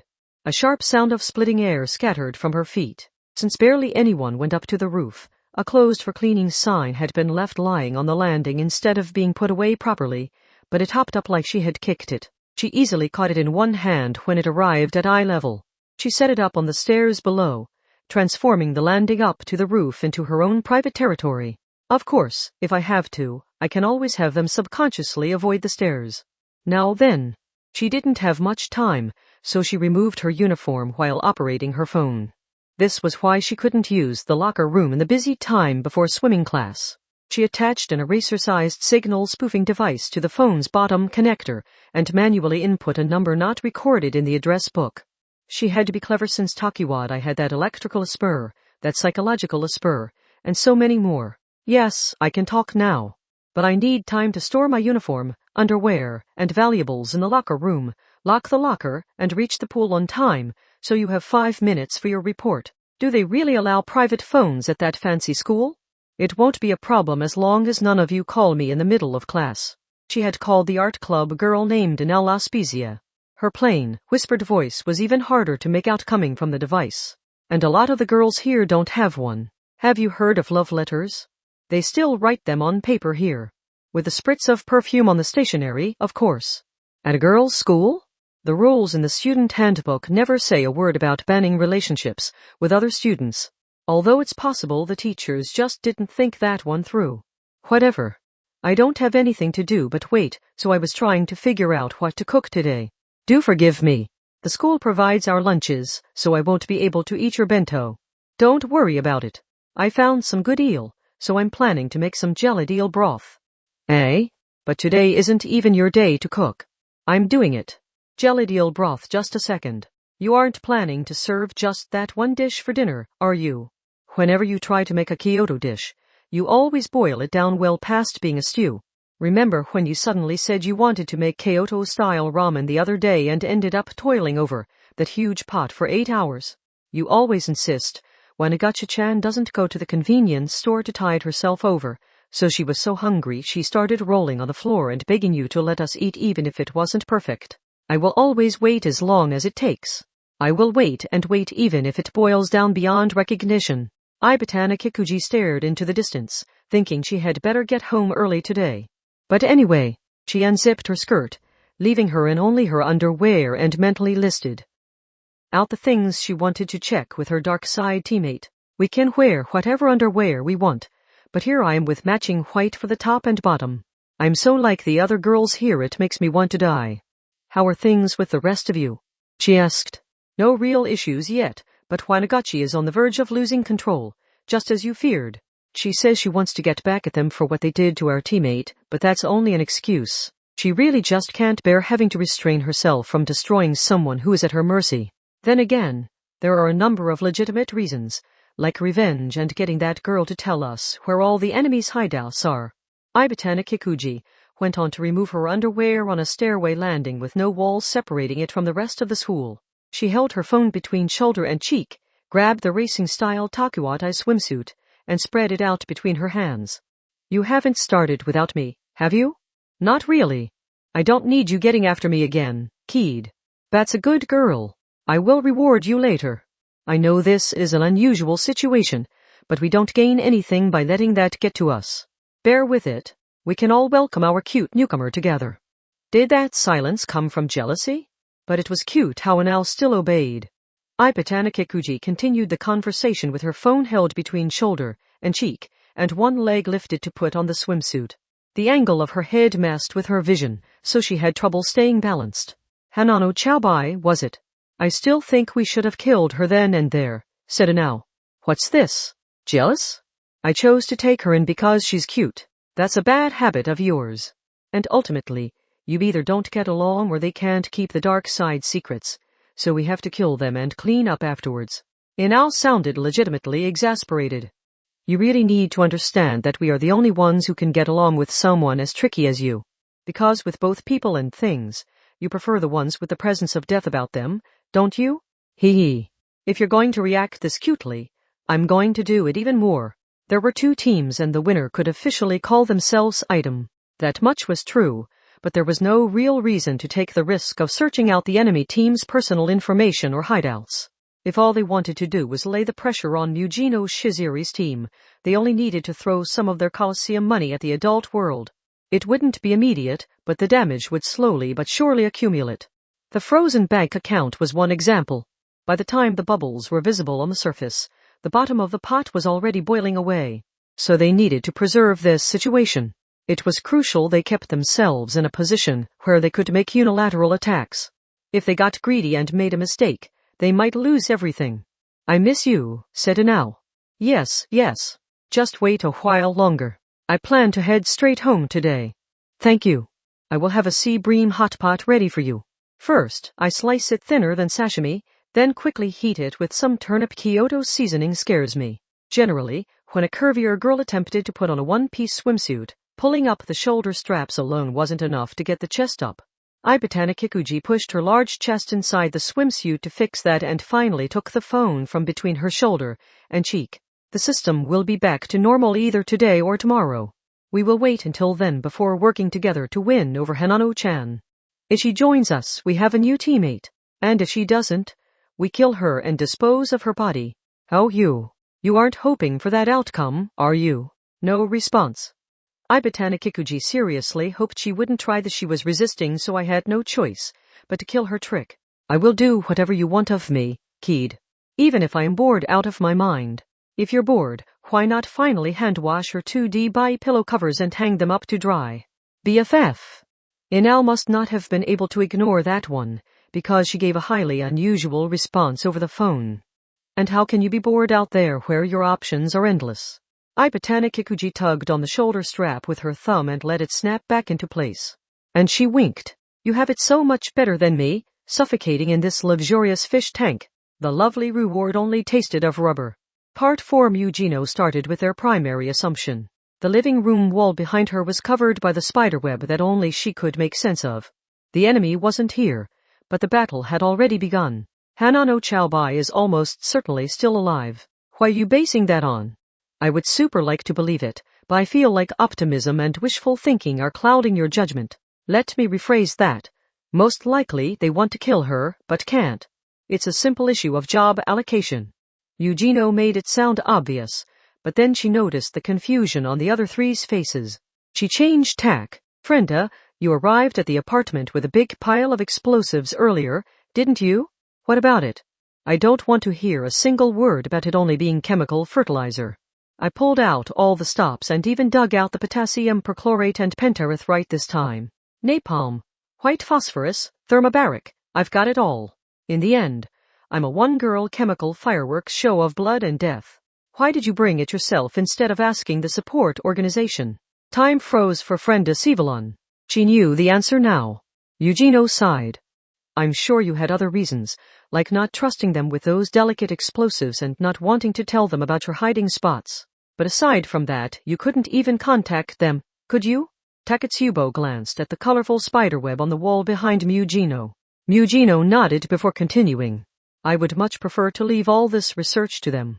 Numbers are the fastest way of gathering intelligence. But that wasn't an option, so I'm doing it myself. It wasn't that they had run out of money or been abandoned. Eugeno's terrifying reputation was too powerful for that. Anyone who took the rules too lightly was guaranteed to die. Everyone who dealt with her understood that down to the marrow. So you super said it was about job allocation, didn't you? In other words, something big is super going on, so none of the teams can gather the personnel needed to support them? Kuzakumai Tori. Eugeno pointed back over her shoulder to a photo on the wall. It was the black-haired girl with the liquid shadow power who had guarded the insurance company general manager. She says she was preparing to attack the windowless building, and it turns out she wasn't bluffing. And I honestly respect that, noted Eugeno. But that was a side issue. So all the villains have had their support organizations gathered up, for investigation and defense related to that. No one on the dark side can easily dispose of a body right now. Yeah. In the end, covering up the smell is really tricky once it starts to decompose. Frenda shrugged in annoyance. Those thugs on the support organizations wouldn't have much to do otherwise. In Academy City, there's legal precedent for the particles that cause the scent of human death being used as evidence of a crime, so no one wants to let the decomposition begin in their own hideout. The city did have decomposition experts who could cause even those particles to break down and excellent cleaners who could thoroughly remove the particles from the floor and wallpaper, but there weren't many of them, which made them conspicuous. That was bad for anyone who wanted to stay hidden, and since the dark side standard, corpse disposal infrastructure had ceased to function, the few experts out there would be getting a rush of requests to deal with the already existing corpses. It was best to assume they were too overwhelmed to get in touch with. Which means I'm not very worried about Hanano Chaobai being killed right now. If the problem was that serious, it might seem like they would want to call in a level 5 like Eugeno or a level 4 like Kinuhata instead of the support organizations, but no one bothered to ask why that hadn't happened. Needless to say, if word got out that the situation was that bad, the standard dark side member would use the emergency to demand excessive payment or even plot a coup of their own. In other words, the people at the top were too concerned to open up the possibility of their pet dog biting them too. Eugeno, do you think she really can destroy the windowless building? If anyone could destroy that thing, I'd have already done it, replied Eugeno like it was nothing. She respected the attempt, but she never said it was realistic. Academy City was a shitty place that loved to shatter those kinds of hopes, all while pretending they were the good guys. Since Kuzakumai Tori's photo was on the wall and Eugeno had an accurate idea of how likely her attack on the windowless building was, Eugeno must have known their higher-ups would be attacked, but hadn't bothered saying anything to them. She had also known Kuzaku's plan was sure to end in failure, but she hadn't bothered to warn her. That was because the sooner this attack on the board of directors was solved, the sooner the dark side could return to normal, the sooner the corpse disposal infrastructure could recover, and the sooner Hanano's life would be at risk. Item was fighting the bad guys and risking their lives to save a friend. But even with all that, they still weren't heroes. Nor did they want to be known as heroes. This was evil cannibalizing itself. By my prediction, The anti-Kuzaku focus will end tonight at the latest. Then, with the incident over, the dark side will return to normal. So we need to attack that fake enemy item's hideout and kill them all before then. It was just like Mujino to not mention saving Hanano there. They had the enemy's tail in their grasp, but they did not strike quite yet. If they screwed this up, the enemy would notice, go further into hiding with their hostage, and never return to the surface. So Mujino wanted to focus on gathering as much information as possible for as long as possible to increase the odds of success for their one and only chance. Takatsubo smiled a little. What do we know about those 4? Only 3 really matter because I killed one back on the 7th. Mujino next pointed at the 4 photos she had tracked down and were pasted on the outer edge of the spiderweb. When 2 groups clashed, it was important to know how many people and how much funding the enemy had. And in Academy City's case, it also helped to know as much as you could about the Esper powers and next-generation weapons they had available. Mujino had of course spent a lot of time on this part. Ibatana Kikuji Kid. Age, 14. Sex, female. The center of enemy item.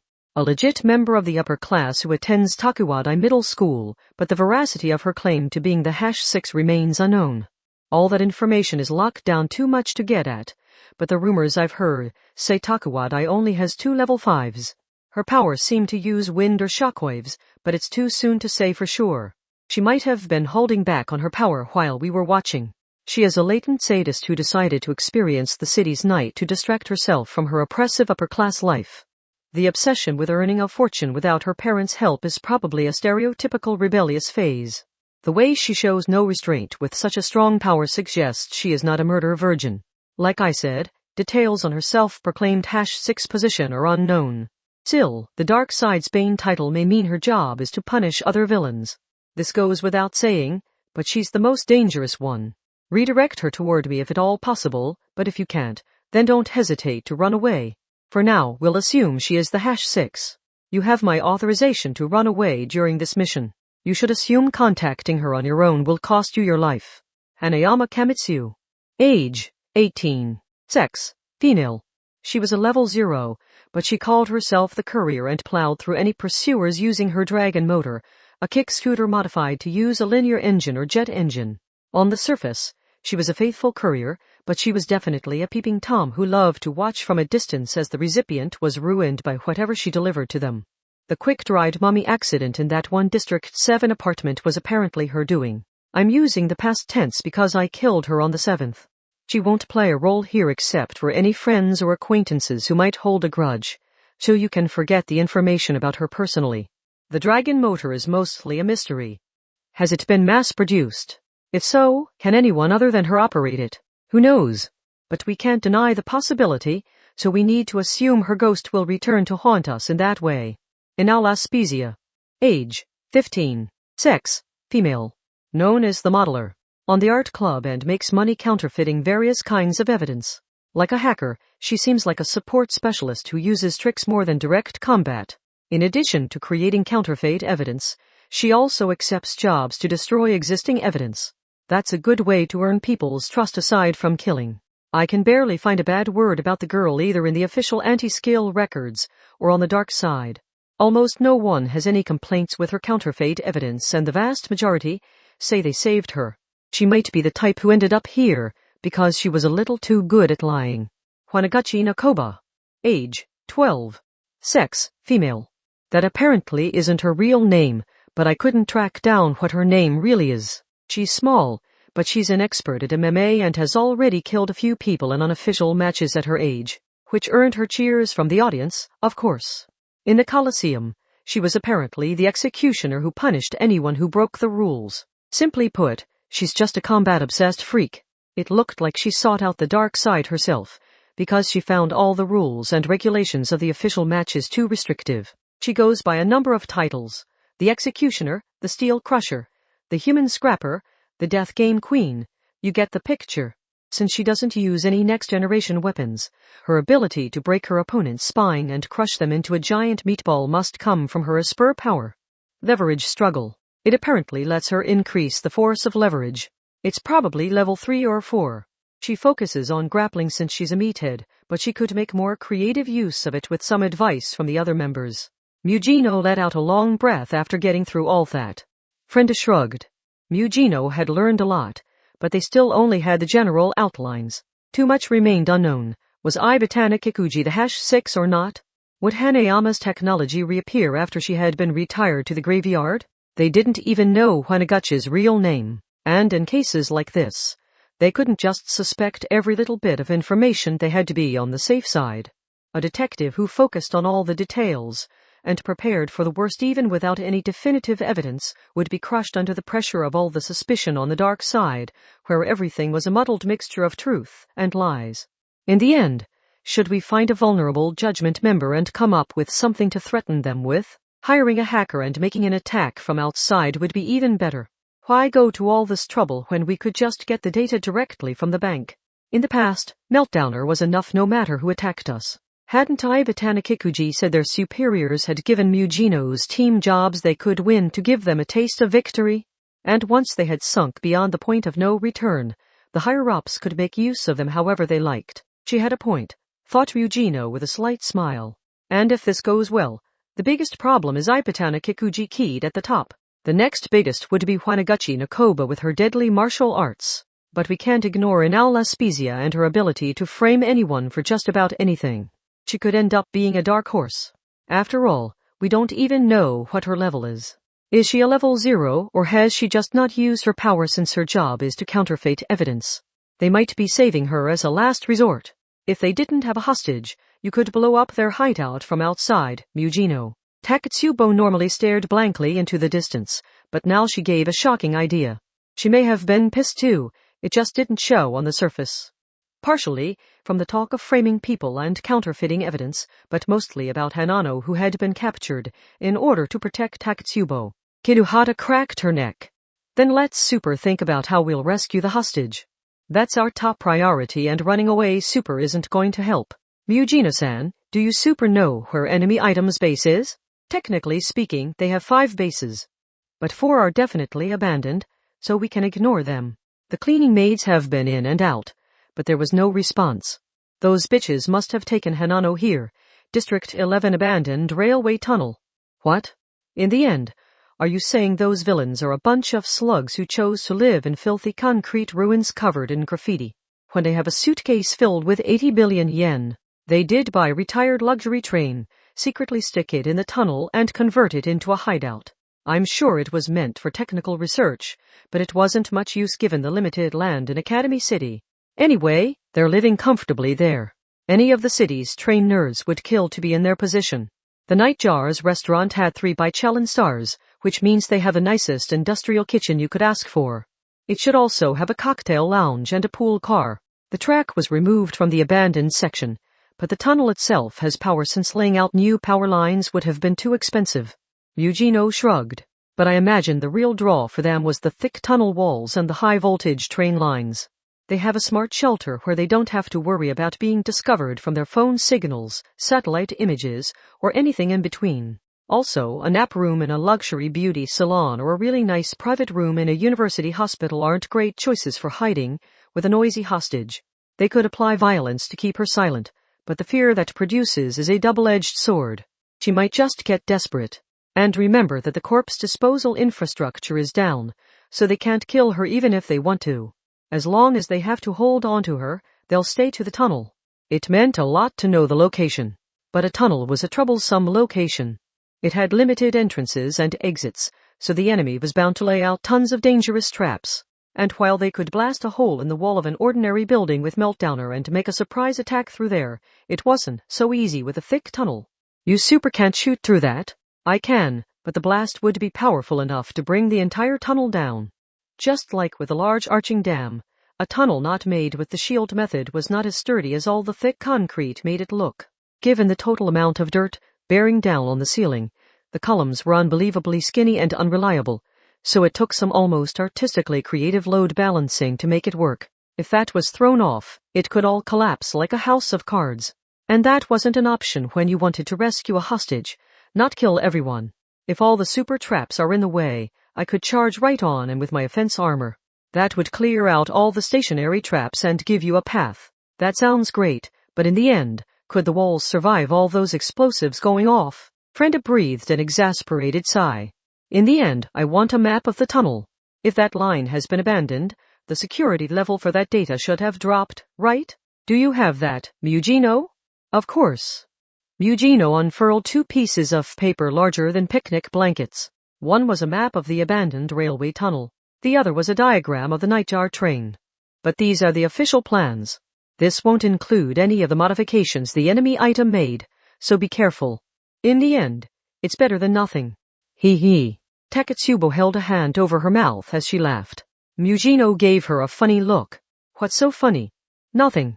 I just didn't expect you to tell us to be careful. If most people said something like that, they might end up reduced to charcoal.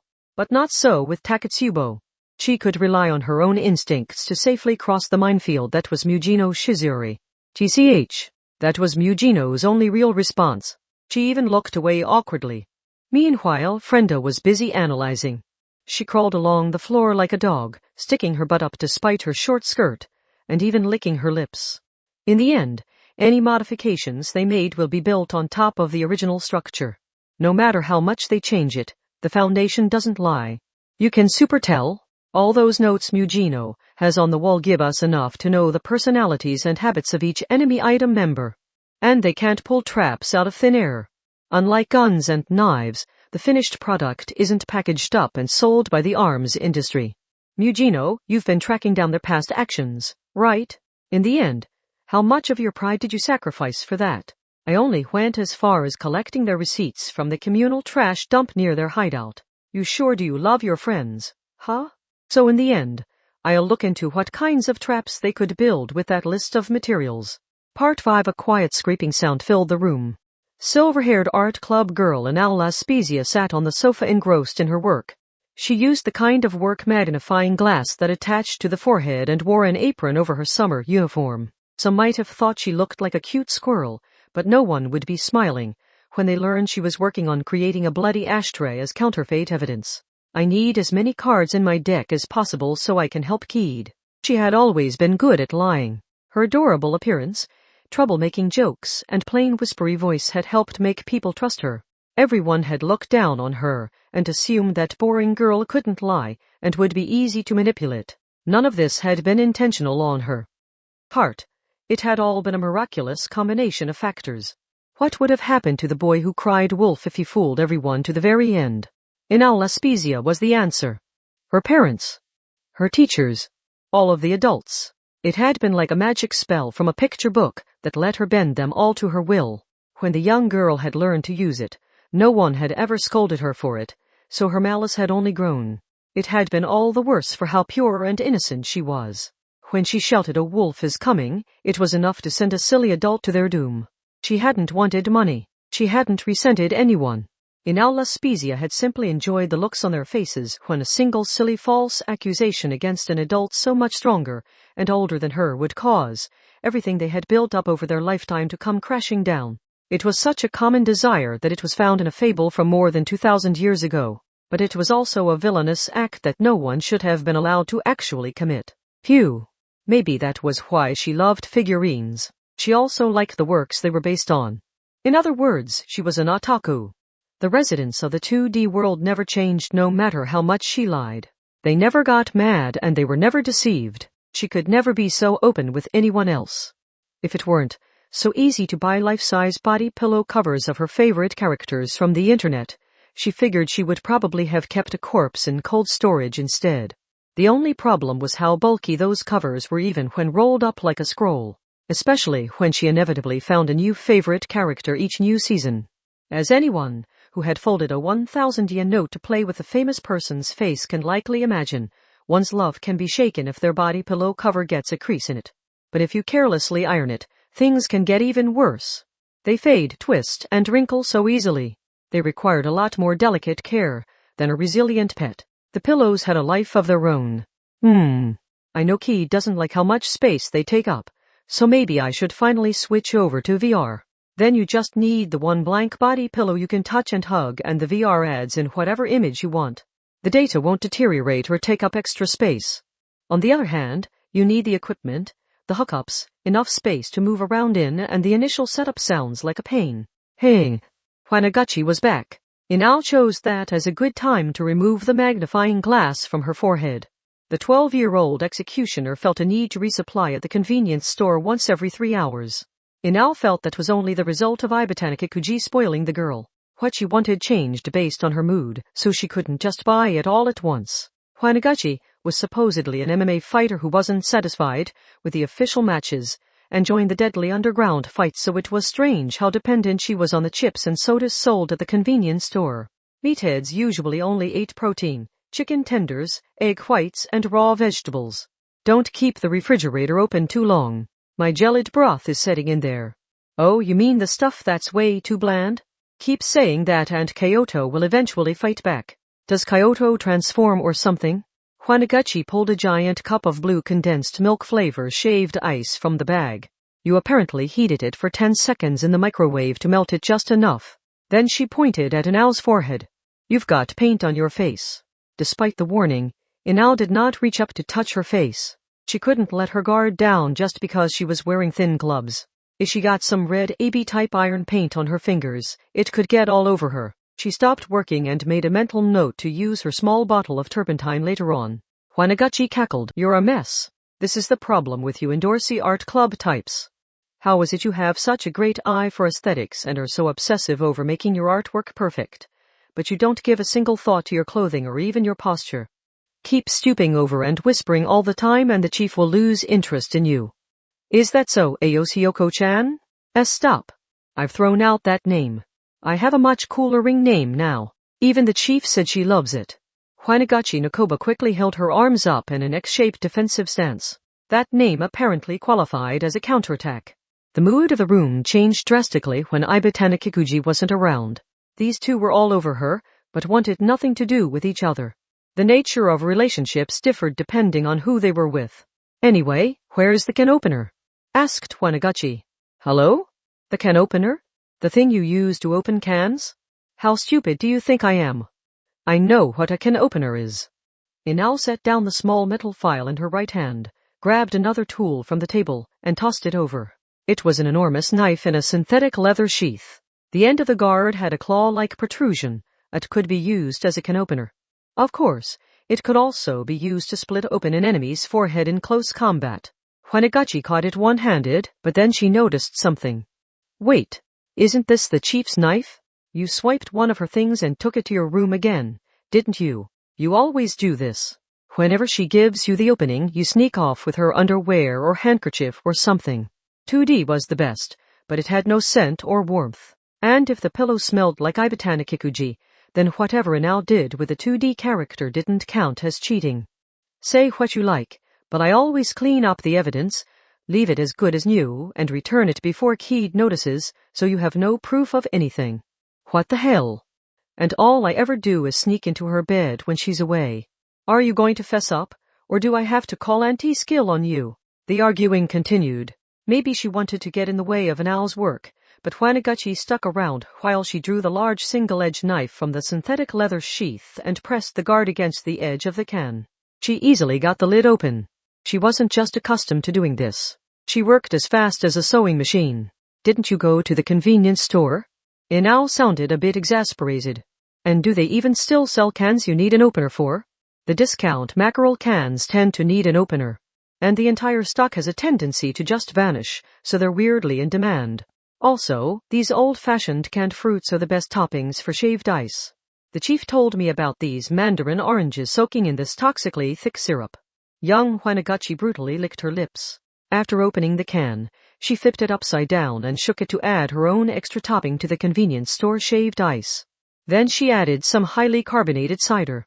It was a brute force strategy, where she used her youth to protect her against all the sugar. And what had happened to melting it a bit in the microwave? Hwanaguchi began mixing the giant shaved ice using the thick plastic straw and spoon the store had provided. So how is that girl doing? She stopped making any noise, but I think she's still alive.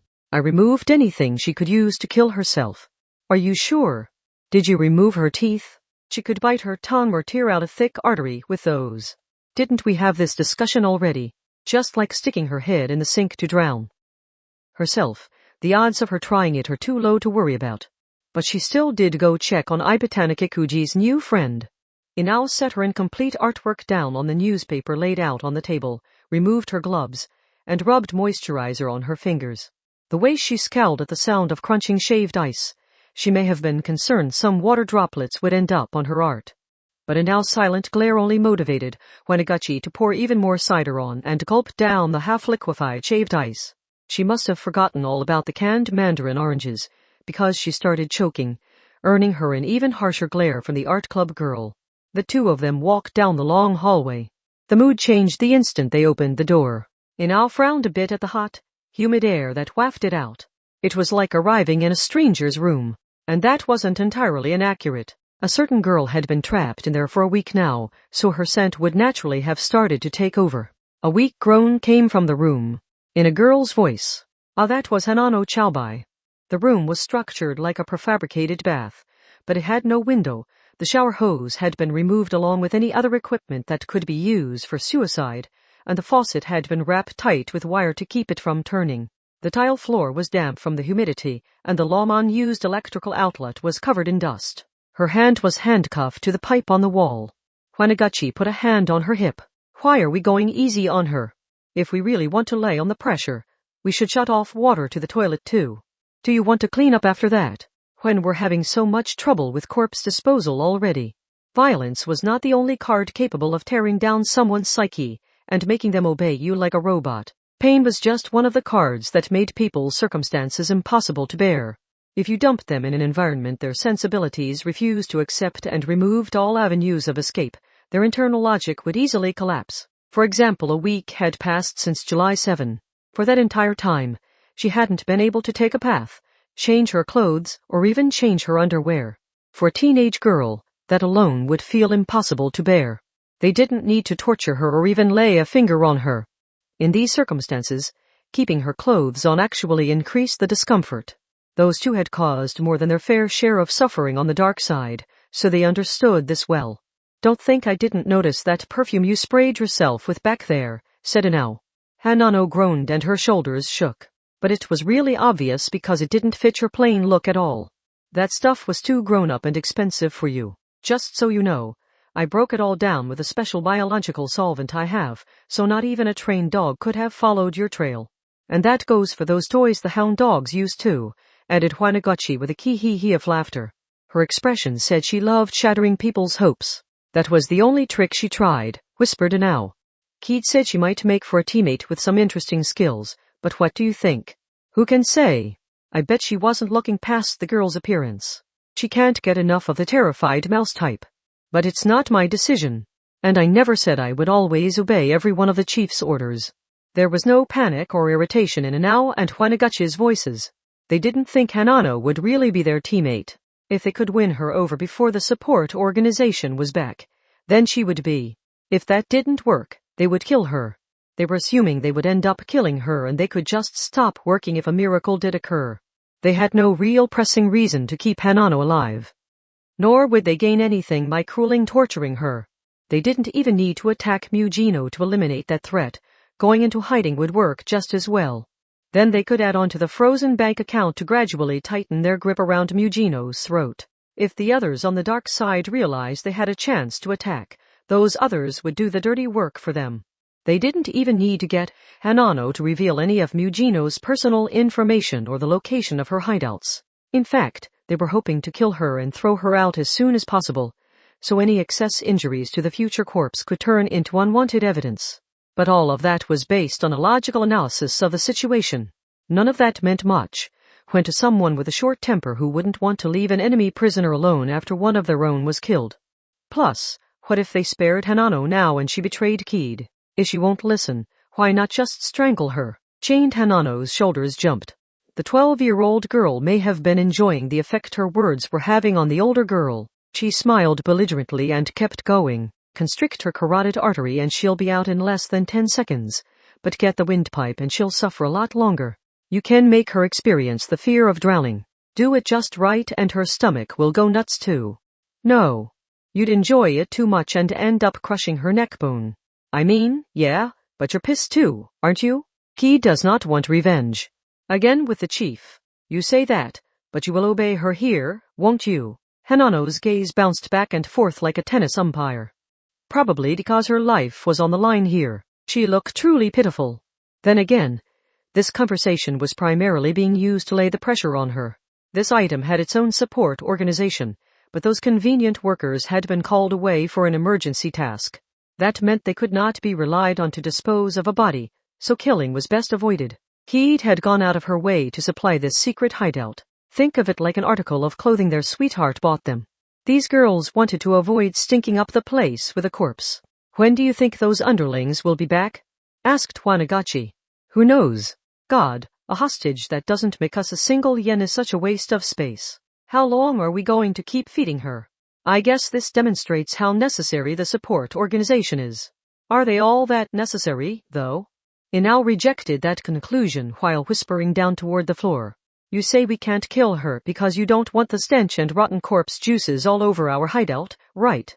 I can't stop the actual progression of decomposition, but none of the particles that cause the smell can escape if I strip her corpse naked and coat her in a thick layer of varnish or paint. It's like packing food in rubber or plastic. We can leave the solidified paint doll in a corner of the room and wait until either the support organization returns or we have the money to pay an expert in cleaning up decomposing corpses. A few concerned noises escaped Hanano's mouth. She had thought the humiliation would at least end when she died, but apparently not. But she could not bring herself to speak in full words. Whatever she said, she feared expressing any kind of clear will would send her in an even more devastating direction. Can you do that, Art Club? Asked Wanagachi. With Keed's permission. If this girl poses any threat at all to the chief, we should do it right away. It might sadden Keed, so we should wait for now. That was the line between them. Inao and Wanagachi glanced toward the door at the same moment. Ibatana Kikuji was not there. She was meditating like she always did, which in her case meant holding a selfie photo shoot in front of the large mirror while using herself as a dress-up doll. It sounded silly, but she had slipped out of Takuwadai's strict student dorm for this. She was very serious about it. If she was ever interrupted, she would get after them quite severely, so they had to be careful. Finally, Wanagachi cracked her neck. Chief doesn't seem too interested in what we're up to. I do not want to do anything without her express permission. I do not want her mad at me. Yeah, your crocodile tears never work on her for some reason. Even though they're so shocking, even I'll stop my fist when I see them. Hee hee. That's what makes her so interesting. She is the only person in the 3D world I can't fool. Of course, violence was Wanagachi's job. She would clench her fist and destroy someone's joints in the same way some people would grab the vacuum after spotting some dust or a stain on the floor. That said, the quality of an artist's work depends on their motivation and mood. It's so much easier with us athletic types, because we'll do what you say as long as you punch us and give us an order. Groaned Wanagachi. She stared at Hanano. Smiling to try and smooth over an awkward silence was said to be a reflex for the Japanese. Hanano was no exception.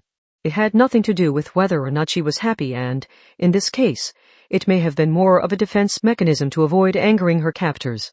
The Colosseum executioner nodded. Inao didn't even have time to stop her.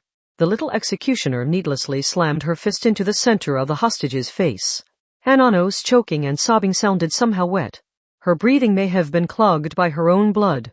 Are you trying to anger me? Asked Inao. My bad. That you don't dare touch me look of hers pissed me off. Does she think she's some VIP just cause the chief likes her? Did it have to be her nose? The blood splattered on the wall and the floor. This is going to be a pain to clean up. That's your main issue? I get the feeling you're even more pissed off than I am. Cause she's stealing time you could have spent with the chief. Wanagachi casually apologized while leaving the room being used as a cell. Inao put her hands on her hips. You just returned from the convenience store, right? Did you do a check around the entrance? Just because there are only so many ways and doesn't mean they're going to go for the front door. Not even I want to be anywhere near all those traps. He'd put together those traps, but I worked hard to hide them. Hee hee. Which means it was a joint effort, doesn't it? In an old war, they apparently painted explosives to look just like coal or rubble and placed them around enemy territory to incite a panic. Damn perfectionist. I guarantee you that no one will notice the high-low mix Keed and I made. So will they go for the rear entrance? Or they might look for another path we didn't even consider. Or dig their own hole, I suppose. Part 6. So we'll be going straight for the front door. Frenda grinned in the darkness while holding a multi-tool knife shaped like a pair of pliers. The darkness was not due to nightfall. The abandoned railway tunnel was in District 11. Instead of passing through a mountain, this tunnel sloped down below the surface of the city. The hemispherical entrance was covered by a chain-link fence to keep people from wandering in, but that was easily bypassed. Mujino Shizori, Taketsubo Riku, Kinuhata Sei. Frenda Sivalan stayed a step ahead of the other three to lead the way. Taketsubo tilted her expressionless head. You can tell where the traps are. In the end, I'm impressed by your courage if you followed me this far without trusting I could. Frenda used her tool to cut a colored cord. Broadly speaking, there are two types of trap, the high-tech electronic ones and the low-tech primitive ones. Primitive like a pitfall. Right. Those go back into BCE times, but the technique was really refined in Vietnam. You only need a shovel to make them and they don't use any explosives or metal to be detected, so they're still even more frightening than landmines. Taketsubo may have meant her example as a joke, but Frenda took it entirely seriously as she worked. Both types have their pros and their cons. High-tech traps using invisible lasers and ultrasound seem convenient at first glance, but they're easily exposed using special cameras and sensors. For that matter, using electricity at all means they'll produce a faint magnetic field. You know how sending out sonar all the time would be suicide for a submarine? It's the same idea. On the other hand, low-tech mines made from wood and glass are primitive, but they'll slip right past a metal detector, which means you can't let your guard down. Of course, they have the flaw of being vulnerable to moisture and impacts, so they easily malfunction. So super, which type is better? There's no definitive answer. So the optimal trap usage is to have a mixture of both types. Frenda moved aside a plastic bottle that had been given a metal cap. A smaller sealed bottle was submerged in the liquid within, so it was likely a detergent bomb made from two substances that were dangerous when mixed. But if Frenda hadn't moved it, it would have looked like any other trash forgotten and buried in here. It's called using a high-low mix, although I believe that term was originally used in reference to aircraft. But in the end, if you know from the beginning they'll be using that strategy, you have nothing to fear. You say that, but if you miss just one of them, we go boom, said Mujino. Not that it's guaranteed to be an explosion. In the end, I can sniff them out, replied Frenda, using duct tape to seal the lid of a bug cage stuffed full of ants that likely were not native to Japan. I wonder if this was a rush job for them. I can smell the paint and turpentine they used for the camouflage. Now, I'm not about to place my full trust in a hint left by the enemy, but I doubt this is some kind of strategy. In the end, they were overconfident and made a careless mistake. I bet they didn't notice the smell because they've been surrounded by it for so long. That's a mistake pros make all the time. Minefields were simple but highly effective. Unlike a two-way fight, they let you defeat the enemy without taking any damage yourself. But all the effort put into setting up the traps would lead to an assumption that the enemy would never make it past them all and make a direct attack. If you had the skills necessary to get past the traps, then a frontal assault would function as a surprise attack. Taketsubo. In the end, I could use some water, said Frenda because both her hands were full. Yes. You mean this bottle with a straw in it? Grab me a mackerel can too. Are you sure you need that? While Frenda ate her fish, she began working less and less until she finally had no more work to do. They had crossed the dense field of traps. Frenda herself actually grew more cautious in case this was a trick to get her to lower her guard, but she never did find anything more. We're almost to the nightjar, said Mujino, staring up ahead. They were probably afraid of getting caught in their own traps, so they only set them up near the distant tunnel entrance. While the tunnel was abandoned, it still had power and the fluorescent lights for workers remained lit. Of course, this was the enemy's home base, so it was possible those lights could be shut off at any moment. They kept their phones at the ready in case they needed them for light, but a large and extremely pointy silhouette was visible even without any extra light. That was the Nightjar luxury train. It was also the smart shelter the enemy item used when they were being pursued and needed a place to hide. They heard a sound of straining metal. Kinuhata immediately rushed out in front of Frenda and was blasted backwards by an explosive sound. Frenda quickly got down on the ground, her eyes wide. Cough. There's super something there. Be careful. Something with 8 legs lurked in the shadows. Several of them, in fact. The drum-like bodies were likely based on the security robots that patrolled Academy City. The 8 legs were abnormally long for those bodies, and a .50 caliber machine gun had been forcibly attached to the side. Kinuhata had been knocked back despite her nitrogen shield. Mujino clicked her tongue and launched her meltdowner. She also moved to protect Takatsubo. TCH. I thought the thick tunnel blocked any signals from getting in. Signals can still travel inside the tunnel, so these could be remotely controlled from the train. That said, they were right next to the high-voltage railway power line, which would interfere with any control signals. It was best to assume these were specialized for autonomous combat. However, they have cameras, so the enemy will know we're here. This is a race against time now. Frenda, don't let the enclosed tunnel scare you. It's time for your bombs. And Takatsubo. I know, whispered Takatsubo, pulling something from her tracksuit pocket. It looked like a mechanical pencil lead case, but it contained an unsettling white powder. I will use it today. If I had just used body crystal and recorded Hanano's IM diffusion field the first time, none of this would have happened. I put her life at risk because I didn't want to shorten my own lifespan. So I won't let the enemy item escape this tunnel no matter what they try. She was essentially saying she would chemically shorten her life. It was a matter of chemistry, so 1 + 1 would always equal 2. There was no room for a miraculous result of 3 or 4. She was implicitly saying she was fine with that. She was saying Hanano Chaobai held that much value for her. Kinuhata got up, clenched her teeth, used her arms to guard, and forcibly held back the machine gun fire while she marched forward and silenced one 8-legged drum with her fist. Is Takatsubo-san's power that super great? In the end, it's not so much great as it is cheating. I wouldn't want her as my enemy for a different reason than Mujino. Don't call me a cheater. I'm always faithful. Takatsubo gave a somewhat off-kilter comment among the explosive gunfire, while she licked up the powder she had sprinkled on the back of her hand. Their enemy had no real reason to keep Hanano alive. This was a race against time, so they would have a hard time searching through each of the more than 10 train cars while remaining alert for surprise attacks and counterattacks. Ordinarily, it would be downright impossible. But that was where Takatsubo's AIM stalker came in handy. One look at the area and she could accurately locate any spur, from level 0 to level 5, by the faint power they emitted. And once she had recorded an spur's power, she could track them even if they fled the solar system. The fact that the enemy was reliant on traps and unmanned weapons meant their support organization had been recalled.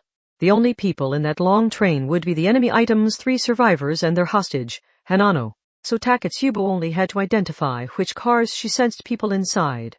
It's not too late. Takatsubo forced out the words, while covered in a disconcerting amount of perspiration. If they looked inside an occupied car and found Hanano, they could protect her. If they didn't find her, everyone inside was an enemy. If all 3 enemies were together, then blowing up that car would eliminate the threat and rescue the hostage all at once. If I can locate the people here, Mujino or Frenda can blow down the train's wall, and we can rescue Hanano. Takatsubo's power would set it all in motion, so she didn't hesitate to use the body crystal despite the risk to her. However, Takatsubo. The faintest furrowing of the brow on Takatsubo's otherwise expressionless face caught Frenda's attention, while she used an explosive resembling correction tape to burn right through one of the 8-legged drums. The tracksuit girl had frozen in place. She's not here, she said. What? Who's not? I'm not sensing anyone. This train is deserted. Part 7. Did you hit the switch? I did. Still handcuffed to the pipe, Hanano Chaobai blankly watched Wanagachi Nakoba and Anao Laspezia converse in the bathroom where the bathtub and sink's faucets were locked down with wires. The confusion must have been plain on her face. Or maybe Wanagachi was simply feeling the relief of finishing a job. Either way, she answered the question Hanano hadn't asked out loud. Your friends have failed. This isn't any of our 5 hideouts. Those dumbasses attacked the wrong place, so we got to watch them through an ultrasound-transmitted camera while remotely activating a trap to fill the entire tunnel with poison gas. When we know they're looking for us, why wouldn't we go even deeper into hiding? Who knows if this will actually kill them, but there's no way they'll arrive in time to rescue you. Hanano's pupils shrank. Amused by that reaction, Inao and Wanagachi continued their conversation. Besides, did they really expect a bunch of girls to live somewhere like that? We certainly couldn't bring Kid there. Abandoned tunnels are a treasure trove of bugs and rats. Ugh, my thigh is itchy all over again just thinking about it. I'm only ever living at the top of a skyscraper where there aren't any mosquitoes or flies. And with all the cargo stored in District 11, you can't find convenience stores anywhere. That's a deal breaker for me since I need to resupply once every 3 hours or I go crazy. Inal noticed something and pulled her phone from her skirt pocket. She checked an email and looked up. This is the support organization has finished their other job. They should be back soon. So what was that other job anyway? The battery's low, murmured Inal while staring at her phone. There was a dusty old power outlet at the bottom of the wall, but she hadn't brought a power cable in here with her. Apparently they don't care if we know now that it's over. It turns out some moron tried to attack the board chairman's windowless building. Damn, I wish that it worked. Without that shithead at the top, the chief and I could create our own private love paradise. Sounds like a hell I would do anything in my power to stop. The return of the support organizations meant the return of the corpse disposal infrastructure, which truly eliminated all reason to keep Hanano alive. So, with that restriction gone, how should we kill her? You have the worst taste. And outside, what if Keed hears you beforehand? Nice joke. If she really cared, she'd have stopped meditating and joined us. Besides, she'll be happy as long as she can surround herself in death. And once she's bored with that, we can use this girl to frame our enemy. You knew from the get-go we needed to kill her, didn't you? It's like the rest of you keep ordering more food, but refuse to eat the bell peppers, so I get to eat them all myself. Think of me as the saint of volunteer work who completes all the tasks no one else wants to do. The small girl chuckled. She bent over and leaned toward Hanano. I still can't figure out what such a weak person is doing on the dark side. It takes a pretty dumb person to not follow the most beautiful of rules, survival of the fittest.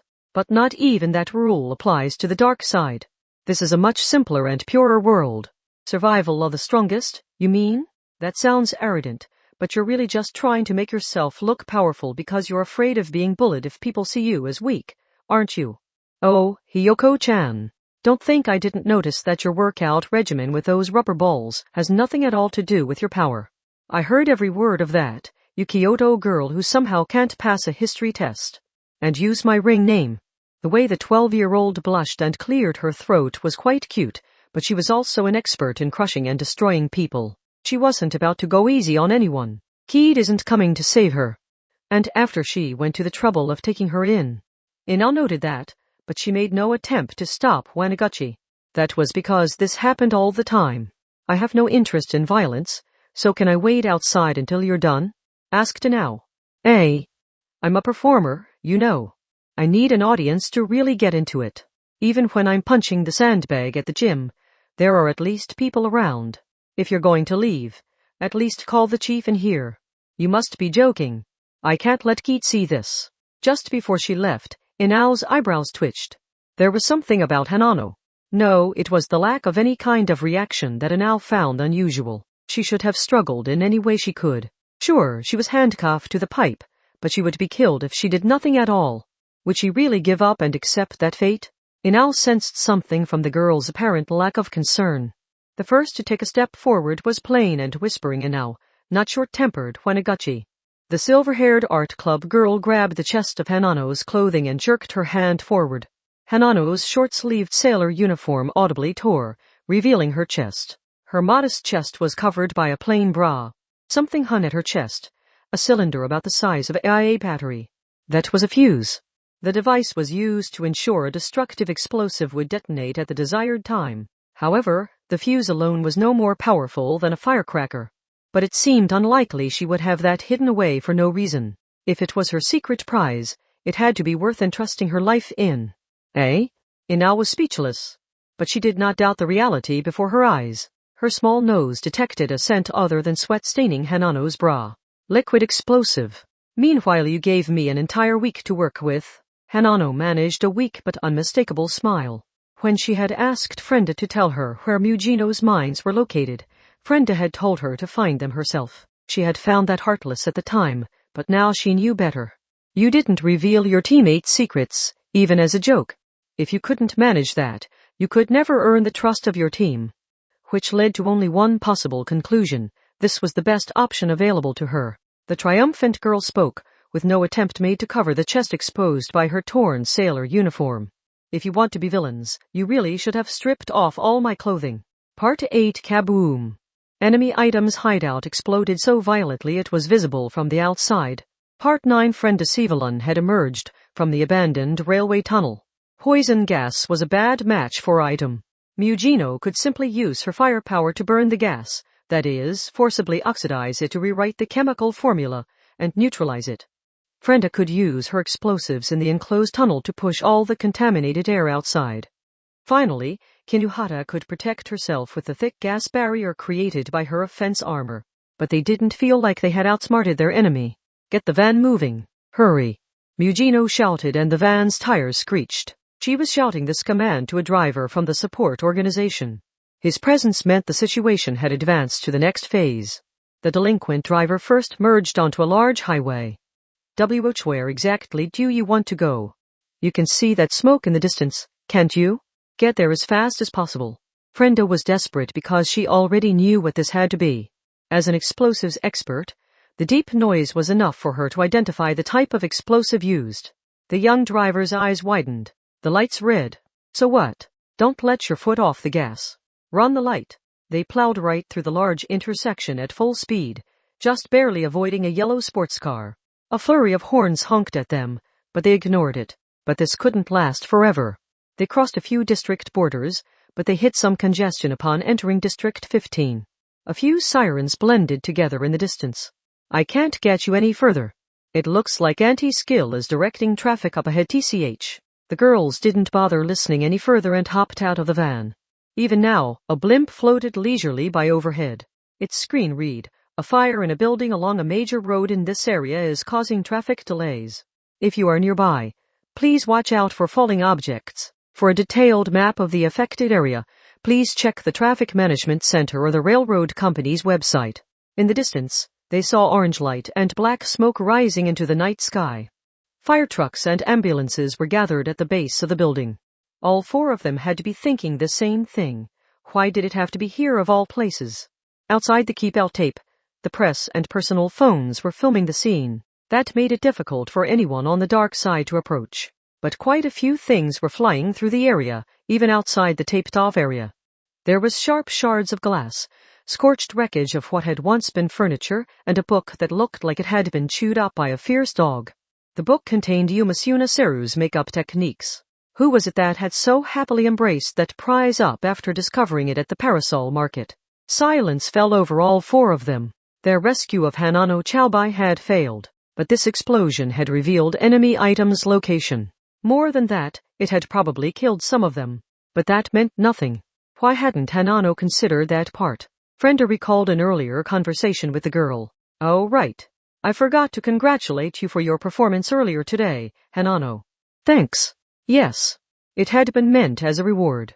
Without your help, we couldn't have gotten that data from the insurance company. I doubt Mugino would have given up, but she would have relied on brute force to get the job done. Ha ha ha, she had disguised herself as the insurance company's general manager and skillfully retrieved the data. So Frenda had wanted to give her a reward to welcome her into item. She had thought the nervous newcomer might relax some if she felt like she had done something for the group as a whole. So we owe you one. Is there anything you want us to do for you? Or anything you want from us? There was actually the response Hanano had given had been a dangerous one, a liquid explosive. But Frenda had decided that was something you might need to get along in the dark side. Had that been a mistake? At the time, Hanano had looked so relieved. And yet really? That's pretty dangerous. Think of it as a last resort I can use. I am in the dark side now. And I thought, you would be the best person to ask. Frenda stared silently at the embers and smoke for a while. She stared at that overwhelming reality. She had failed to do anything. She had plenty more friends, but what did that matter? She had a lengthy list of addresses in her phone, giving her connections to various industries from the light and the dark. But could any of that fill the emptiness she felt now? The death of just a single person brought so much sorrow. Needless to say, nothing else could replace her. It wasn't a simple matter of arithmetic. Hanano Chaobai wasn't meant to die. That might sound odd for Item, who killed other members of the dark side all the time, but Frenda refused to accept that argument. Keep fighting, she thought. It doesn't matter how pathetic or unsightly it is. The villains of item aren't meant to have a noble death, you idiot. Finally, the blonde girl said something no one else there would understand. In the end, how was this your last resort? There had to be other options to try, like injuring yourself badly enough the enemy would panic and feel the need to take you to a normal hospital. That timid girl must have been pushed to her absolute limits. She hadn't wanted to die without accomplishing anything, so she had at least wanted to take them down with her. Frenda thought that was a foolish decision. But she couldn't let Hanano's courage go to waste. That friend had paid with her life for this hint. That smoke and fire couldn't be hidden by any dark side tricks. That was their new starting point.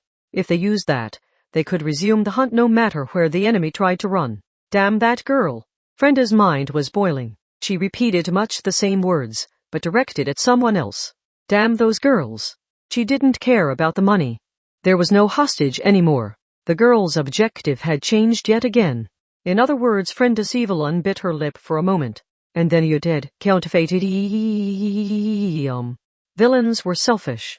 They didn't reflect on their actions. They spoke of payback and debts, when they usually rejected the obligations of the righteous world, and they thoroughly criticized and punished other people for their actions. When something went wrong, they found someone else to blame before considering their own mistakes. But none of that mattered at the moment. Who cares about Academy City's #6? What did the dark side's bane matter? They would throw out their own goodness if letting their morals restrict their actions would allow their target to escape. If they couldn't reach the enemy as things were, they would throw it all out. The wolf would break free of all its bonds, race through the night, and tear out the fat pig's throat with its fangs. They would choose to become wild animals. The enraged girl's howl rang through the night. The foolish sacrifice had lost their final shield. They no longer had any bargaining chip capable of stopping item. The hunt had begun. Between the lines, 3 it happened all of a sudden while she was changing clothes. Pant. It interrupted the selfie photo shoot she called medication. Ibatana Kikuji keyed. The curvy girl with a braid in her fluffy blonde hair held a hand to her head and leaned against the wall like she had bumped into it from the side. That was enough for the wall to collapse like wet cardboard, so she had to quickly catch herself. The power was out. A ceiling board had fallen and several wires dangled down with intermittent sparks spilling out. That gave her some light to go on in the darkness. Ino-chan! Wanagacha-chan! She had hit her head, so it ached now.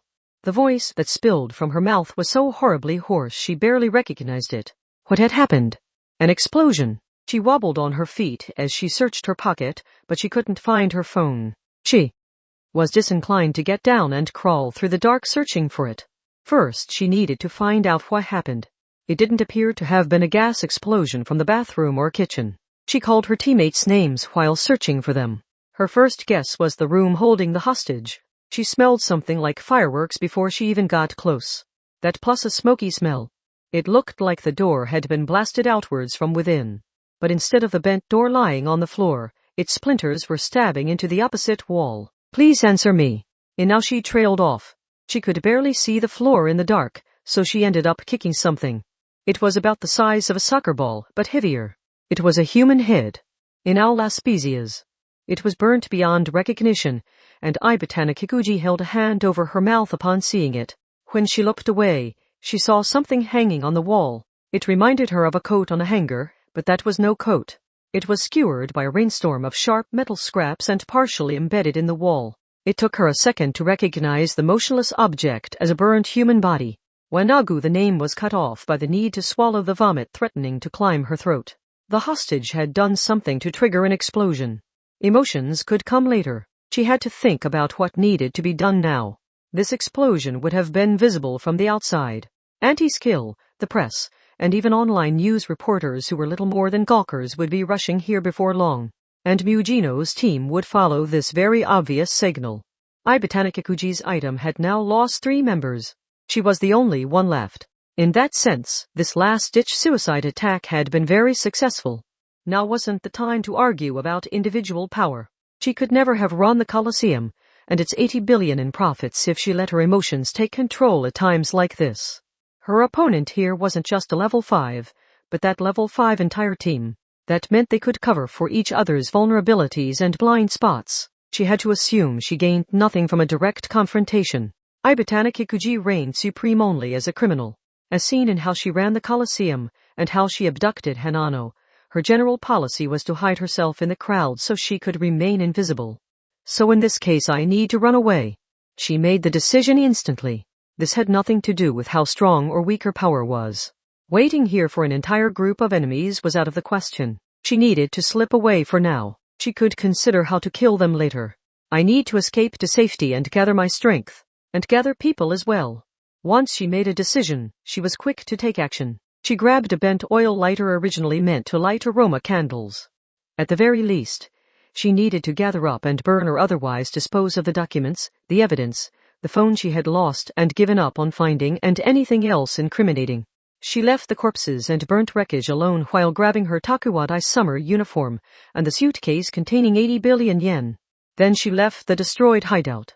It was a room in a District 15 luxury apartment. Specifically, it was the room on the floor directly below Mugino's hideout.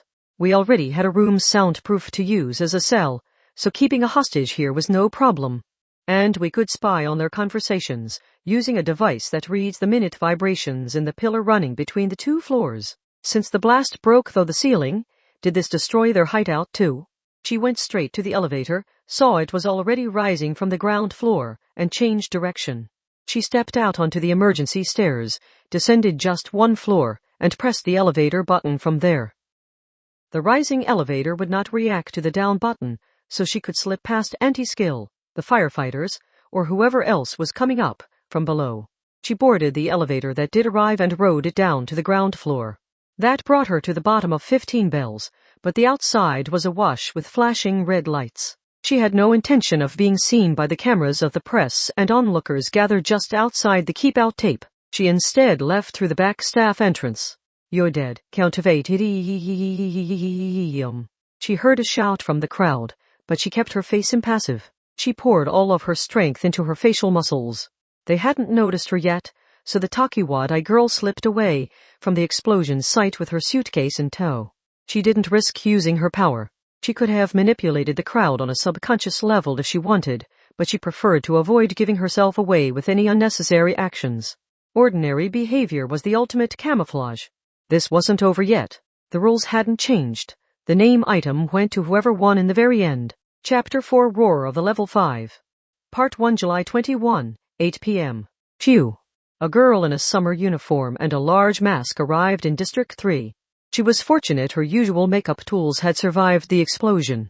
The mask covered most of her face's identifiable features, but it could stand out too much if she didn't eliminate the mismatch with her skin. This was Ibatana Kikuji-Kid. A drum-shaped security robot passed nearby, but she was fine for now. Based on its movement pattern and the direction it pointed its lenses, it was likely on traffic duty. Panicking and running away would only draw its attention. While she was a criminal, there was not a major alert out for her arrest. This was the northernmost district in Academy City.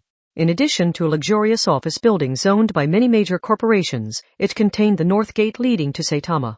That meant it also contained the traffic services and infrastructure related to the gate. The blimp floating by overhead provided some advice on its screen. The north gate is experiencing light congestion. Plan for a 20-30-minute delay.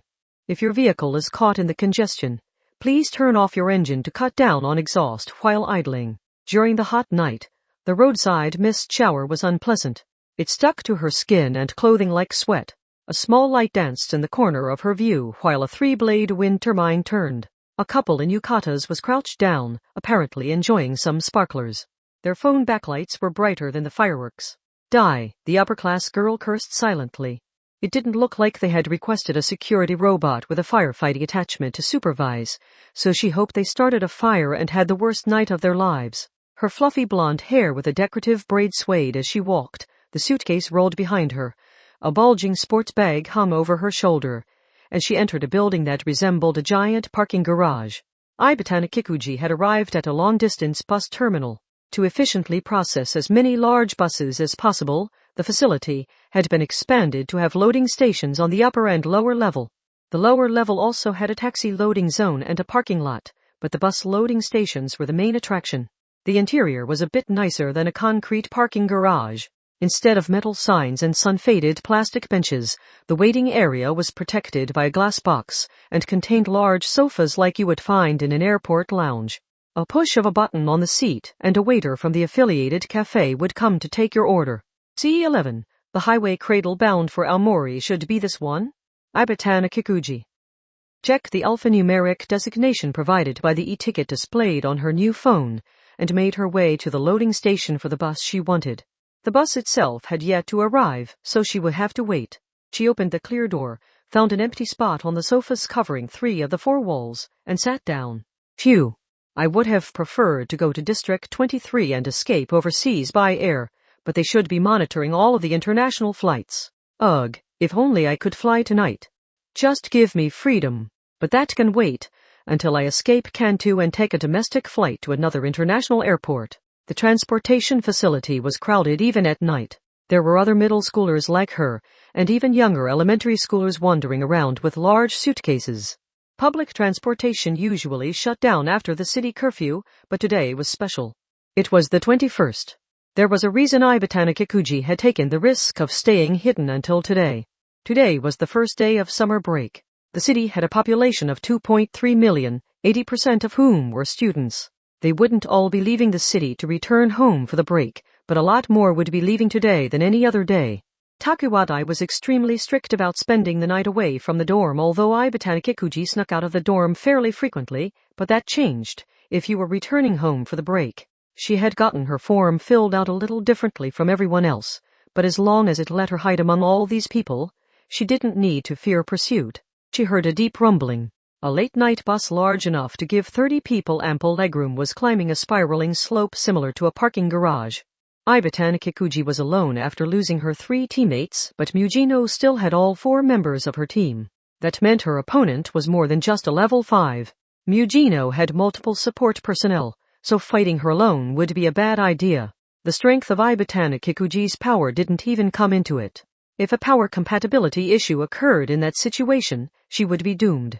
She was at a terrible disadvantage, but the battle wasn't over yet. Whoever emerged victorious in the end held the right to the item name.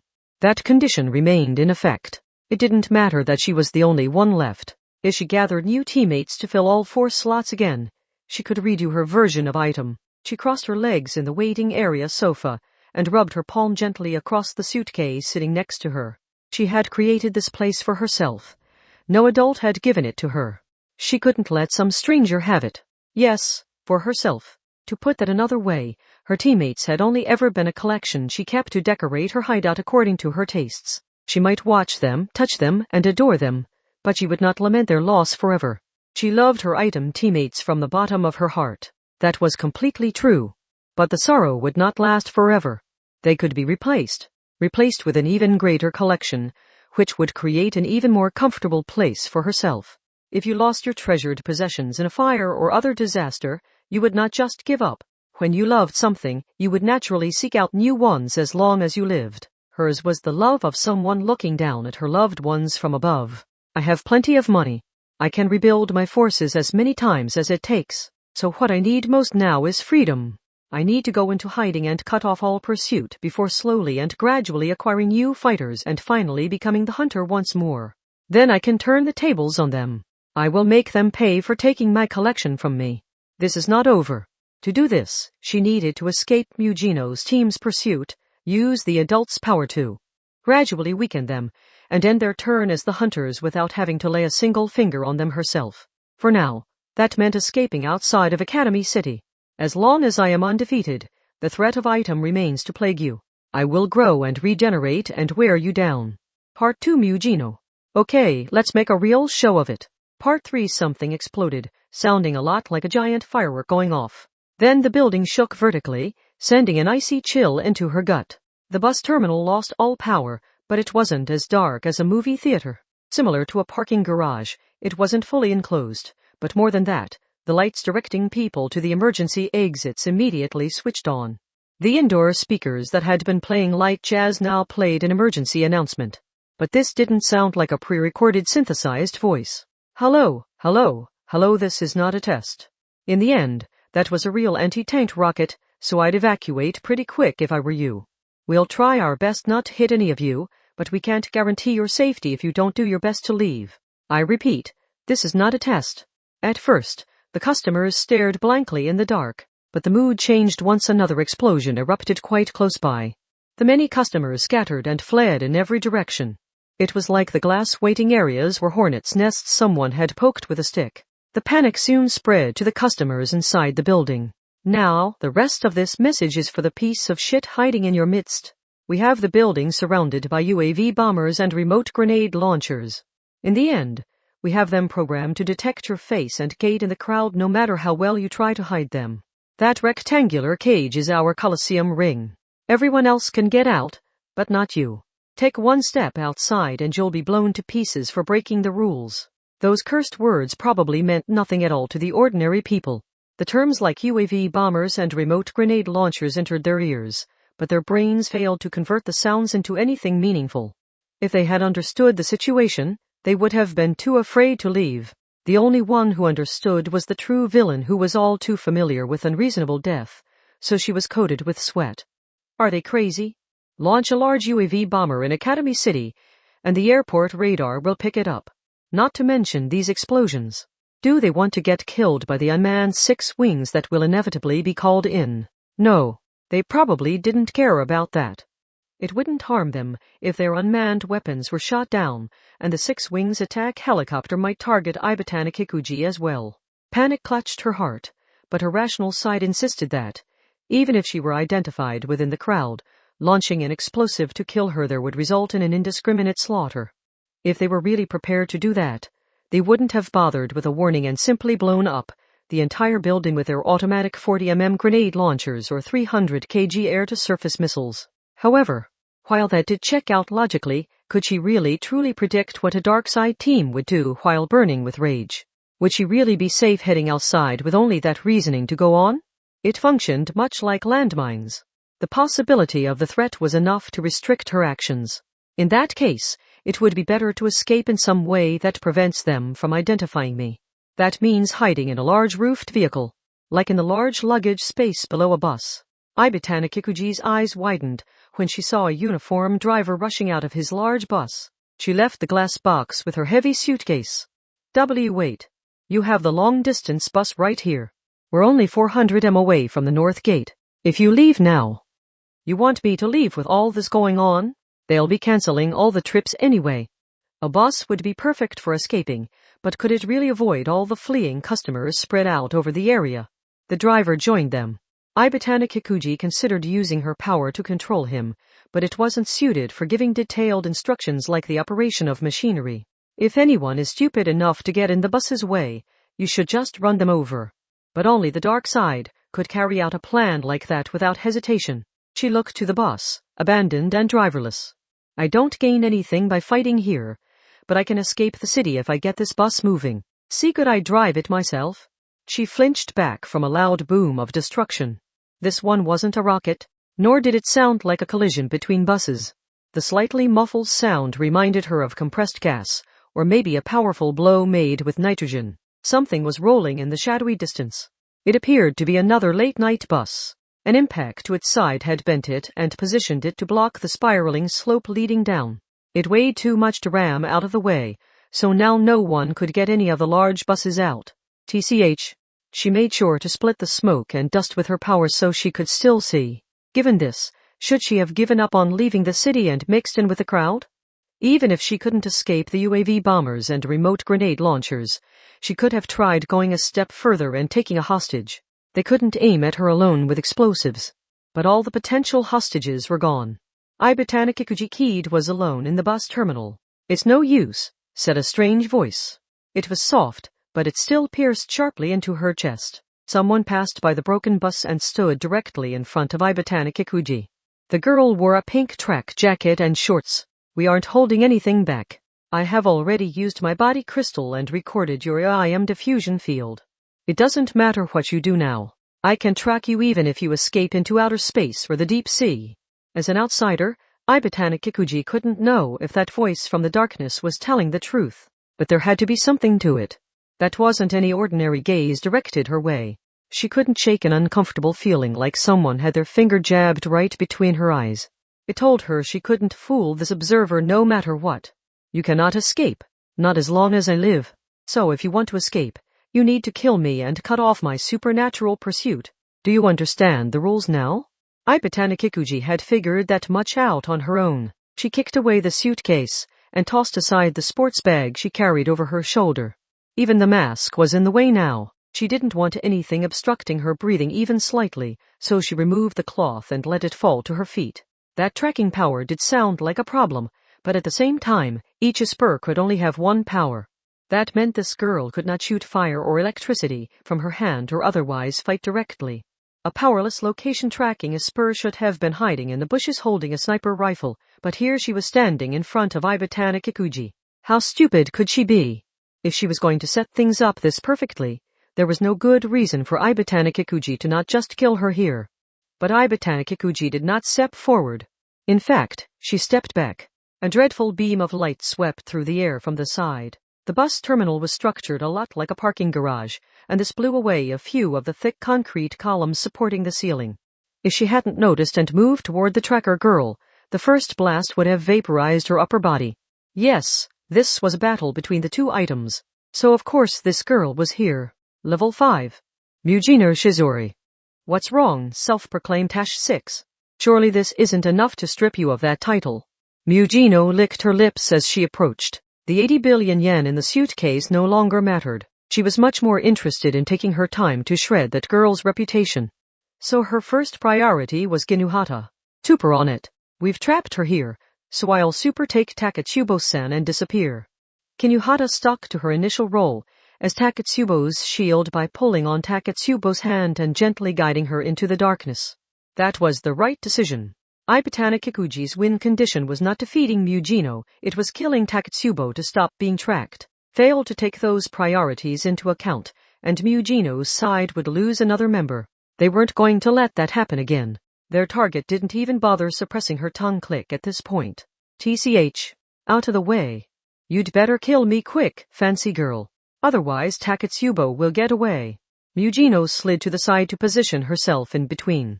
They walked in parallel for a bit. The roles of hunter and hunted had been flipped by this one strategy. Mujino grinned and basked in a wolfish joy over stealing the advantages of being on the run. The Takuwadai girl could no longer escape. Even if she intended to escape the city, she had to stop here and fight. You and your cheap tricks. We're not as bad as you. You decide who the good guys are in any given situation based on what benefits you the most. Sadism took a type of talent. Violence was just violence. To derive sweet pleasure from it required a different outlook. In a world full of targets, what you focused on differed from situation to situation. Like a cup of water in the desert or a single breath of air when buried alive. A sadist had a talent for determining what exactly that was for someone and destroying it with pinpoint accuracy. Mujino had reached that point. She sneered while embracing her own body and expanding a sweet barrier thickly around herself. So how should we handle this fight to the death? If we're going to do it, I might as well hear your preference. Oh? Have you forgotten I still get a say here? Don't just decide what we're about to do. Have you forgotten who I am? The two team leaders are about to engage in single combat. Talking with the enemy to try and understand them would just be a bore. Talking? Yes. Ibatana Kikuji laughed too. That would be silly.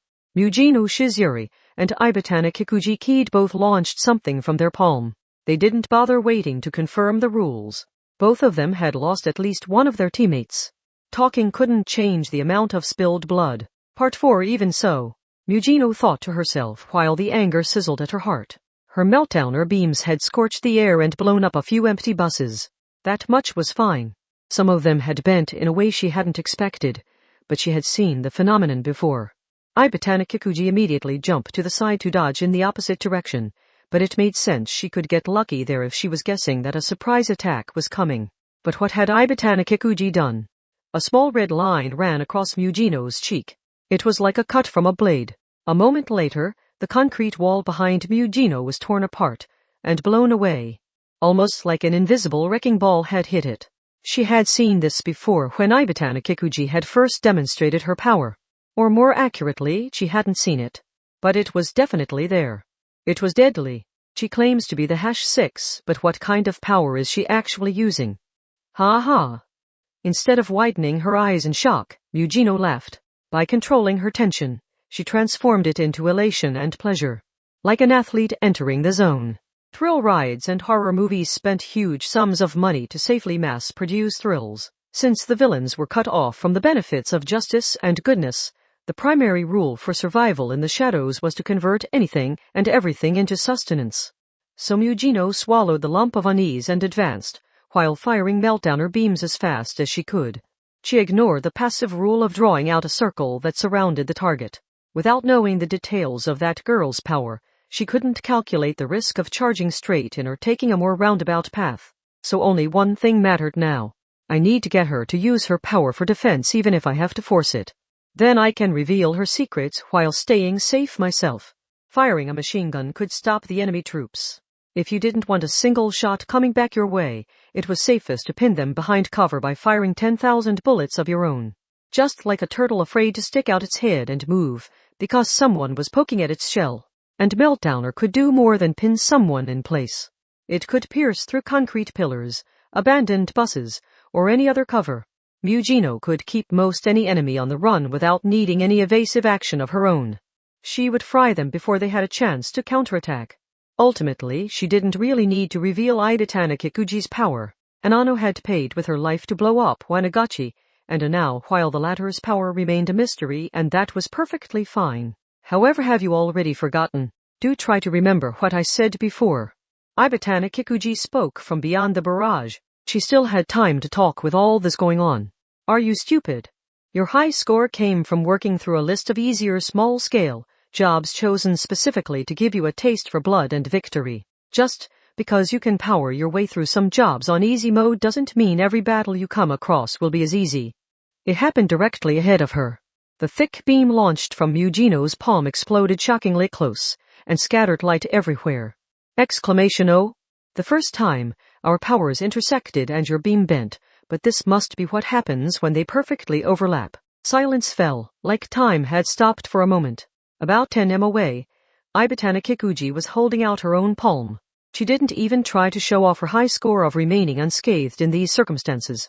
Both girls came to a stop and glared at each other.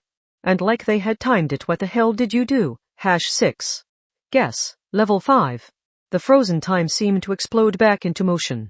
Mujino knew it would be neutralized, but she still launched another meltdowner directly at her enemy. She dashed in the instant Ibatana Kikuji held out her palm and the thick beam exploded. She kept low to duck, below the scattering light to arrive right in front of her target. She aimed her open palm up at Ibatana Kikuji's face. Her right hand was spread as wide as it would go. Let's see if you can block it when I grab your face and fire at point-blank range. Darkseid's Bane. A deep roar followed. But that wasn't Meltdowner. Mujino was the one who was knocked away, spinning through the air. Ibatana Kikuji winked, stuck out her tongue a bit, and whispered softly, I won't even let you touch me. Mujino ended up embedded in the dented side of a bus, but she still smiled belligerently. A trickle of red dripped down from her right temple, but she ignored that. That tells me even you'd be in trouble if I did manage to grab your face. My. You have no imagination at all, do you? It could be a bluff to make you think that. If it was, you wouldn't be so desperate to suggest it might be. If you had me fooled like you want, you would have no reason to raise any doubts. Ibatana Kikuji fell silent. That was the correct response. But it revealed a concern over saying too much, so Mujino still docked her some points, and unlike your first attack, I wasn't hit by enough force to destroy a thick concrete wall. Why not? I can't think of any reason why you would hold back just now. Something exploded. Ibatana Kikuji held her palm out in a different direction, and Mujino quickly rolled to the side. A long-distance bus large enough to give 30 people ample legroom rolled onto its side after being torn through like an aluminum can in a ferocious dog's jaws. The diesel fuel ignited and the sprinklers on the ceiling produced their artificial rain. But Mujino was still the one laughing. Ha ha ha. Now I see. I figured you out, you flimsy #6. Unlike my Meltdowner, your power doesn't always have the same strength. It wavers with your resolve. And it's something you need a fair amount of distance from to feel safe. What's it like having such an empty head? What good is bragging about the enemy's specs to the enemy? She moved to the left and right. Ibatana Kikuji ran sharp zigzags through the sprinkler ring to approach Mujino. It could be hard to tell because Mujino was often reckless in her usage, but her power had such high firepower that it wasn't well suited for close range. she could end up catching herself in the blast. And for whatever reason, Ibatana Kikuji could deflect Meltdowner's thick beams or convert them into a burst of sparkles. And each of those sparkles was still powerful enough to melt steel. Even Mujino would be in trouble if she took one of those to the head. Thus, close range was a problem for both Mujino and Ibatana Kikuji. Realizing that, Mujino held out her hand and clicked her tongue. "Ch, please spare me some revelation that we're birds of a feather. You don't have to worry about that. Unlike you, I am brimming with nobility and class." Their arms and legs intersected. Ibatana Kikuji knocked Mujino's wrist aside just before she could fire Meltdowner, and then swept her leg toward a leg supporting Mujino as her own power spun her around. Damn, do they teach an elegant self-defense class at her rich girl school? Mujino had already been off balance, so she completely fell backwards, while Ibatana Kikuji remained standing and aimed her palm down at her. The concrete ground was torn through and dented in. If Mujino hadn't rolled aside so quickly, the same would have happened to her face. And Ibatana Kikuji had no real reason to stop with the one attack, just like Mujino had fired repeatedly to pin her down earlier. The floor was torn into over and over, so Mujino kept rolling until she fired Meltdowner into the floor, using the recoil to jump. She landed on a bus roof, so Ibatana Kikuji used her invisible power to blow away the bus below her. Ibatana Kikuji must have found something odd, because she frowned, while still holding her arm out. Mujino grinned, while easily jumping down from the rolling bus's roof to the concrete floor. "I can't see that power, but I can still tell when you use it. The outstretched hand is obvious, but you also wrinkle your brow a bit when you use your power. You screwed up not killing Kinuhata back at the library. Oh, don't bother trying. That kind of habit isn't something you can fix that quick. And once I know the direction and timing in advance, I have nothing to fear." Ibatana Kikuji ignored that and continued using her power, but Mujino dove sharply below another bus. The bus bent, flew into the air, and rolled, but Mujino was no longer there. "Your power is invisible." Mujino landed in a different position, the soles of her boots crunching the glass scattered across the floor. But since it shatters glass instead of passing through, it isn't made of light like a laser. It can't be electromagnetic either since it doesn't produce any sparks when it hits the side or door of a bus. I've heard fluorescent lights light up on their own when exposed to microwaves, but I don't see that either. So what invisible attacks does that leave? Ultrasonic waves, controlling the wind or air. Shouldn't you consider the possibility of simple telekinesis? Not a chance. If your power was that convenient and had this kind of range, you wouldn't need to rely on projectile attacks. You just grab me directly and lift me up into the air like the crane game. Also, the enemy wasn't going to provide the correct answer like that. Anything she said would either work to her advantage or just be a silly mistake. Just like Mujino was explaining all this to try and find confirmation in her opponent's expressions. "I've been hit by your power twice already. The first time it grazed my cheek and cut me, but the second time I took a direct hit and was knocked through the air. That second one has to be the real one. When it seemed to cut my cheek, it was more like I just barely dodged the attack and it tugged on my skin hard enough to tear it, which suggests something swept through the air." But Mujino kicked off a concrete pillar, performed a mid-air flip, and dodged the invisible attack moving by at hip height. She didn't advertise her ability to perform acrobatics, but that didn't mean she couldn't do it. Pressure. But instead of fanning it out around yourself, you narrow it down to a point like a spear. Ibatana Kikuji immediately leaped to the right and took aim with her palm. She didn't hesitate. Killer press. The concrete pillar was easily destroyed, but Mujino was no longer there. The level 5 took one step to the side like a bullfighter. Yeah, that's a pretty self-explanatory name. But you shouldn't have given it away even if I already knew the answer. Did you panic? It didn't help you at all. You currents of water, air, mud, lava, or any other particle have viscosity and they will naturally flow along the path of least resistance. I believe that's the foundation of fluid dynamics. So by launching a point of invisible but powerful pressure, you can bend the path my Meltdowner takes as it travels through the air as a current, just like river water traveling around a bridge support in the middle. Ibatana Kikuji herself had said it wasn't electricity when they first met. To be blunt, that hint had been unnecessary. When attacking that lab, Mujino herself had pushed back a grenade blast with her power. With her specialty in pressure, Ibatana Kikuji would be able to do even more than that. It was possible she could even turn a human into a diamond. And it makes sense now why your projectiles are weaker at close range. You can hit anything you want with a point of powerful pressure, but it isn't convenient enough to break the law of action and reaction. If you did shatter my body, the blood, gore, and bone fragments would be launched in every direction with the force of a bullet. Your own survival comes first for you, so you don't want to be killed by that gruesome scattershot. So of course you hold back when you get close. They glared at each other. They were past the point of hiding anything. Kinuhata and Frenda told me they saw you make a microphone float in the air and that you controlled a grizzly to sow chaos during the battle in the Colosseum. But your power isn't just the control of gravity or of animals.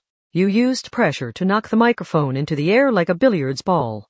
You used pressure to hit the switch to the grizzly's cage.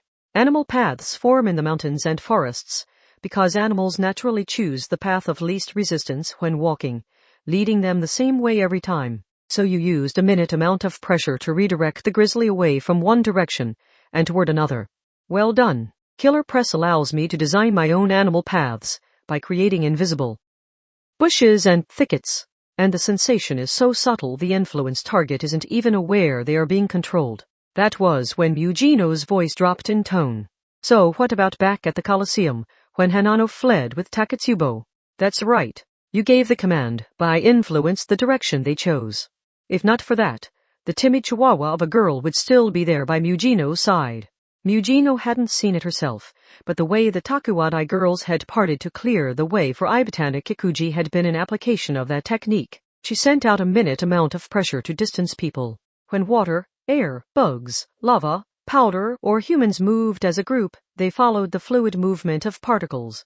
That meant they had viscosity and would naturally flow along the path of least resistance. That fact was the basis of fluid dynamics. But if that's her power, then our trump card will work against her. Mugino roared, but not to intimidate Ibatana Kikuji and not to break the limiter in her mind. Her opponent was the only member of her team left, but Item was fighting together. Frenda, it's time to trap her. Restore the power. She was answered by the fluorescent lights. The darkness was instantly swept away. But that was not necessarily a good thing. Mugino and Ibatana Kikuji had done a lot of damage to the walls and ceiling. Thick severed cables were hanging down here and there. And thanks to the bus fire, the sprinklers had covered the floor in water. What happened when the power was restored in that state? A deep staticky noise erupted out. Mugino had already launched Meltdowner downwards and used the recoil to leap onto a bus roof. The bus's rubber tires would prevent the electricity from traveling up from the floor. TCH. Ibatana Kikuji could not use her power like a rocket in that way. Instead, she dented in another bus's metal side with her hands to climb up to the roof like it had a ladder. Oh, and I thought you would cling to the wall like you had suction cups. Can you only increase pressure, not decrease it? Come on, is that all a student of the famous Takuwadai can do? Ha ha. And you expect me to believe you're the #6? What can those filthy adults research using that? This is just sad. KH, your words mean nothing to me. Stun guns were sold with a voltage of over 1 million, but this was very different. The much greater current and constant exposure to the entire body made this much more dangerous.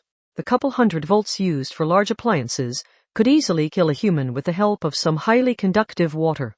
But aside from that, Ibatana Kikuji whispered across the valley of deadly electricity between their buses. You do know the suitcase containing the 80 billion is still down there, don't you?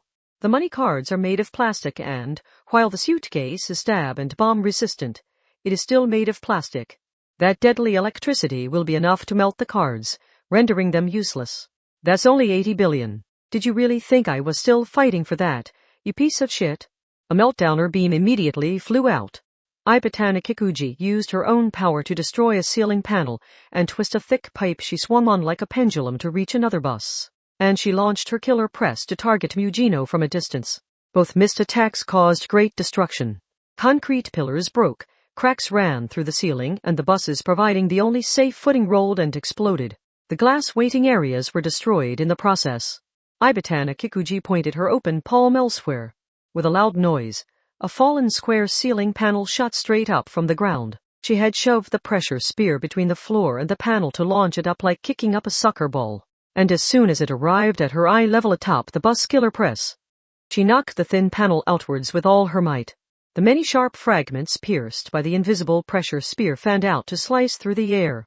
Just like the break shot in pool, they roughly filled the direction Mugino was. They were stopped by a sizzling sound. Mugino had eliminated the glass shards flying her way.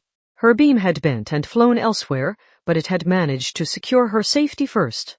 Didn't I say once I know the direction and timing in advance, I have nothing to fear? But that was neat. I never thought of scattering the attack to hit someone who won't stay still. Mugino sneered as she continued firing her ultra-powerful projectiles, but she couldn't get a hit in on Ibatana Kikuji. She blew away buses and broke pillars, but Ibatana Kikuji remained alive. In fact, when a beam was on course to hit, it would bend unnaturally. Ibatana Kikuji raised her own voice, while holding her hand out. And I told you all matter follows the path of least resistance. All I have to do is launch my killer press straight ahead and your meltdowner will bend at least a little. You can't hit me. Odd. Did I say anything about trying to hit you? No, you can't mean I flipped that card over to scare you. Worked, didn't it? This whole time, Mugino had not been aiming for Ibatana Kikuji, who kept jumping from bus to escape. She had been aiming just a bit lower, vaporizing the remaining buses to remove her opponent's movement options. Ibatana Kikuji's face finally clouded over. Do you know what you've done? Did you think I didn't, you fancy slut? Another explosion laid the pressure on Ibatana Kikuji. With only one bus remaining, the two of them naturally had to rely on the same one.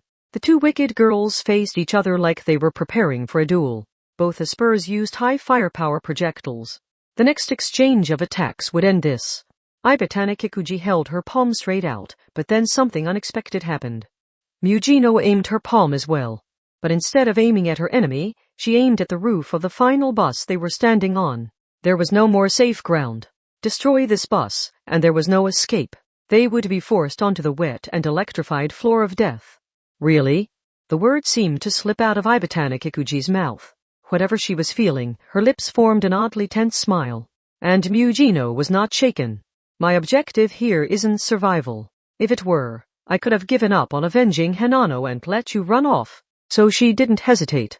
All of us in Item were only after one thing this whole time, your shitty head. A beam flashed out, the metal noisily vaporized and all the fuel in the bus ignited. Ibatana Kikuji instinctually jumped from the roof and then her thoughts ground to a halt. That had been the right choice if she was to live as long as possible. But where was she supposed to land? The floor was covered in electrified water, so her heart would stop the instant her feet touched down. Meanwhile, no way. Mugino had thrown herself into the air as well, but she was holding her palm out toward Ibatana Kikuji. She didn't even consider what would happen a second from now. In this single snapshot in time, she would do what she could to personally kill a girl who was going to die regardless. Her piercing gaze conveyed only an intention, to give Ibatana Kikuji more than just an electric death. Yes. If Ibatana Kikuji hadn't been so focused on survival, she too might have launched a final attack. But in her fear, she had looked away from the battle. Her thoughts had abandoned the battle as they raced in search of some way to survive. It was too late now to grip the trigger again. The light of a high-speed particle wave cannon was already gathering in Mugino's palm. In that final moment, her violent lips formed a few words. Those words didn't even reference Ibatana Kikuji Kid, the leader of enemy Item. Even her own life was a secondary concern. Are you watching, Hanano? Whispered Mugino. The beam erupted forth. The brutal beam that had so often mercilessly sliced through Academy City's darkness struck Ibatana Kikuji at the hip and vaporized her lower half. Mugino was no longer focused on the 80 billion or her own life. Once she decided someone had to die, she threw out all of those normal calculations. That level 5 wasn't concerned with how her attack's immense energy nearly blew away her own body. Epilogue: A path leading to another time, another place, July 28, 2 p.m. Below the blazing sun in the blue sky. So in the end, it's all over. It really is, Frenda. Frenda Sivalan and Takatsubo Riku were watching a distant funeral hall with a chimney as large as bathhouses. Hanano Chaobai's funeral was being held there. With their binoculars, they could see a middle-aged man and woman in funeral garb clinging to the solid coffin and weeping. Hanano Chaobai had died on the 14th. It had taken this long because of the circumstances of her death. She had died in an explosion. She had chosen that fate herself when she decided rescue would not arrive in time. It wasn't clear if her remains were even inside that coffin. Generally, The remains were given some makeup before the funeral. They would even be sewed up or have wounds hidden if necessary, but not even an embalming expert could fix that. Yumasuna Seru's makeup techniques. Frenda placed the half-read book and an unopened mackerel can on the railing of the park viewing platform, and silently clasped her hands toward the funeral hall's chimney in the distance. Her hair was blonde, but she did this in the Japanese style. After watching that, Taketsubo fidgeted with her jacket's pockets and spoke. Her remains were retrieved. That means Hanano protected herself. Taketsubo, if someone on the dark side had killed her and tried to cover it up, there wouldn't have been any remains to find. They would have erased the existence of the murder case altogether, so it would have ended with a declaration that she had voluntarily gone missing. Even though there's nowhere to run in a city surrounded by thick walls, Frenda had chosen to live in a world that worked that way. It was summer break and the bright sun was shining down, but she had turned her back on that to soak up to her shoulders in muddy darkness. She could not go to the funeral hall and light incense for Hanano. Frenda viewed the distant funeral hall through her binoculars again. She focused on the weeping parents more than the empty coffin. She couldn't help but think about her own 7-year-old sister. They say nothing remains once you're dead, but in the end, that's a lie, isn't it? Yeah. In the end, we could die at any time in this job. I thought I was prepared for that, but I don't want to put my family through this. Then you just have to survive. No matter what that means. Diamond's suit. That place wasn't found on any map. The walls, floor, and ceiling were all made of thick concrete. The labyrinth of underground passageways looked like a shelter built by someone who believed the world was ending, or a death game, where victims would be trapped inside to fight to the death. Mujino, Shizuri, and Kinuhata say I walk through it, side by side. I still can't believe that enemy item had their base directly below our apartment. I guess they were always a step ahead of us, because they were spying on our conversations. Super, what will we do about a new hideout? Yeah, that one was destroyed in the explosion. I want to avoid District 15 for the time being. I did like the feel of District 3 where we finally hunted down Ibatan Kikujiki'd. Are there any luxury apartments or private salons there? They were chatting as they walked, but that suddenly stopped. Or maybe this was something Kinuhata had wanted to ask for a while. I really didn't expect what super happened after that. Well, I can understand with Taketsubo-san, but you mean Frenda? Mujino looked confused. And she didn't stop walking. She makes tons of friends in both worlds because she can easily sympathize with the situations people find themselves in. She's a bomb freak who enjoys killing, but it also isn't hard to get her crying.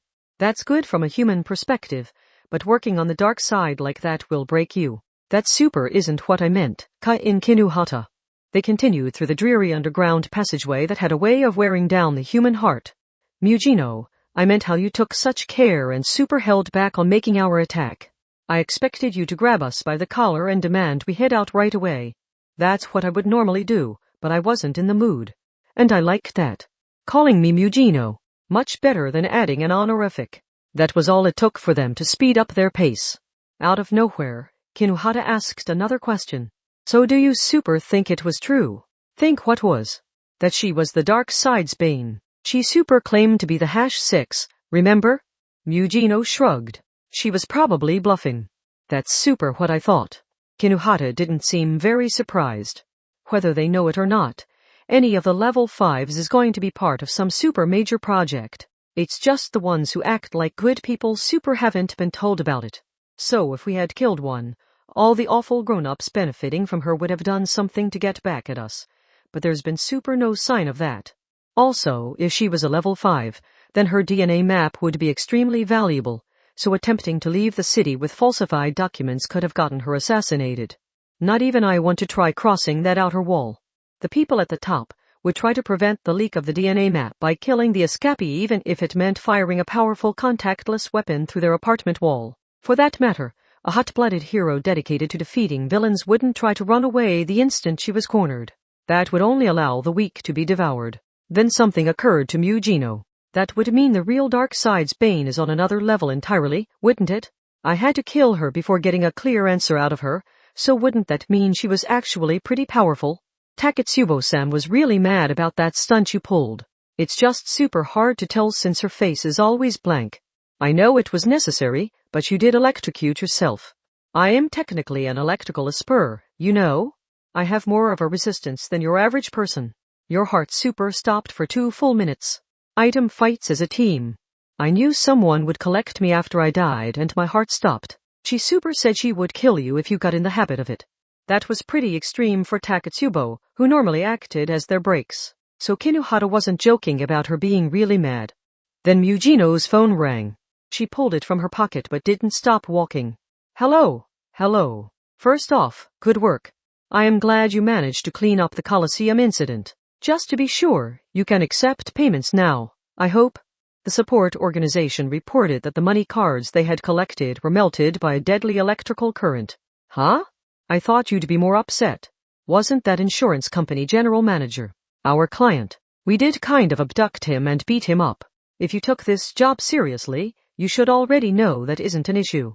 Academy City needs to keep its 6-stage hierarchy of level 0 to level 5. 2 or more conflicting systems of evaluating power would only lead to chaos. The city leaders didn't want that happening. I get the feeling you actually hoped that general manager would get dragged into all the trouble. Based on what? Mujino kept walking through the gloomy underground passageway, taking a deep breath of the damp air. And she gave her answer. Kuzaku Maitori. It sounds like you managed to stop her attack on the windowless building, but if her plan had worked out, that general manager would have been the one who gave her the information she needed. And someone would need to punish the traitor to tie up all the loose ends.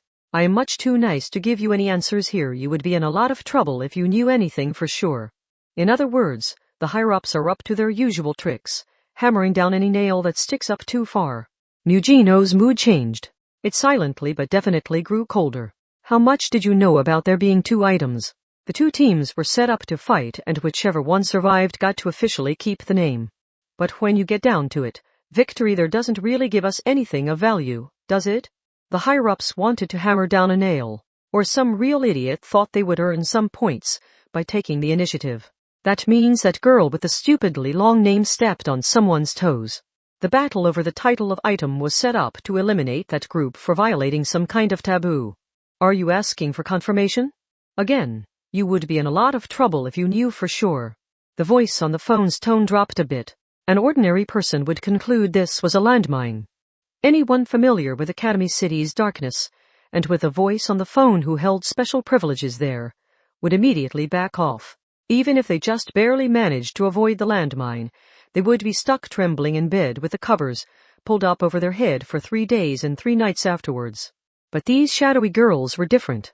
Kinuhata checked the map, nodded twice, and pulled a can of spray paint from her pocket. She roughly drew out a 2M circle covering the dank concrete wall. That just left firing meltdowner. The underground shelter was designed to resist a nuclear attack, but the wall instantly raised the white flag. The girls now had a hole large enough to easily step through. What? A woman in her mid-20s sat on the other side. She wore a gaudy tight skirt suit and wore her long black hair pulled back. She looked a lot like the highly sophisticated secretary of a major corporate president. Surprisingly, her desk contained an old-fashioned black telephone and a reel-to-reel tape recorder the size of a bookcase. Those were old enough to be rare, although they had to be heavily modified in unseen ways to convert the analog signal to digital, encrypt it, and replace it with quantum bits. Her love of analog suggests she's with the District 19 faction. WHW. The voice on the phone was too shocked to speak, so Mujino casually spoke instead. When the wall's more than a meter thick, I end up with a magma tunnel. Kinuhata, cool the edge of the hole for me. Sure. I'll use my liquid nitrogen tank for that. But as you can see, this is an enclosed space. Don't get yourself killed by super breathing in the nitrogen vapor. Your eyes are bugging to an amusing degree, but I get the feeling you want to know how we got here. Or is it the why you're interested in? God, this is the problem with you utter morons who believe you're safe just because you're sitting in the important seat given to you by some higher-up you've never even seen. Everything's 2 sides of the same coin, so we all live in the same world. Mujino grinned and stepped inside. But that smile didn't mean she was truly enjoying this. I don't even care about that shitty excuse for another item. We still haven't settled things concerning Hanano Chaobai. If you were only trying to direct us toward killing them, then that Chihuahua's death was just an unfortunate accident. It never would have happened if you hadn't recruited her and sent her to us. And from the moment you approved of that item vs. item duel, you were dragging us into some show business nonsense. That alone deserves the super death penalty if you ask me. A faceless, nameless, mysterious voice only had an advantage while they remained hidden. Once they were identified and tracked down in person, all they could do was tremble in fear. Strip away the shiny Academy City gilding, and only shit remained. The voice on the phone fell from her chair and clutched the black phone's receiver to her large chest, but she could not call anyone for help. This was the secret hideout she had created for herself. The soldiers didn't know she was here. If she did shout for help, her subordinates wouldn't even find the entrance. So anyway, this is our revenge. Prepare yourself, string puller. I will never forgive a traitor. Did you get that? I will never, ever forgive a traitor. Yes, I know a real idiot like you needs to hear something several times before it sinks in, so let's try it again. I will never forgive a traitor. Did it get through your thick skull yet? We super couldn't let Takatsubo-san see this part. Or Frienda-san, who's been acting uncharacteristically nervous.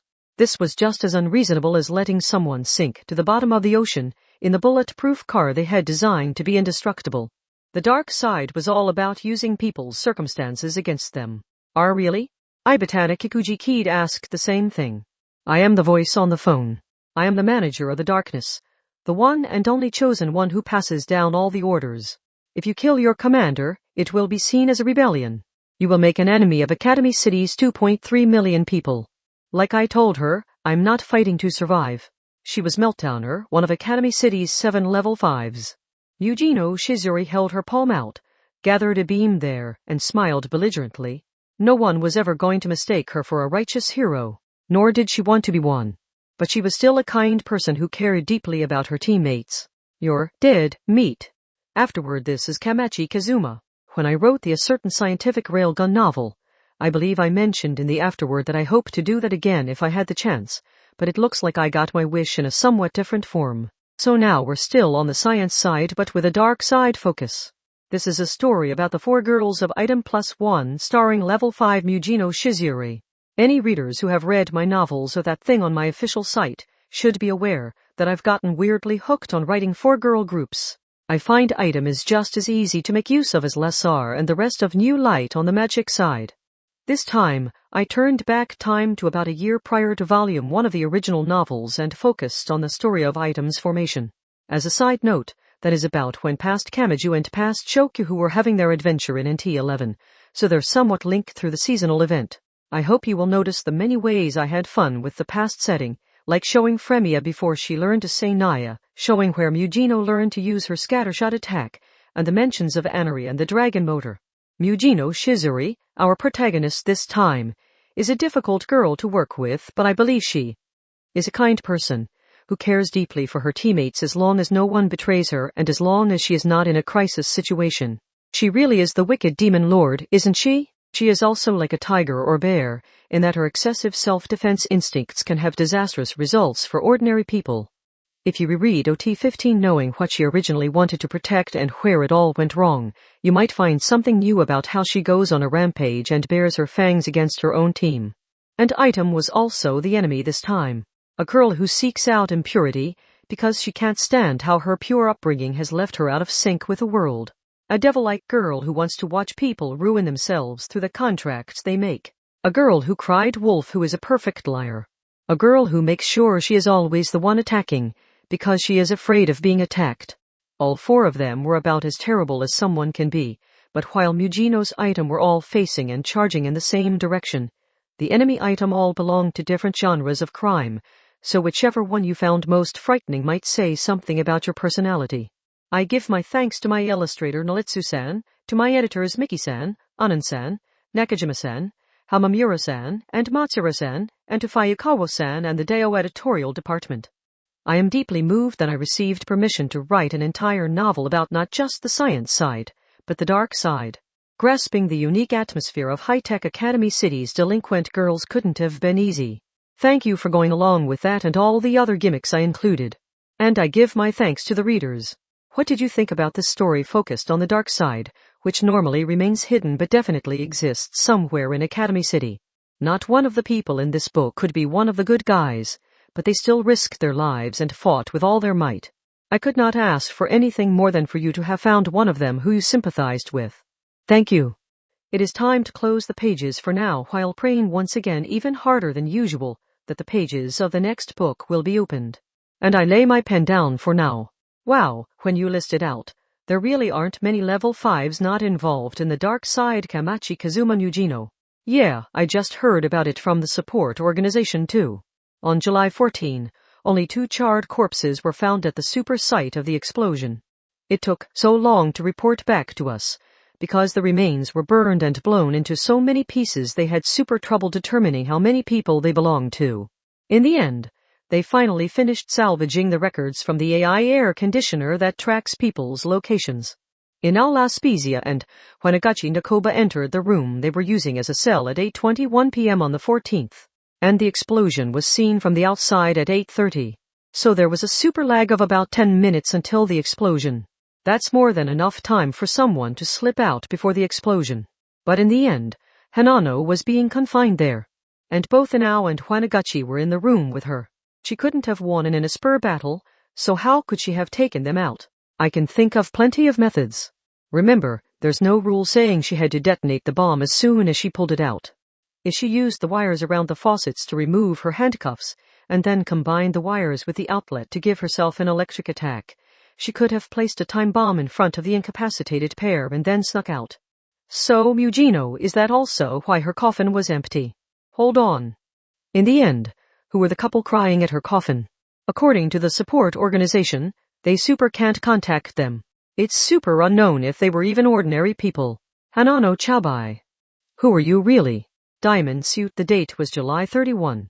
The location was District 3, where a world-famous construction company had its headquarters. Most recently, the company was gathering attention for cooperating in the construction of the Endymion space elevator. A girl entered through the staff entrance and took a special elevator up past the 50th floor to reach the very top floor. That girl was Hanano Chaobai. Her short-sleeve sailor uniform was unusual for the building, but no one stopped her. Not even one. Well, more than 10 secretaries were working on the top floor, but there was a secret passageway to the back of the floor which couldn't be seen from their front office. In fact, the army of beautiful secretaries didn't even know who it was who paid them. The entire construction company was an elaborate front. It wasn't uncommon for an impressive-looking HQ building to only perform work like performance appraisals and general affairs without doing any actual work. For example, a construction company would hire an external design office for its design work, store their cement, steel beams, and other equipment in a giant warehouse, and let all the hard work take place at the construction site. In other words, there was surprisingly little to do at the giant HQ building. On the inside, it had become a place that existed solely to make the company look impressive. And when there was such a massive gap on the inside, it was perfect for hiding things. For example, the entire president's office could be remade into an office for a dark side executive. Of course, doing that required threatening the real president into never being around. Nyan Hanano Chaobai had finally arrived to the safety of a closed room. She nyaned a popular song as she walked across the large space like she owned the place. Phew, I'm exhausted. She reached a hand to the top of her head and grabbed her hair. No, she grabbed a wig, threw it off like a hat, and removed her eyebrows and eyelashes as well. She exposed a smooth face like an incomplete doll as casually as removing her clothing. Then she removed a different pomade set from a small bag and applied this new face. That transformed her. Although in this case, it may have been more accurate to say she returned to her original appearance. She was short, but she lost the color of an adolescent girl. She now looked older, in her mid-20s. The woman with shoulder-length flaxen hair looked horribly out of place in the sailor uniform. She cheerfully reached into a mini-fridge like you would find in a hospital or hotel, pulled out a tall 500 ml can of beer, and pulled over the small paper box and ashtray sitting on the desk. The box was a pack of menthol-flavored cigarettes. Yes, technically speaking, Hanano Chaobai wasn't even a level 0. Everyone in Academy City knew adults could not use Esper powers. She opened the pull tab, took a sip, and glared at the side of the can. Oh, damn. This isn't the kind without any sugar or purine. I didn't even notice when I bought it, and I'm getting old enough I need to start paying attention to that. But she had already opened it, so it was too late. With the chilled beer, she wished she hadn't cooled off so much in the air conditioning. Then she shook the pack of cigarettes, pulled one out, and lit the oil lighter with her thumb. The refreshing summery menthol flavor once more took over in her mouth. She could acquire the most luxurious products if she wanted, but she preferred this cheap chemical deception. If this flavor couldn't make her smile, she could never have gotten along with the dark side of Academy City, which had taken science well past a lethal dose. And the cigarette held in the corner of her mouth tasted all the better when it had been a month since she had last indulged. To ensure her character remained intact, she had made sure to keep up the act even when no one was around to deceive. I even spent 3 months in a random school's theater club to get in character and prepare the necessary paperwork, but unlike that rehearsal, I couldn't afford to make any mistakes when performing for real. She had also prepared a small incident. With everything from the school life to the molester angry at getting called out, it hadn't been easy setting up a profile that raised no eyebrows after ending up in the dark side. But when the setup was done right, everything else would go smoothly. Way this canned beer and smoke are exactly what I needed. Every year my tastes are more like an old man's. I could see myself playing golf at this rate. She puffed the cigarette with obvious familiarity, leaned back in the leather chair, and looked up toward the ceiling. All she did was stare blankly like that. Waste was the greatest recreation, and it tasted all the sweeter when it was time you were wasting. On the dark side, death was a constant companion, and everyone was always trying to work out each other's powers in a spur battles, so they could never imagine someone throwing pieces of their lifespan into the fire for their own enjoyment. I used that tracking perfume because I thought it would look unnatural if I didn't make any attempt to resist, so I was sweating a little when she pointed out it was too grown-up and expensive. But everything else gets a passing grade, I would say. She grabbed the beer can and chugged the rest. While she felt the intoxication catching up to her, she grabbed her phone in order to face reality a little. I see. Wow, I got a lot of messages while I was away. I keep scrolling, but the list of new emails never ends. Sob. She had the makings of a nightmare there. She could only pray the intoxication didn't make her violent. Several colors of cell phone were lined up atop the heavy ebony desk. They were more than just 10, and they were connected to the many cables attached to a power strip. Each of them had an anti-trace device and a voice changer program included. She rapidly scanned through the information provided on the small screens and focused in on one of them. That one reported a death. One of my decoys has disappeared. Heh. How thoughtful of you, Mujino-san. A link of the command chain had been destroyed, but the damage didn't reach this high. That was how the dark side worked. If you failed to question the answer you worked so hard to acquire, you would never move past that point. But not thoughtful enough. Letting the blood rush to your head when a friend is killed is only a virtue in the sunny world. Heh. You earned quite a few grudges in this line of work. If the on-site workers could discover your identity with just a bit of digging, you could never truly serve as a voice on the phone. A go-between was an expert at controlling access to information and preserving its safety. The real one was elsewhere. Yes, they should have been suspicious from the moment Hanano Chaobai made it through the elevator and front door to hesitantly step inside the 15 Bells apartment. Not many people had access to top-secret data like items, handprints, and eye scans. Her ability to spoof them meant she came from somewhere very, very deep in the dark side. Her greatest weapon was these phones. She grabbed one of them, unplugged its cable, and called someone. She naturally sank lower into the chair. Although that was a minor violation of etiquette compared to the cigarette in her mouth and the alcohol in her system. Yes. Hello. I have settled the entire incident we were talking about. I was right to infiltrate the team personally. The odds were admittedly low, but there was always the possibility the two items would talk it out and join forces.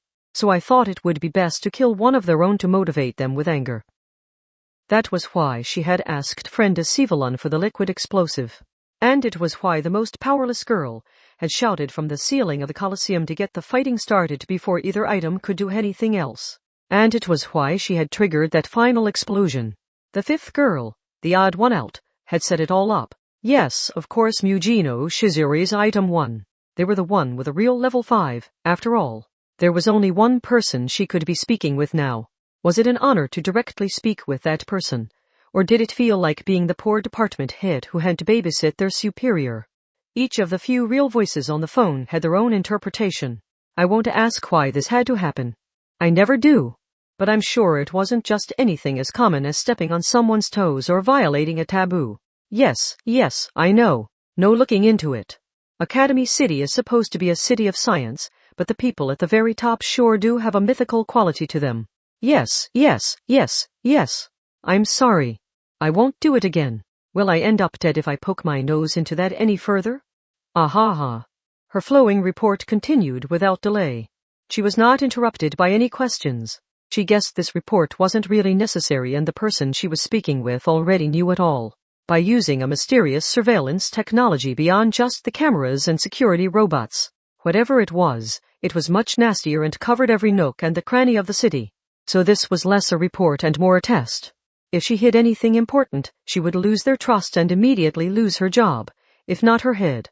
Maintaining the dark side's excellent infrastructure had some very high maintenance costs. And in this case, the cost was in lives rather than money. The menthol cigarette wiggled in the corner of her mouth, while she laughed and finished her report. Her eyes were on the windowless building located several districts away. Yes, I await my next instructions. After finishing the report as planned, she hung up and tossed the phone onto the desk. With all of that done, she had finally completed one cycle. She leaned back into her executive chair, raised her arms as high as they would go, and stretched. As long as she remained reliant on this chair, she would never reach the actual top. Ugh. I appreciate being trusted, but it's not great when success is simply expected. I work my ass off and don't get anywhere closer to a promotion. She didn't know what a promotion from her position would mean. It was possible she was already on the edge of the cliff, and one more step forward would send her tumbling down. Would the next step up put me the board of directors? Now there's a funny joke. I'm sure they have unimaginable power, but I'd never want to be one of them.